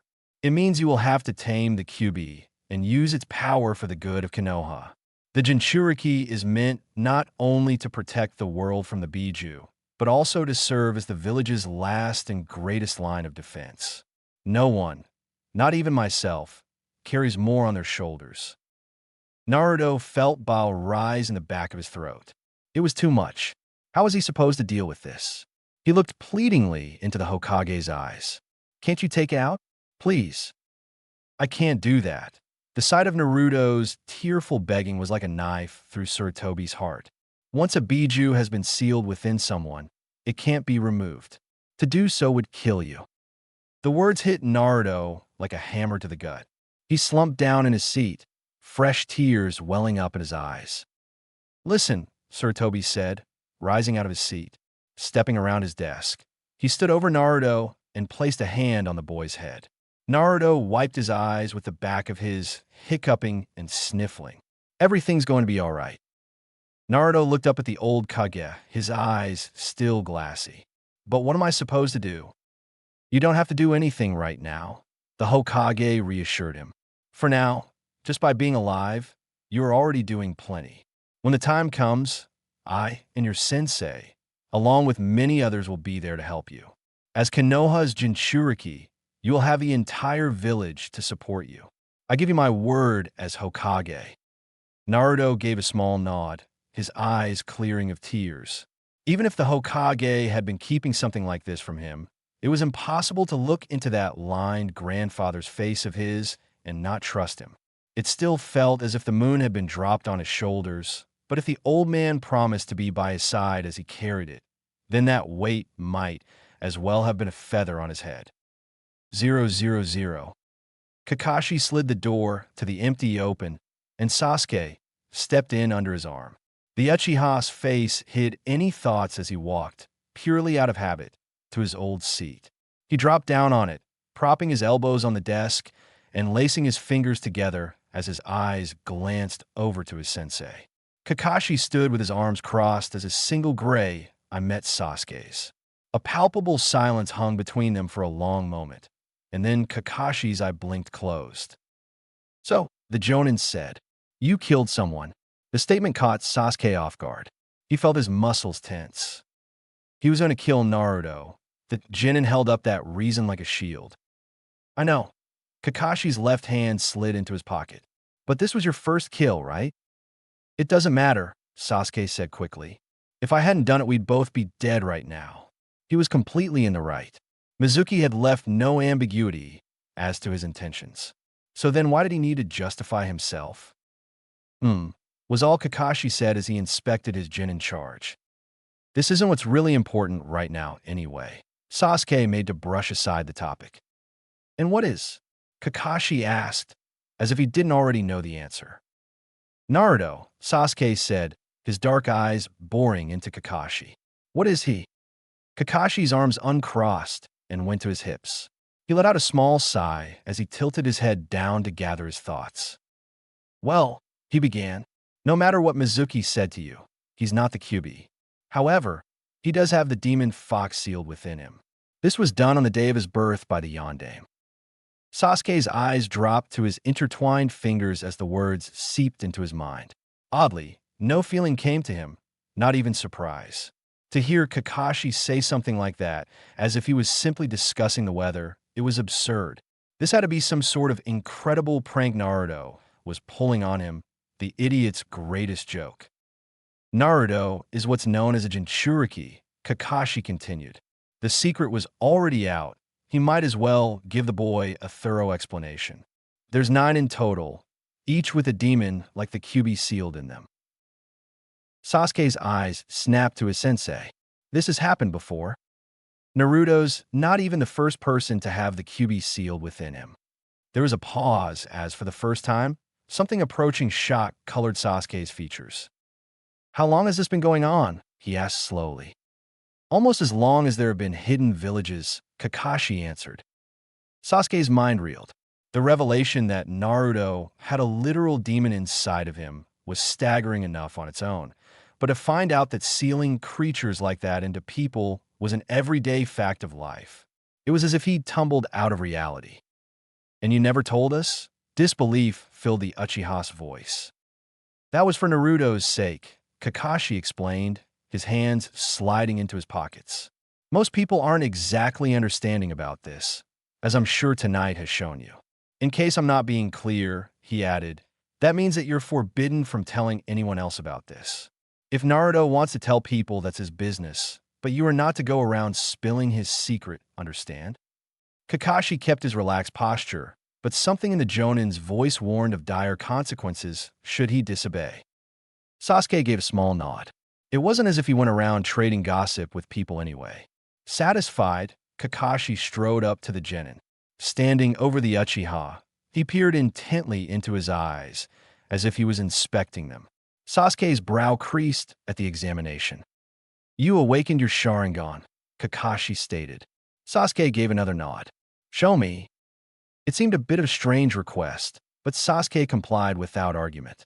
Closing his eyes, he focused his chakra through his head and into his eyes. He felt a small pulse in each one, almost as if his pupils were trying to adjust to a sudden bright light. Flicking his eyelids open, the image of Kakashi looking down at him came into view with incredible clarity. That faint blue was surrounding him just as it had with Mizuki, and the tiniest detail made itself plain to him. He could count the individual strands of silver hair on his sensei's head. "Two Tomo in the right eye?" Kakashi asked, his single eye flicking between Sasuke's. "You'd think you'd only have one in each. Are you sure this is your first time using the Sharingan?" "What makes you such an expert?" Sasuke challenged, glaring at him with those red eyes. Unlike Naruto, however, Kakashi wasn't so easily intimidated. The Jonin pulled a hand out of his pocket and brought it up to the headband pulled down over his left eye. He pushed it up, revealing a fully matured Sharingan with 3 Tomo circling the pupil. Through that eye, Kakashi clearly saw the stunned outrage that roiled through the normally stoic Uchiha. "How did you get that?"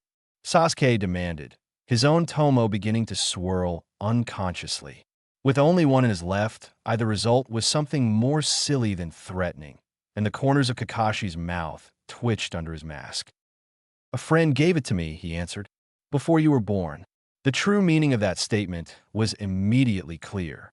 It was an implicit denial which said, "No, I didn't go digging through your clan's graves to get this."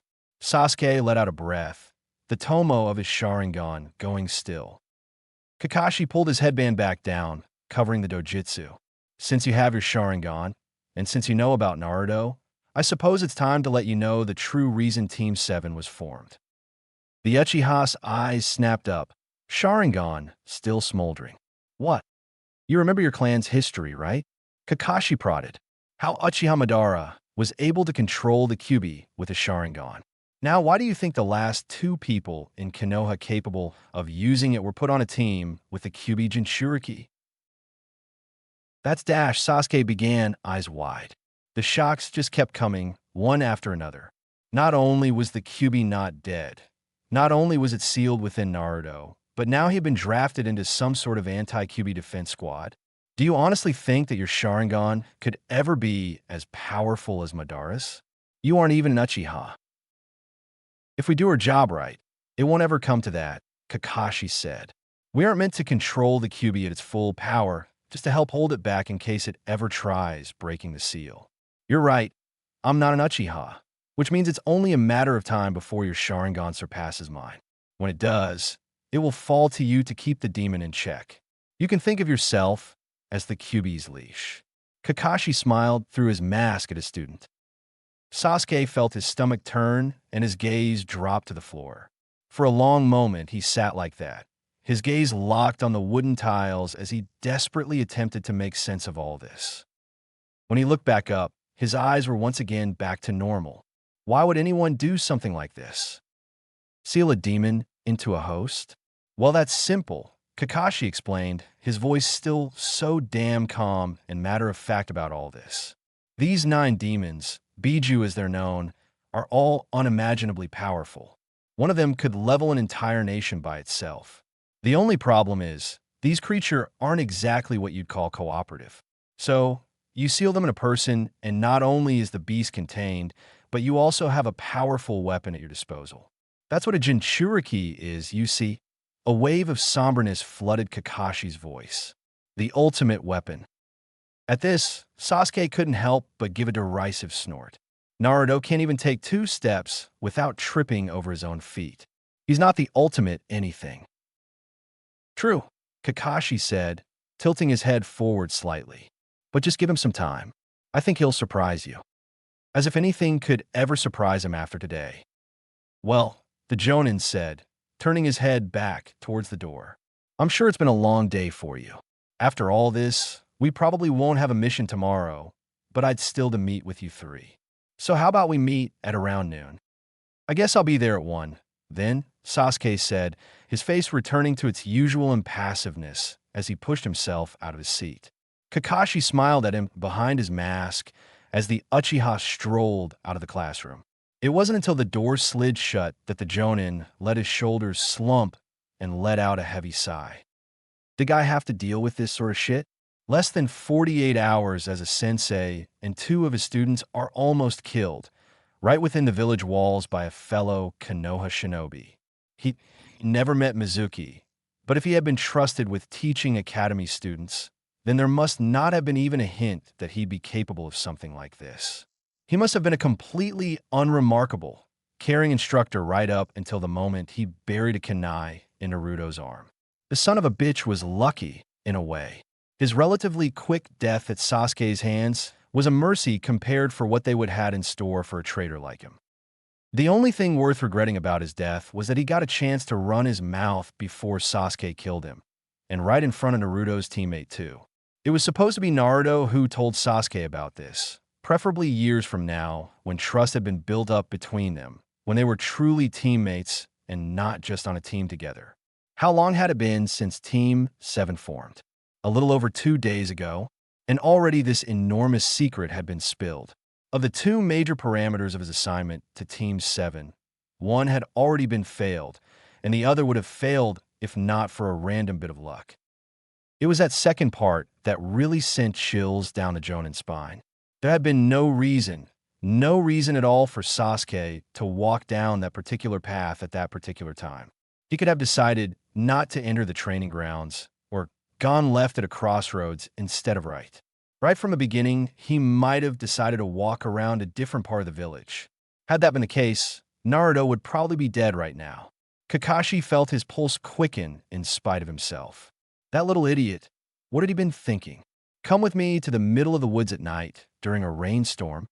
What kind of shinobi wouldn't immediately see that as suspicious? If Sasuke hadn't shown up, that stupid boy would have just stood there out in that forest with that oblivious smile on his face as his death approached. He wouldn't have even seen the killing blow coming.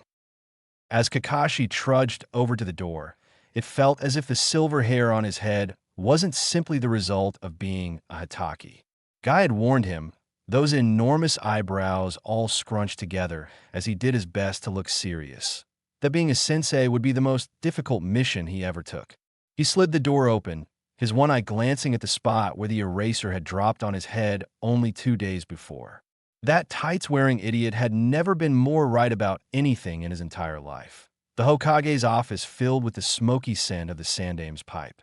Sunlight streamed in from the window behind the old Kage, highlighting the trails from the burning tobacco. Sakura stood with her teammates, waiting patiently as the Hokage read through their mission report, taking the occasional draw from that well-worn pipe. Another successful mission, the Sandame said, smiling up at her and her teammates. Well done. Sakura smiled modestly, hiding the pride that welled up within her. It hadn't been the most difficult of missions, simply catching a lost cat, but praise from a Kage was no small thing. So, for your next mission, the Hokage continued, looking down at the scrolls. We have babysitting, some farm work, or dash. No way, Naruto piped up, his voice at its usual volume, about 10 notches above what was appropriate. What's with all these crappy missions, huh? I want to do a real mission. Something cool and awesome and badass. Sakura could feel a vein in her temple throbbing as she clenched her fist. That stupid brat, mouthing off like this in front of Hokage-sama. They'd barely been out of the academy a week. Who did he think he was? Have you completely lost your mind? Naruto? Irika-sensei jumped out of his seat by the Hokage's side and began voicing her irritation for her. You're just a rookie, you idiot. Do you really think you're anywhere near ready for those kinds of missions? Of course I am. Naruto shot back, a cocky grin spreading on his face. You're looking at the guy who's going to be Hokage someday. Naruto, the Sandaime said, holding up a hand in front of Irika's chest. Do I really need to explain the concept of mission rankings to you? It's something you should have learned in the academy. Naruto gave the Hokage that clueless look that seemed to always be on his face when anything school-related was brought up. The Kage sighed and looked down at the scrolls on his desk. Missions are assigned based on skill and experience. They go from D up to S. Since you are genin and still fresh out of the academy, D ranks are perfect for you. Do you understand? Of course he didn't. The short little moron wasn't even paying attention anymore. He was digging through that frog wallet of his, counting his mission pay. Pay attention when Hokage-sama speaks to you. Irika's face was rapidly beginning to resemble a tomato at the sheer disrespect the blonde was displaying. It had always been a wonder that their old sensei hadn't keeled over from a heart attack by now. Why should I? Naruto countered petulantly, his lower lip sticking out. You guys are always lecturing me like I'm still some stupid kid. Well, guess what? I'm not the same brat I was in the academy. I'm a ninja, and I want a ninja mission. No, you're definitely still a brat. The thought ran through Sakura's mind. She wasn't about to start arguing in front of Hokage-sama, however, and settled for glaring at the yellow-haired annoyance. Is that truly how you feel? The Sandaime said, his eye glinting. In that case, I think I do have a mission for you three. Really? Naruto's face brightened immediately. What is it? It's a C-rank mission, the Sandaime answered, a small smirk playing at his lips. You'll all be acting as bodyguards. Ooh, who are we guarding? A daimyo? Naruto was practically bouncing with excitement, which Sakura didn't share. If someone needed bodyguards, that meant they thought they might be put in danger. And if the three of them were to be the guard, then it also meant they would be right in the path of that danger. Be patient, the Hokage said. He's already been summoned, and he'll be here shortly. As if on cue, there came a knock at the door. The client for the bodyguarding mission has arrived, the door guard called. Send him in, the Hokage answered. At this command, the door creaked open. Sakura could smell their client before she saw him. The room seemed to fill with the stench of liquor. A scraggly, gray-haired man wearing a sleeveless shirt and a sour look on his face stepped in.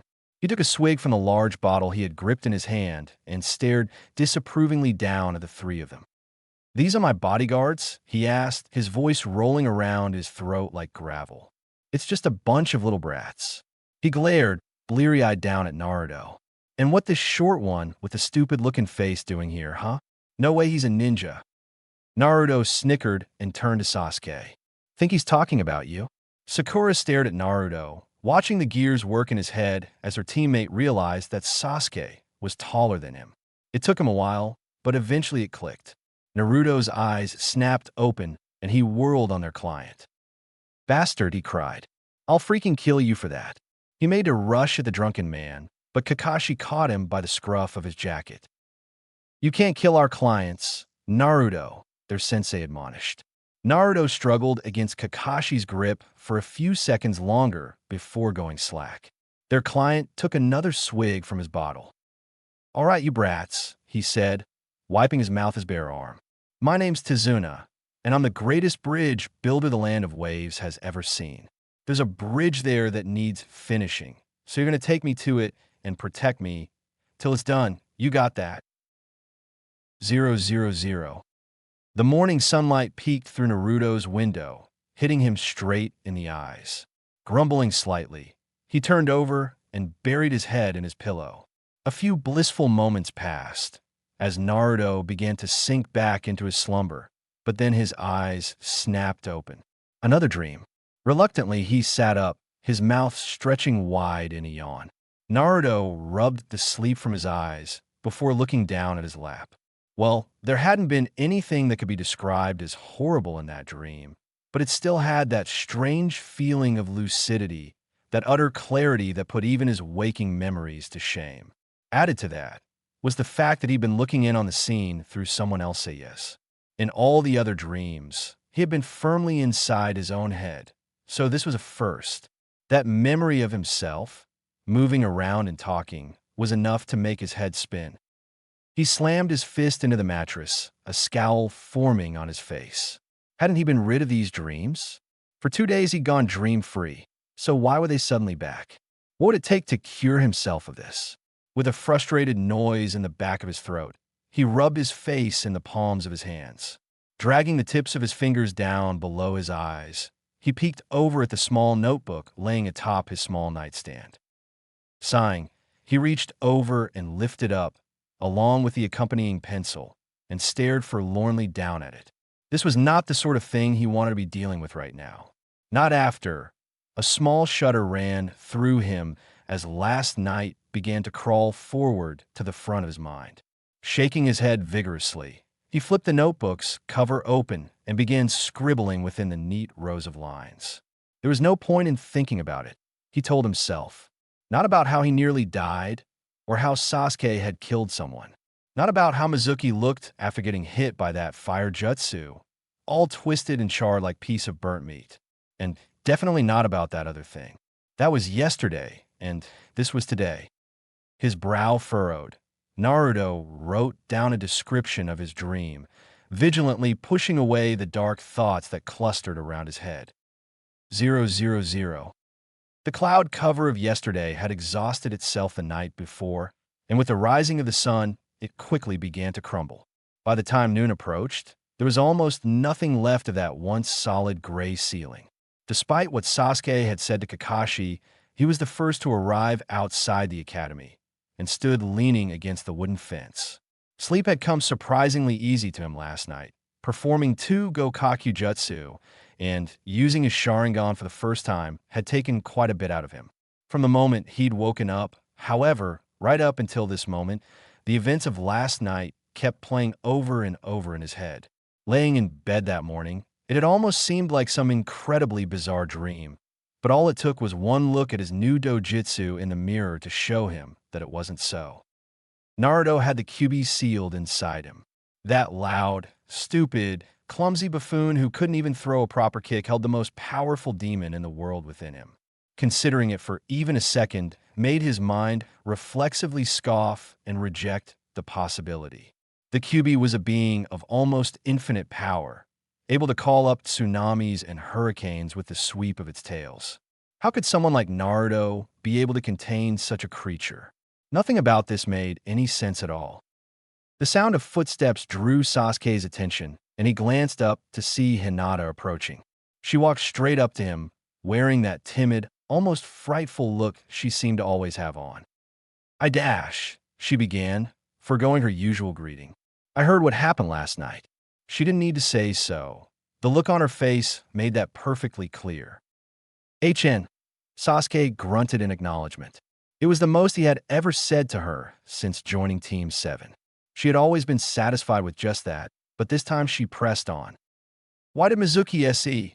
Why did he dash?" The words seemed unwilling to come out, and her wavering voice died. Her head tilted down to where she was twisting up the front of her jacket in her hands. Sasuke looked up into her pale eyes, and suddenly the overwhelming urge to tell her the truth crashed over him like a torrent of waves. No one had asked if he was okay with all of this.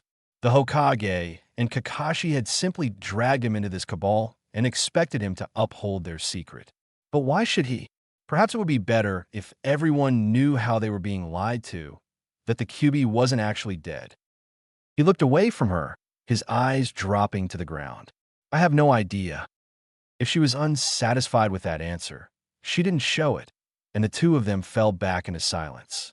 Then there came the sound of another pair of footsteps approaching, and her eyes snapped up. "Naruto," she cried, running up to her teammate. The genin was strolling up to the two of them, hand behind his head as if nothing had happened. "Mornin' Hinata." He gave her a cheerful grin. "How's it, Dash?"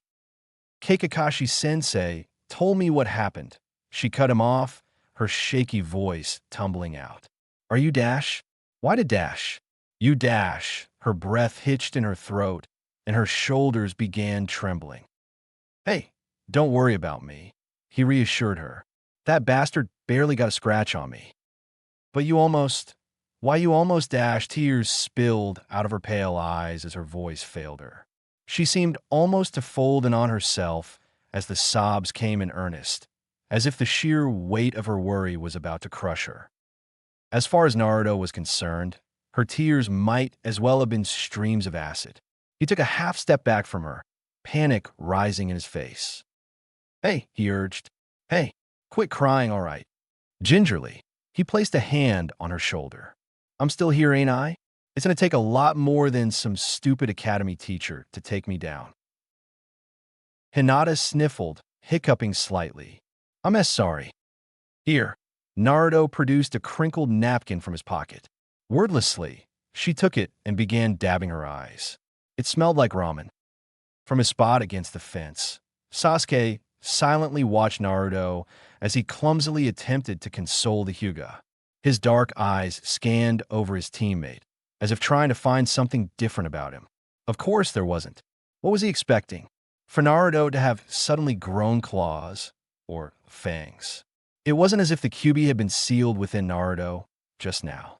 Yet looking at him, with that same loud orange jacket, that same dopey face, it simply felt wrong. Only those whisker marks gave even the slightest hint of what lurked within. It made no sense at all. How could a monster like the QB be sealed in someone so utterly mundane? Feeling Sasuke's eyes on him, Naruto looked up at the Uchiha. Their eyes met for the briefest of moments, before Sasuke quickly turned his head away. Frowning, Naruto stepped past Hinata and closed in on his teammate. Hearing the footsteps, Sasuke reluctantly turned his head back around. Naruto had his head tilted down and seemed quite interested in his own toes. He scratched at the back of his head as he worked up the nerve to speak. Sasuke's eyebrow quirked slightly at the display.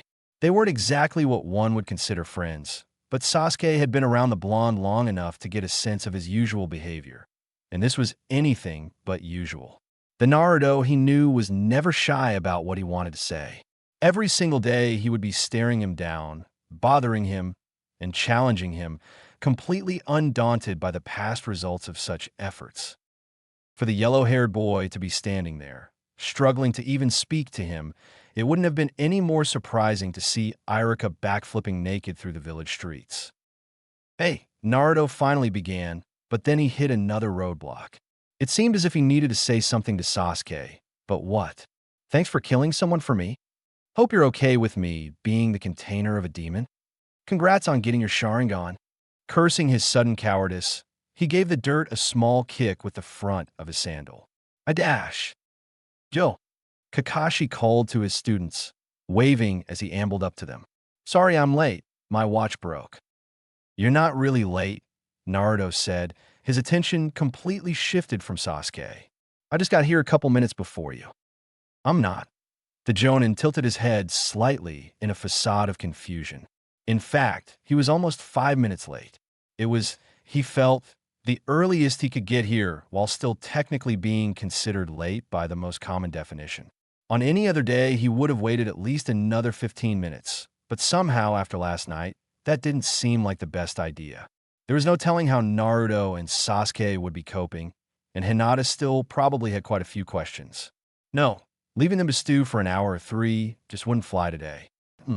Well then, I'd like you 3 to come with me. We need to have a little talk." He led his students past the front gate of the academy to a spot in the ground surrounding the building where a large, flat tree stump sat. With a small gesture from the masked Jonin, all 3 of them were quickly seated upon it. They looked up expectantly at their sensei as he stood before them, his arms crossed. "As all 3 of you are aware," he began, "last night, Naruto was lured out to the middle of the training grounds by Mizuki, an instructor at this academy, who apparently planned to kill him. Sasuke happened to be in the area at the time, intervened, and ultimately killed Mizuki." Hinata's eyes went wide and turned her gaze to her dark-haired teammate. She hadn't been aware of that at all. Sasuke felt her eyes on him, but refused to return it. "Now," Kakashi continued, ignoring the Hyuga's shock, "what do you suppose we can learn from this?" Naruto tilted his head. "What I mean learn? I mean," the Jonin answered, his I'm meeting Naruto's, "that there's a lesson in this, one that you in particular need to learn if you want to stay alive. Naruto tilted his head, looking terribly similar to a dog that had been given a command it didn't recognize. Kakashi made a small, frustrated noise in the back of his throat and shook his head. "You're a shinobi, Naruto," he explained, "and shinobi must be constantly on the lookout for potential danger. Didn't you think for a second that Mizuki asking you to walk out, alone in the middle of the night, to the middle of a forest was suspicious?" "Not really." Naruto scratched the top of his head. "I mean, it was just Mizuki. I didn't think he was gonna. But he did," the Jonin countered.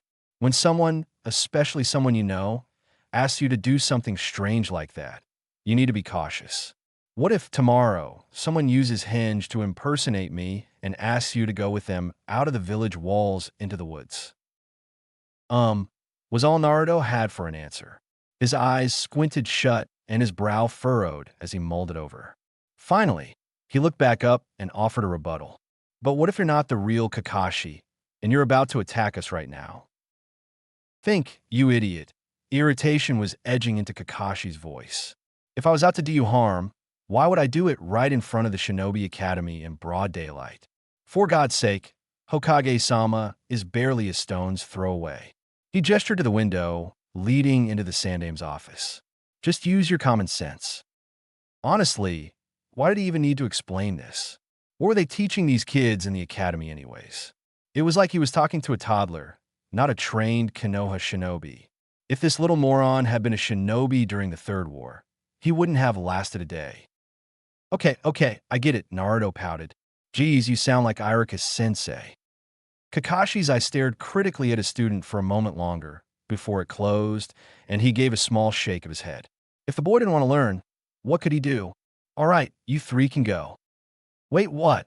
demanded Naruto. "That's it? You just give me a lecture and send us back home? I mean, why'd I even get out of bed this morning?" "Naruto," Kakashi said, "you almost died last night.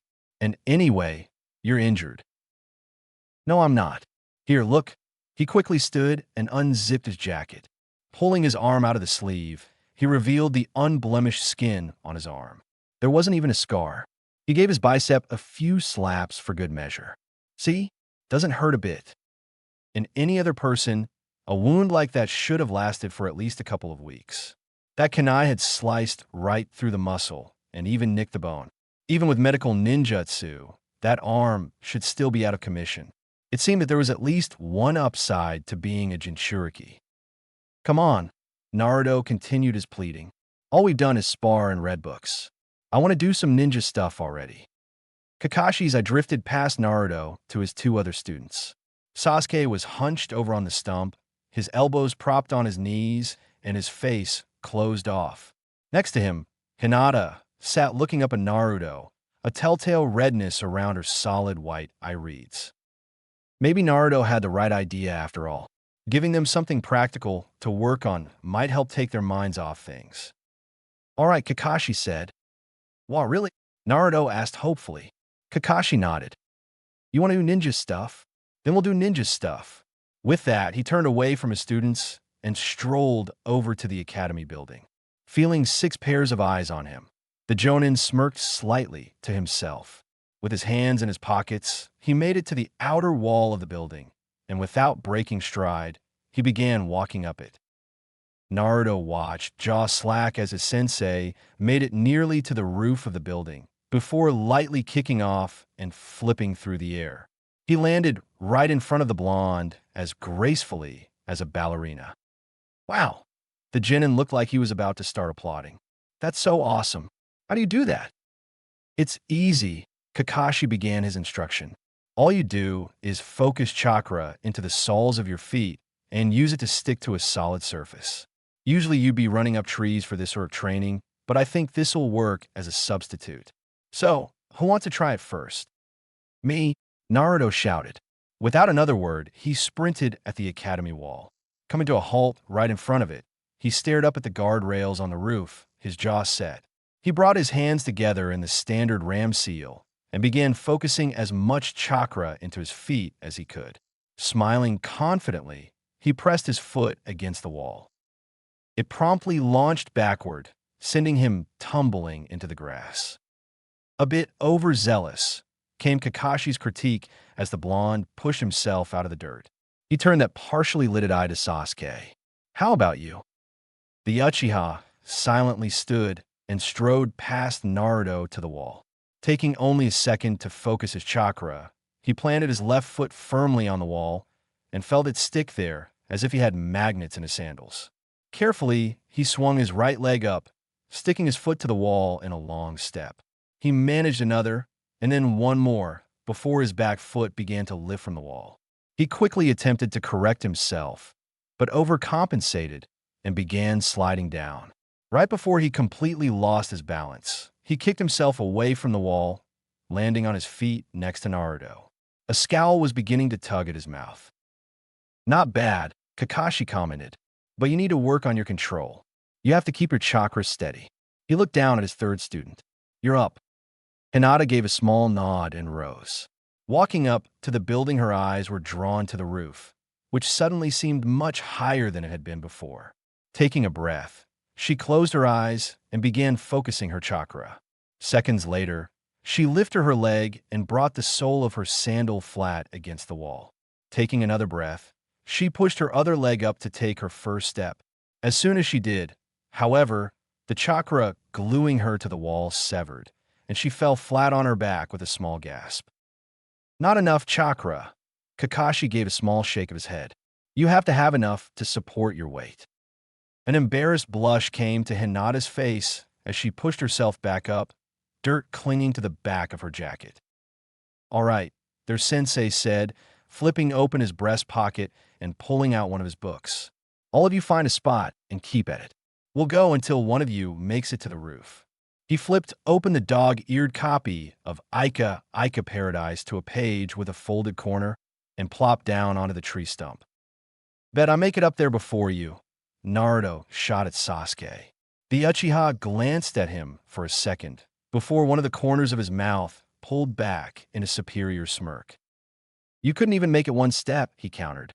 It'll be a miracle if you get halfway. You want to bet, you bastard? Naruto held up a fist, rising to that challenge, and rushed back to the wall. Sasuke quickly joined him, and they went back at it.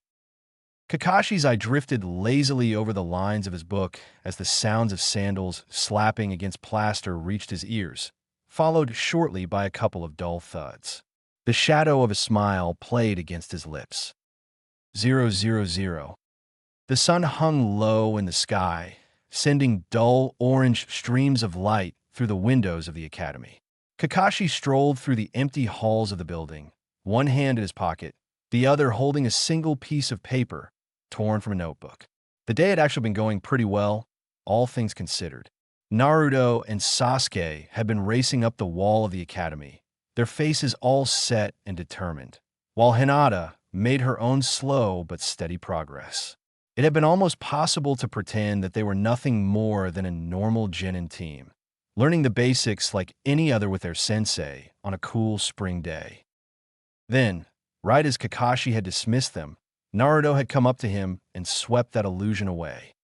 Sasuke had been the first on the rooftop, but it had been much closer than any of them expected. The Uchiha had been focusing so much of his attention on staying ahead of Naruto that it wasn't until the very end that Hinata was only a few steps from beating them both. The boy was having none of that, and damn near sprinted his way up the wall, the slapping of his sandals ringing out as he zoomed past the Hyuga. The sight of Sasuke's arrogant smirk as he looked down on them hadn't been exactly pleasant, but at least he seemed happy. And so Kakashi had given them a quick word of praise for their progress, and with a wave dismissed them. Sasuke and Hinata had made to leave, but Naruto hadn't. Instead, the blonde had come up to him, all that energy from earlier gone, and told him that the dreams had started again. Kakashi's eye scanned over the boy's sloppy handwriting. This dream, as Naruto described it, didn't seem like the sort of thing that was worth reporting in. In fact, it was utterly mundane. When the Jonin had said as much to Naruto, the boy had only said that it felt the same as the others. That wasn't much to go on, but then Hokage-sama had said that anything unusual was to be reported. The door guard, upon seeing Kakashi turn a corner and approach, gave the Jonin a quick nod before knocking sharply at the Hokage's door. "Hataki Kakashi here to see you, Hokage-sama," he called, his voice dulled with the repetition of making such announcements throughout the day. "Let him in, then," comes the Sandame's voice, heavy and gruff at the end of a long day. The guard almost mechanically twists the doorknob and pushes it open, just wide enough for Kakashi to squeeze through. Inside, he found the old Kage at his desk, one hand clutched around his pipe as he reviewed the last of the day's mission reports. His hat lay to the side of the desk, leaving his eroded hairline exposed. In a chair to his left sat Irika, his own stack of papers in his lap. Over the last few years, the Sandame had started requesting the aid of the Chunin instructors in the academy to get through the reams and reams of paperwork that flooded his desk. The nearly 70-year-old Hokage would never admit out loud, but the fact was his eyes weren't what they used to be. He could still lodge a shuriken into someone's throat from 100 feet away if required, but getting through the meticulous little lines of print on the daily reports required quite a bit of squinting, which left his temples throbbing by the end of the day. As such, Irika had begun to spend more and more time by his Kage's side after the school day had ended. "So, Kakashi, what did you need to see me for?" Sarutobi asked. He already had something of an inkling as to why the Jonin would be reporting in like this, and his suspicions were confirmed when he placed a notebook page upon his desk. The Sandame picked the flimsy piece of paper off the desk and peered down at the scrawled description. Irika glanced over at the Hokage, worry beginning to work its way onto his face. The Hokage said, not taking his eyes from the page. "This hardly seems worth worrying about, Kakashi." Naruto seems to disagree. "Hokage-sama," the masked Jonin answered. "I see." The Sandame brought his pipe to his mouth. He took a long draw, and then released it in a long, thin stream of gray smoke. His brown eyes focused in on a certain part of the text, a name. "Tazuna," he said out loud. "The greatest bridge builder in the land of waves. You know, I've actually heard of him." "Hokage-sama?" Irika asked. Without the paper to guide him, the Chunin was thoroughly lost. "Naruto says he dreamed about accepting a mission from this man," Sarutobi explained. "Tazuna used to be famous in his homeland for his architectural and engineering prowess. Apparently, he once built a bridge in a coastal town, and sometime later the town was ravaged by a fierce hurricane. While most other structures in the town were destroyed, his bridge had been completely undamaged by the storm." "But why would Naruto be dreaming about someone like that?" the academy instructor questioned.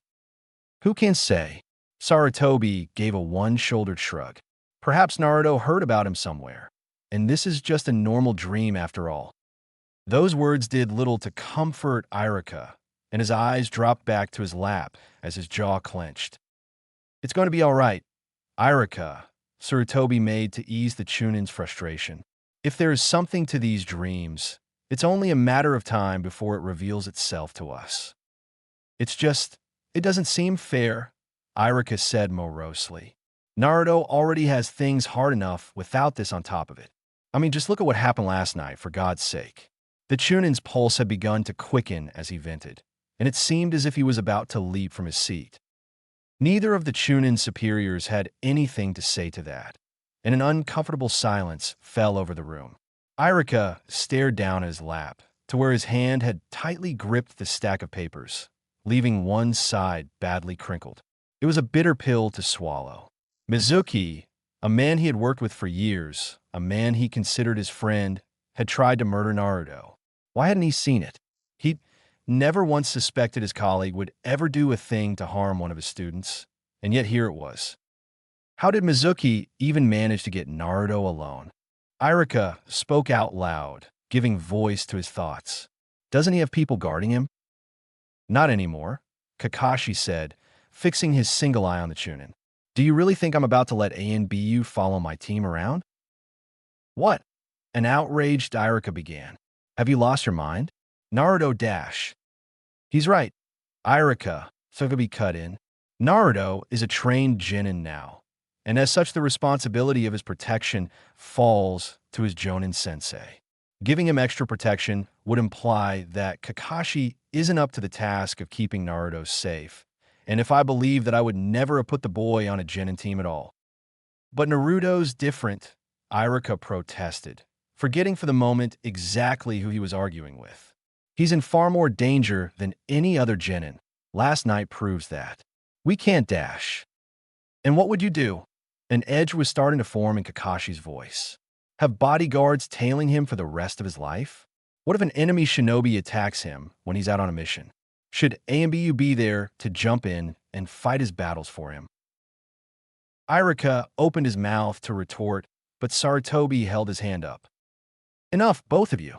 I assure you, Iruka, that I'm well aware of the sort of danger that comes with being a Jinchuriki, but Naruto is a fully fledged shinobi. It is no longer acceptable to treat him as if he were a helpless child. The Hokage's words had the weight of finality behind them, and Iruka's face fell back to his lap. Now, then, the Kage turned back to the Jonin standing before him. If there's nothing else, Kakashi, you are dismissed. 000. The bottle already felt too light in his hand as he stumbled into the front doors of the dome-shaped building. He bought it only an hour or so ago, drawing from that shallow well of Rio that hadn't been set aside for the mission. He hadn't recognized the brand on the label and didn't bother to ask the shopkeeper when he bought it. All that had mattered was that it was cheap and there was plenty of it. Well, it had seemed like there was plenty at the time, but now as the dull green bottle swung back and forth with his stride, he could hear that distinctive shallow sloshing which told him he would be heading back to that liquor store before long. As he made his way to the end of the main hall, he peered through alcohol-impaired eyes at the directions painted on the wall.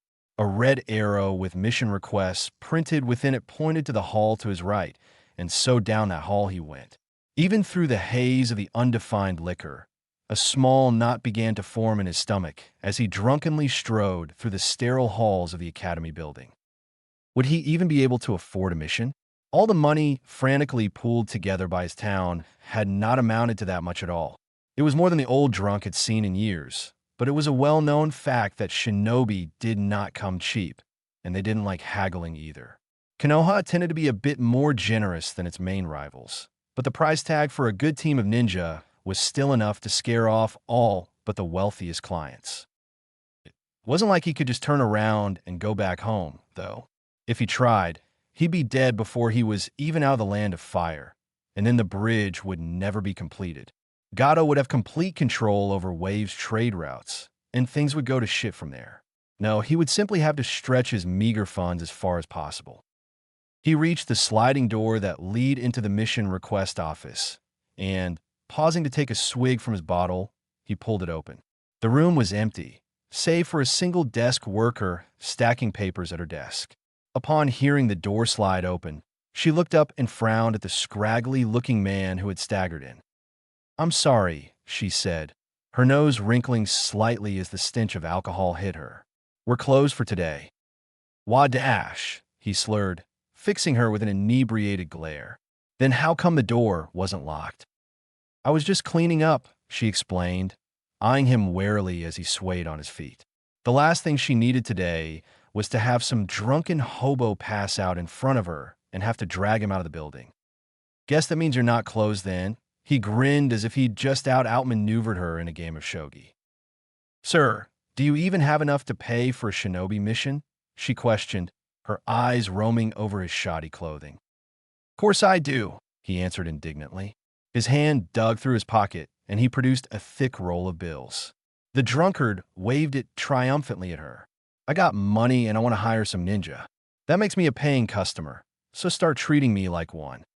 She stared at him for a few moments longer, and then heaved a weary sigh. Reaching under her desk, she pulled open the lid to a cardboard box. The official slid out a blank application page and laid it on the desk. "Sit down, please," she gestured to the chair in front of her. He dropped down upon it, the bottle clinking against the wooden floor to his side. Picking up a pen, she brought it to hover expectantly over the application. "Name?" "Tazuna." Even in times of peace, The number of missions that passed through the Hokage's desk was staggering. With the end of the Third War, many, including the Land of Fire's daimyo, had assumed that the shinobi profession would begin to wane. After all, if there was no war, then what good were soldiers? The fact that this assumption proved to be false was a testament to the versatility and adaptability of the shinobi. People who had spent their entire careers on the battlefield slid almost seamlessly into the roles of bodyguards, detectives, and bounty hunters. Before the ink on the peace treaty had a chance to dry, the shinobi of Konoha had shifted from a rigid standing army to a sprawling mercenary enterprise. Indeed, the flood of requests that poured into the Hokage's office had only increased with the peace.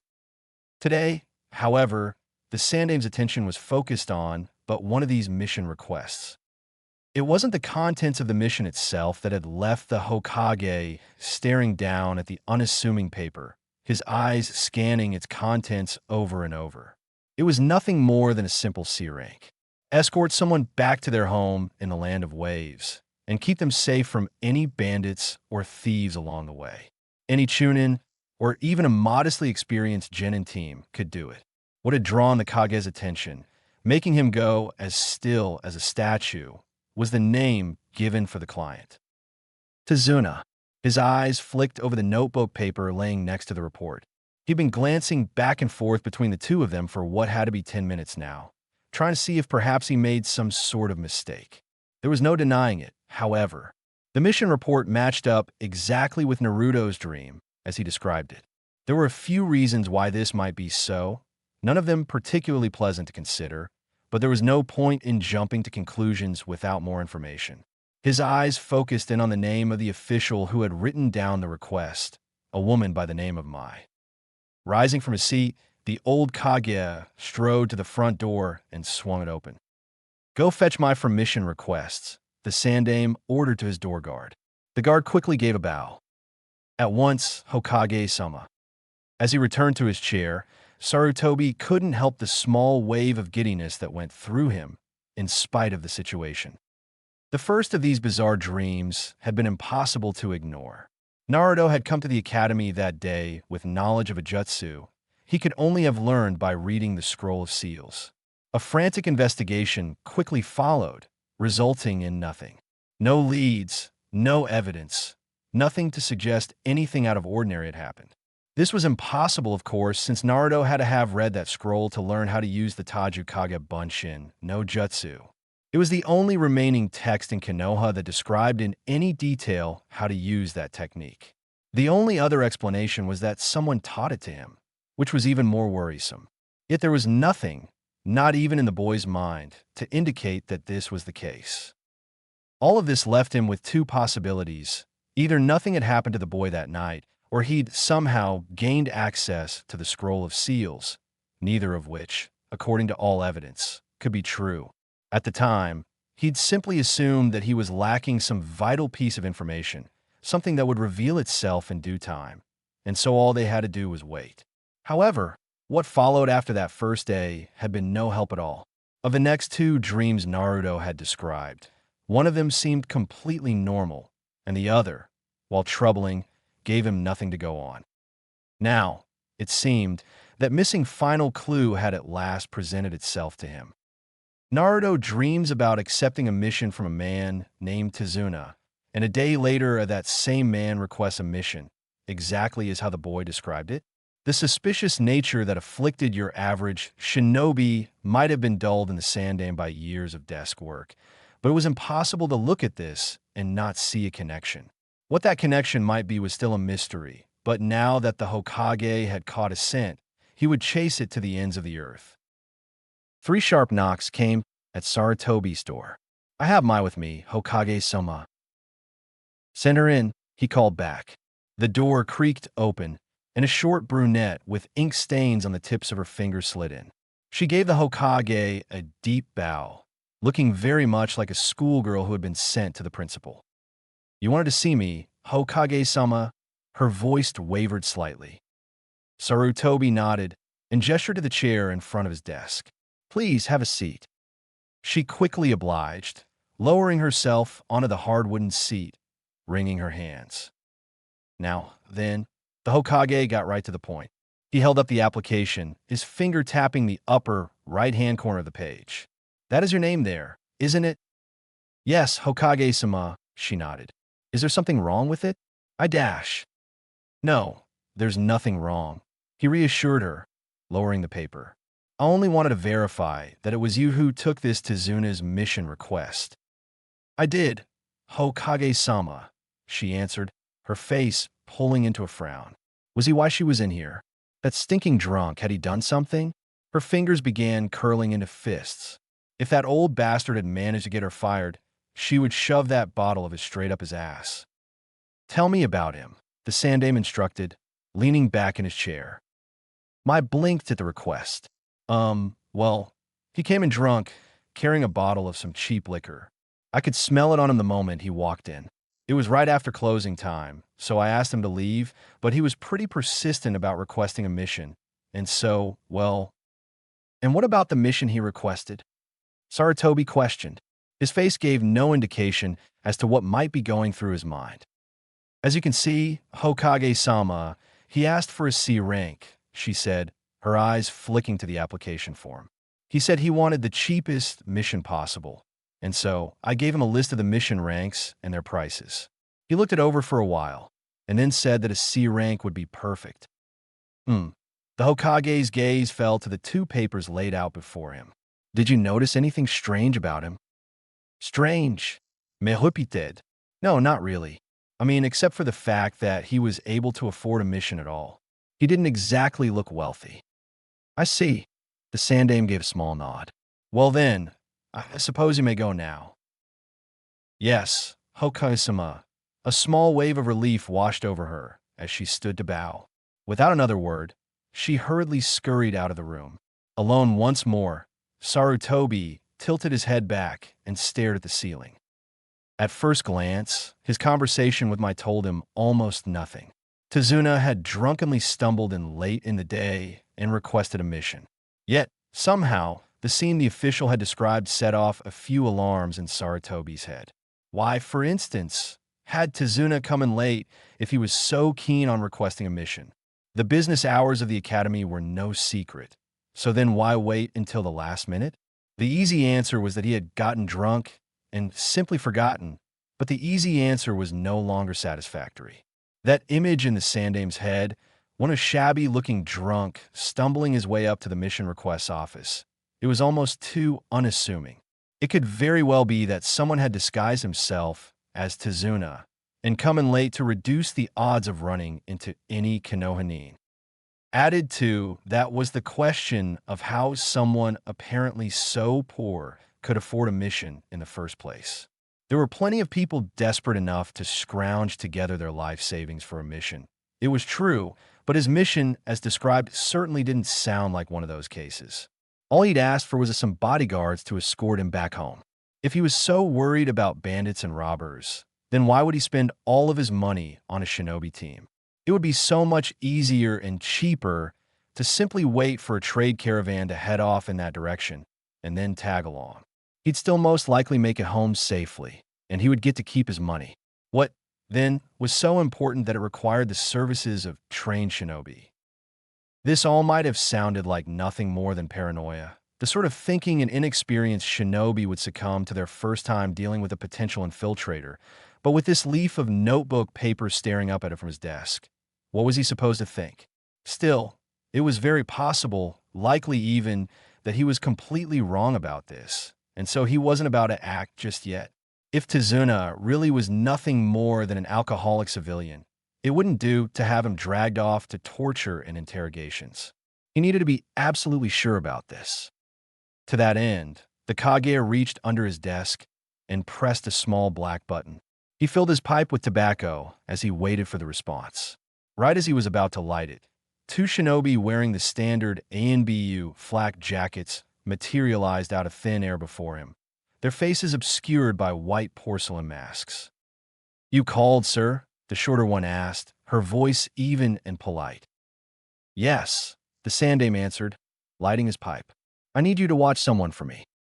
000. The sun was too damn bright.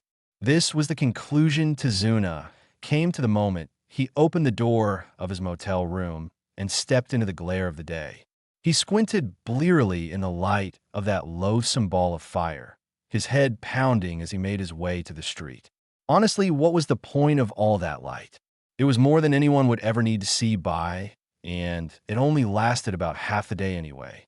A steady, measured glow would have made more sense, rather than this constant alternating between blinding light and darkness. The gods must have been as drunk as he was last night to have come up with a setup like this. He wouldn't have come out all, if not for the fact that his stomach had started growling at him like one of those mean dogs. He reached into his pocket and fumbled around, the scowl on his face deepening. With the mission funds gone, his remaining cash supply was meager indeed. It wasn't bad enough that he needed to start thinking about begging, yet, but the sooner they found some ninja to take his mission, the better. For right now, all he needed was someplace that could give him a proper, filling meal without breaking his wallet. There were plenty of small fast food carts dotting the streets of Konoha, but they didn't seem the sort of place where you could get your recommended daily vitamins and minerals. In any case, all that grease and fried batter did terrible things to his aging stomach. The larger restaurants offered a better selection, but of course there was the price issue and the fact that they probably wouldn't even let someone like him in. The stench of sweat, road grime, and booze didn't exactly whet the appetite. Tazuna trudged down the wide streets of Konoha, his stomach complaining at him as he cast his eyes about for someplace suitable. Just as he was about to give up the effort and go see if the food carts were selling anything he could keep down, he spied a small open-air bar sitting down the street by the side of the road. Several cloth flaps had been hung down for privacy, and the words Ramen Ichiraku were written across them in kanji. The bridge builder came to a stop as he regarded the modest stand. Ramen had never been Tazuna's first choice for a meal. The noodles were always too soggy for his liking, but at the moment he wasn't in a picky mood. So, after a moment's consideration, he strolled up to the ramen bar, pushing one of the flaps out of the way as he stepped up to the counter. There wasn't anyone else here, which was just fine. Having some jackass try and talk to him about the weather while he ate was the last thing he needed today. As soon as he sat down on one of the stools, a young woman hurriedly came up from the kitchen, brushing her disheveled hair out of her eyes. "Hello." She gave him her standard polite smile. "What can I get for you?" "Bowl of miso," Tazuna grunted, tossing a handful of coins onto the counter. The waitress's smile didn't waver in the slightest as her costumer's lack of social grace. She quickly scooped up the coins and bowed. "Of course, sir," she said, and retreated back into the kitchen. Over the counter, Tazuna could see her walk up to what he assumed was the chef and relay his order. The middle-aged man turned his narrow, squinted eyes to the bridge builder and gave him that same customer service smile. Tazuna's lips pursed together as he saw the chef immediately began ladling ramen into a ceramic bowl. They weren't even bothering to cook up a fresh batch. How long had that been sitting there? The waitress brought the steaming bowl to him and placed it on the counter before him. She gave another bow, seeming not to notice the wariness in his face as he looked down at his meal. "I hope you enjoy it."